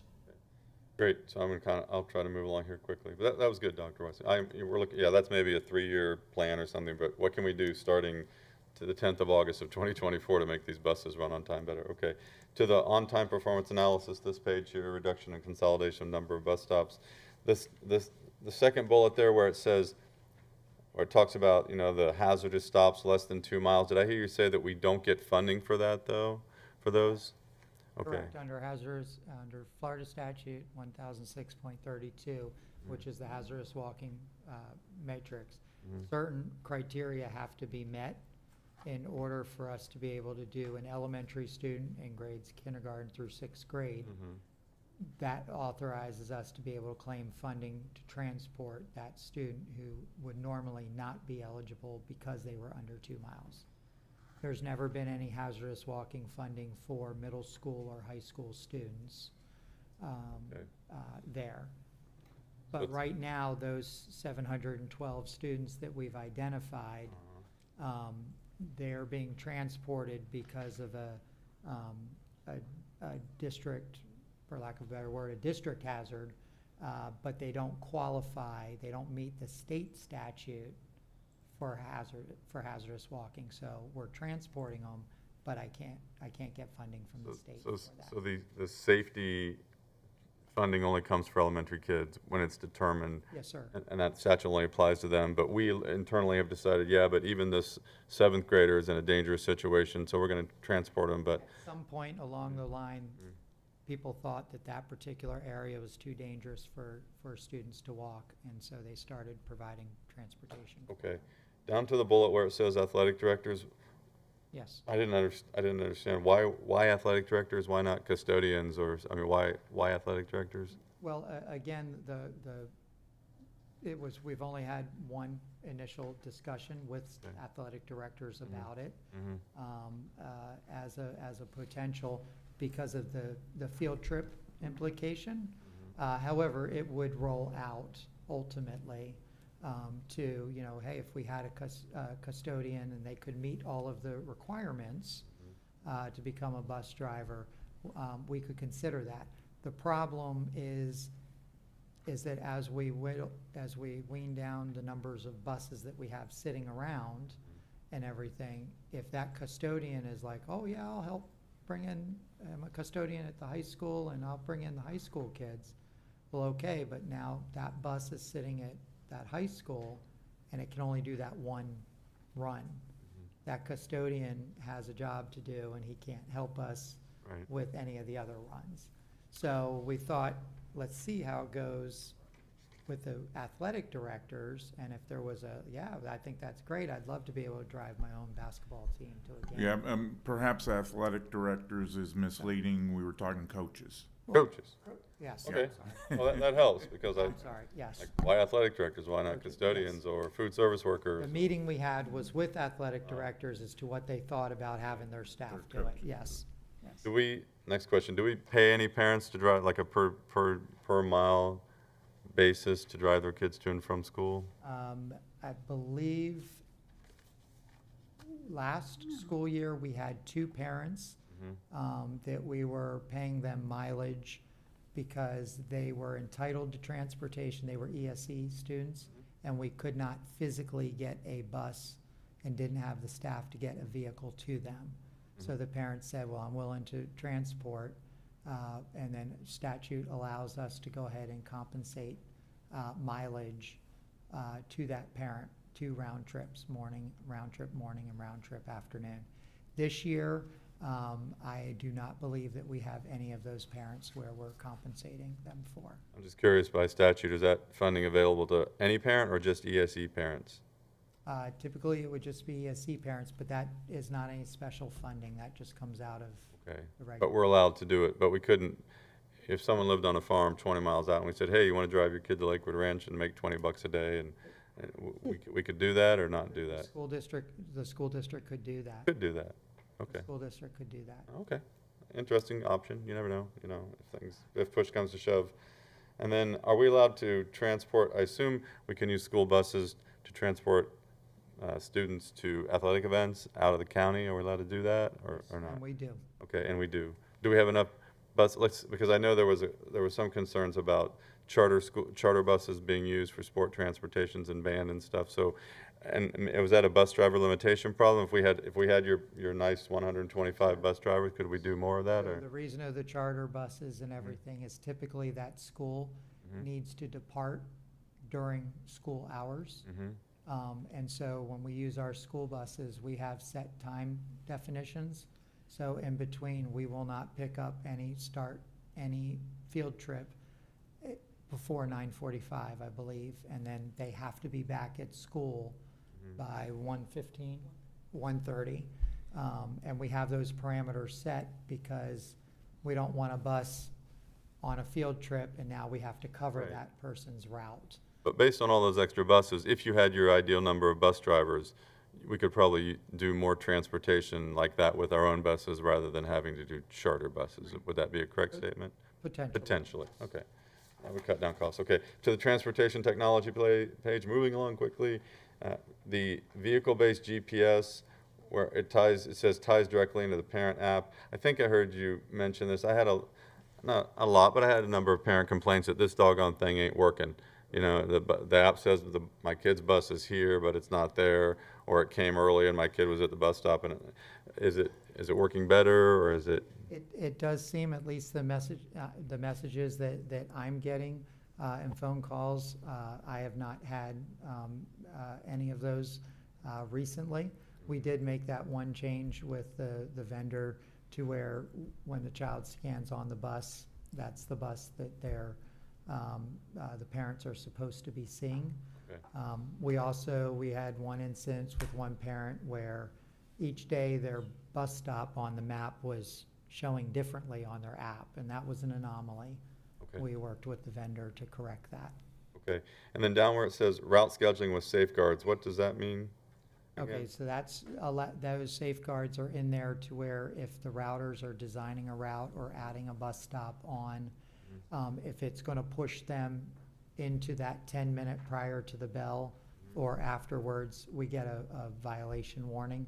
Okay. We can override it, but it's just there to say, hey, you're gonna be technically late into the school if you add that bus stop on. Okay. Believe it or not, that's all I have. Oh, jeez. But I really do need, I need to be educated on this. If no other reason than when parents call me, why isn't, you know, I can just send them to you all, but it's good for me to have this information so I can try and explain some of this stuff to them. Well, and they'll ask me, well, what are you doing to fix it? I'm like, well, here's what we're doing to fix it. And the smarter I am about it, at least I can talk to them on the phone when they call or email me, and then make your day a little easier and keep your email box a little less full. So thank you for your time. And again, I yield. Couple Yeah, quick I just, follow-ups. these are follow-ups to things Mr. Tatum talked about. How much, the contracted techs, how much are we paying them compared to, you know, the $20 an hour our in-house people get? Yeah. So if I'm not mistaken, 86 or $89 an hour. However, next year we were told it would go up to $145 an hour per technician. So how many technicians would that buy, you think? No kidding. Let's see, yes. That just seems so wrong. We've got to do better. So, And I know it's a bargaining issue, but That's right, but we're talking, and of course, other people outside of this room are watching, but, right, it's an issue of collective bargaining and working through that whole process. And so it's not as simple as just changing a salary table. And I know you all know that, but I think we've got to articulate that. That's a process both sides have to agree to, and it's not just bus drivers and techs at the table, it's a lot of different types of employees. yeah, no, it just, that's insane. So, anyway. And then, do school buses leave without kids in the afternoon? If the child is not on the bus within a certain period of time, I mean, that could speed things up, right? Correct. So typically, typically the school principal or their designee is the one that's responsible for their ramp. However they want to run their ramp or bus loop is how they run it. In most cases, 98% of the time, the buses are all loaded up and the teacher, whoever's out there, just waves their hand and the buses start to roll out from there. We could act like we're cruise ships. But you get some kids that straggle and then they've missed the bus, and most schools are real good, said you should have come out when you were supposed to. Let's go call your parents. And if the bus is on the other end of the bus loop, sometimes we can get them and they'll just spin back around and pick up the child and then go back out. But it's very rare. And then I just want to put my 2 cents in as far as the change in school times. I think 55 minutes probably was okay years ago when transportation wasn't, or when traffic wasn't so bad. But I don't think we have much choice. So I'm all for exploring that, changing school times. Ms. Frank? Are you done, Ms. Farman? Are you done? Yes, I am. Okay. You said that on a normal bus holds how many students? 77 is what it's designed for. Okay. And I heard you say something about 20 students on a big bus. Yes, ma'am. We have routes with just 20 students Yes, on ma'am. it. Yes, ma'am. How many students does the little short bus or the turtle bus? Depends on how you configure it. It's at a minimum, it's got 16 seats on it, 16 passengers, but they can go all the way up to 49 passengers. And the engine size, of a bigger bus into a turtle bus is different. You're gonna use less mileage, less fuel. I mean, you did a comparison of it's gonna cost you $160,000 for a big bus and $140,000 for a smaller transportation thing. But the fuel versus the availability of the be able to get around. I mean, if we're transporting, as little as 14 to 20 students on a bus fitted for 75 students, then I'm like, well, wait a minute, why are we using a huge bus for 15 to 20 students? And the only real reason that we would be doing that is because of the geography involved. That's not ideal, and that's what sparked a lot of our route consolidation, but it makes the routes longer. Our students, those would be our routes out east and everything coming back into town to Nolan and Lakewood Ranch and things like that. Those buses may roll in with only 20, 25 students, but they've spent an hour and 10 minutes picking up those 20 and 20 students just because they're so scattered. Right. Whereas in town, bam, bam, bam, 3 or 4 bus stops, that bus is loaded and we're on our way into school.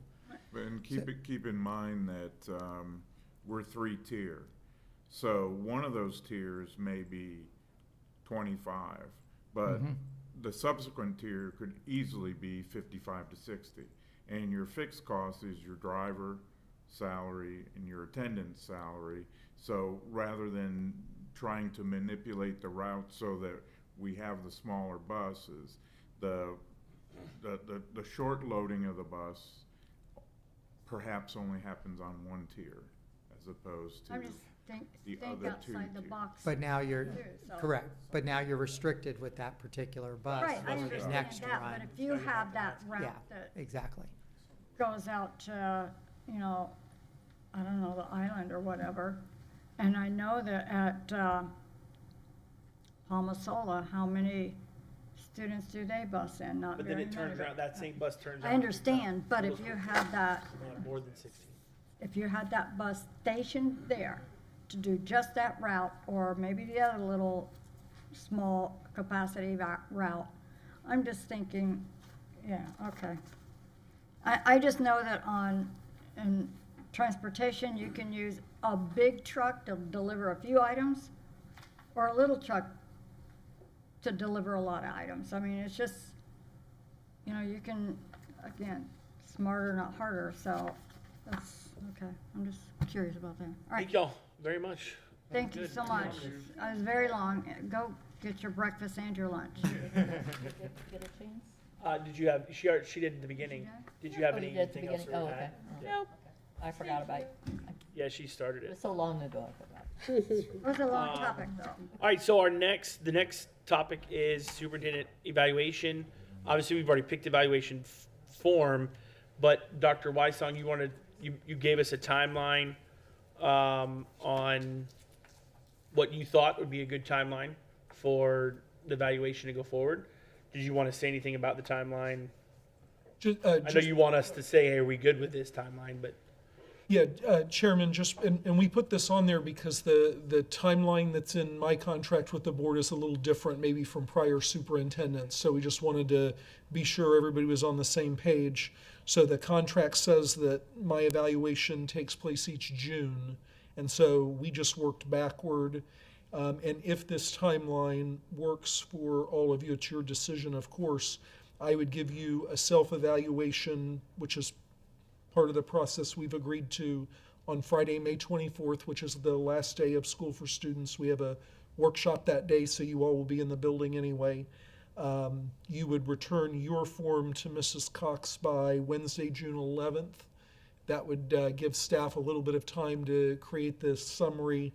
That would go back to you before your one-on-one meetings with me on June 16th and 17th. And then the evaluation would be on the June 25th agenda. And that would kind of close out the year, and then we'd start fresh in July. The other piece is the form that you all preferred. I think this was discussed back in October. Mrs. Cox went through and cleaned it up and created it. But so this would be kind of a last opportunity if there was anything on there you wanted to tweak. So that's why we brought it back. Yeah, like I told you this morning actually before it started, I like the timeline. I think it works out well. Anybody on the timeline have any thoughts about the timeline? Think it's perfect? Yeah, that's good. I'm good. Obviously, the evaluation form is what we all chose to begin with a while back. I have a question on the timeline real quick. It actually has to do with, when you say the superintendent self-evaluation, what format is that, are you going to use for that? Are you just going to take this evaluation form and kind of do it yourself, or is there some other tool that you're using, or how you? Well, and good question, Mr. Tatum. And the form that the board selected on that cover page says a portfolio shall accompany this assessment of performance. Okay. And so my only question for the board is any guidance or direction on what you want. My thought was to submit to you a cover letter, and then, right, I would kind of do this form from my perspective, and then obviously you all would get a copy of that. The issue of portfolio, of course, I mean, there are superintendents that build multiple binders and give them to each board member with thousands of pages of exhibits. I would argue that's not the best use of my time or the team's time, but if that's what you want, we'll certainly do it. And so I don't know if that term portfolio, if that's not what you want, I don't know that the term portfolio is the best term to use. But again, the evaluation is owned by the board, so I will do whatever you'd like. Whatever fits in that box. Yeah, I don't need you to waste hours and hours on a portfolio. Yeah, whatever fits in this. That's going to be stuff that we've already been presented Yeah. probably in workshops and things. Ms. Messenger? Though the box is for us to make comments. So I don't need you to create like a giant binder. In the past, we've been given like just a little manila folder of like, here's some evidence of things that I've done. Yeah. If you did, please don't spend a lot of time on that, because that's not, I mean, we see you, you know what I mean?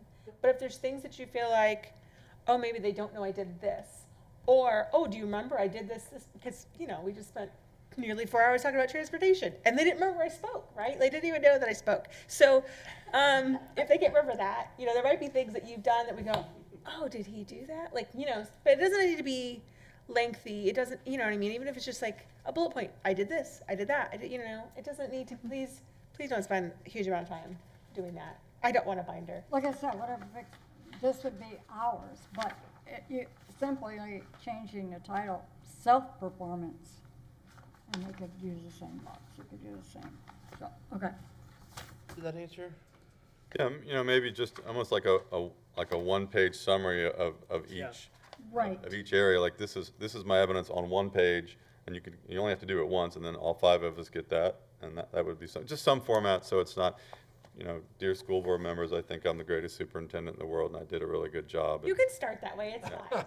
But some format. Prove it. So there's a format that comes to us all in some standard that we've agreed upon, and he gives it to us. That's all. Then you can get the letters from the mayor and the sheriff and. I'm only kidding. I'm only kidding. You feel like you have a direction? Absolutely. Okay. Yeah. May I ask one question? Where it says comments are required for a rating of 2 or below, is everybody good with that? One of my big beefs on all assessments is that we've had board members who just check a box and go on their merry way. And it just demonstrates a lack of insight, but also it's poor communication, to good or bad, to the superintendent. So,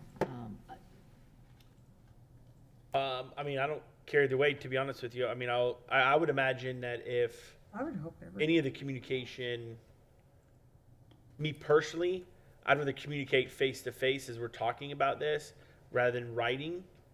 I think just like in a text or something, there's not I'm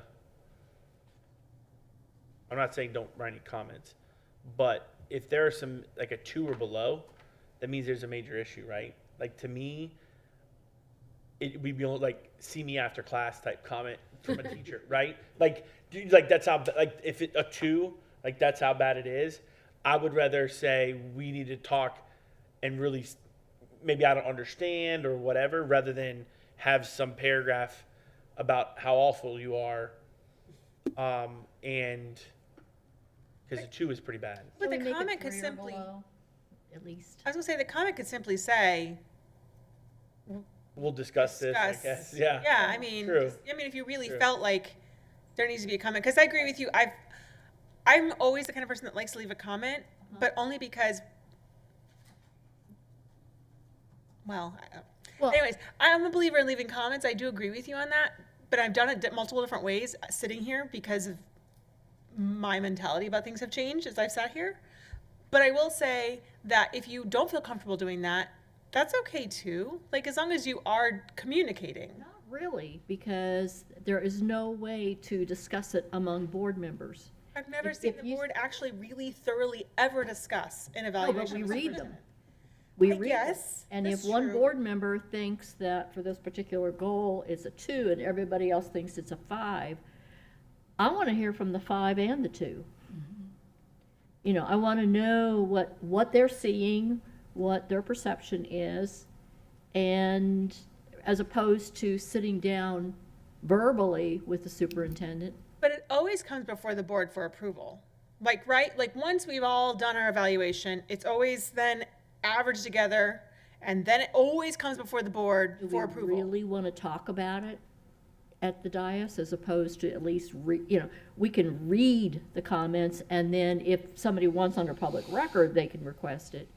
But for us to sit here and hash all these out verbally, I don't think we want to do that. There were Well, times in the and that's why I past. was thinking, I think reading something, you may read it differently than I read it, than someone else reads it. And I almost feel like that could be worse. Well, you just need to be a better writer. So, no, Little Shakespeare. Yeah. No, I just, I don't care what box you check. If you check something and don't give your reasoning for it, I think it loses its effectiveness. Well, the problem there, Ms. Foreman, would be if we mandated it, then you might want to write a nice paragraph, and maybe I or Mr. Choate would just go, my comments are, you did well, period, and then I wrote something, so you couldn't really force anybody to write anything. So if you want to write comments, then great, but if you don't, then don't write anything. But I agree with you. I mean, I think I would probably write comments, but leave it up to because someone will just say, fine, I made a comment, you did well, period. No, we had somebody attach cartoons, so, but, I hear you. I agree with you that in theory, it would be nice to make some comments They were in each memes. box. They were memes. okay, they weren't cartoons, they were memes. Same thing. Yeah, but I would definitely encourage you everybody to get write my comments. point, I think Ryan Gosling was in some of them. Yeah, use it as a communication tool, not just to the superintendent, but among board members, is what I'm saying. So, Comments encouraged. How about that? comment, yeah. All right, anything else? I just want to make sure we're going to get like an electronic copy of this to like fill out. Okay. So you type it in.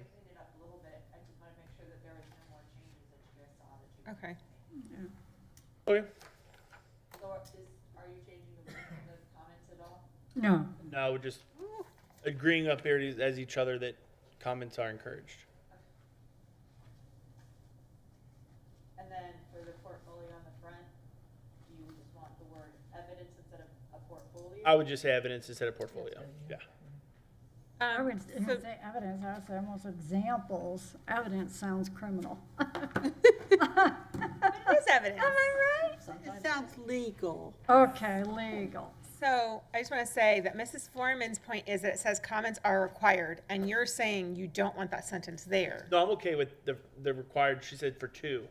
That's what it 2 or below. says. Yeah. It says required. so okay. I'm okay with 2 or below. Are encouraged. Okay, but just not I would on put everything. encouraged. No, I don't think But if it's awful, like, I mean, if it's a 2, Yeah. again, hopefully it's just more than just writing on this piece of paper I don't that think you're it should say communicating. required. I don't think it should say required. In general, on any of them? Under, comments are, comments are required for a rating of 2 below. No. I just don't like that. That's almost like calling them out. If I'm gonna call them out, I'm gonna do it privately, not publicly. Sorry. I communicate one-on-one. So, board, do we want to say regardless. required or not? No, because if you want to do it privately, do it privately. If you want to put it in writing, put it in writing. I agree. I think you can do it on your own. I don't think you necessarily required. No, I don't care. Omit Okay. required. So we'll You could put encouraged if you want. I don't but- like that. That's weird. just take out the comments altogether Right. and just let Yeah, it be known that we like it. Right, that comments are required for 2 below. I would omit that whole sentence. We did. Okay, all right. Anything else? Are we at the end of the agenda? We are. Wow. Have a good weekend. Safe. We are adjourned.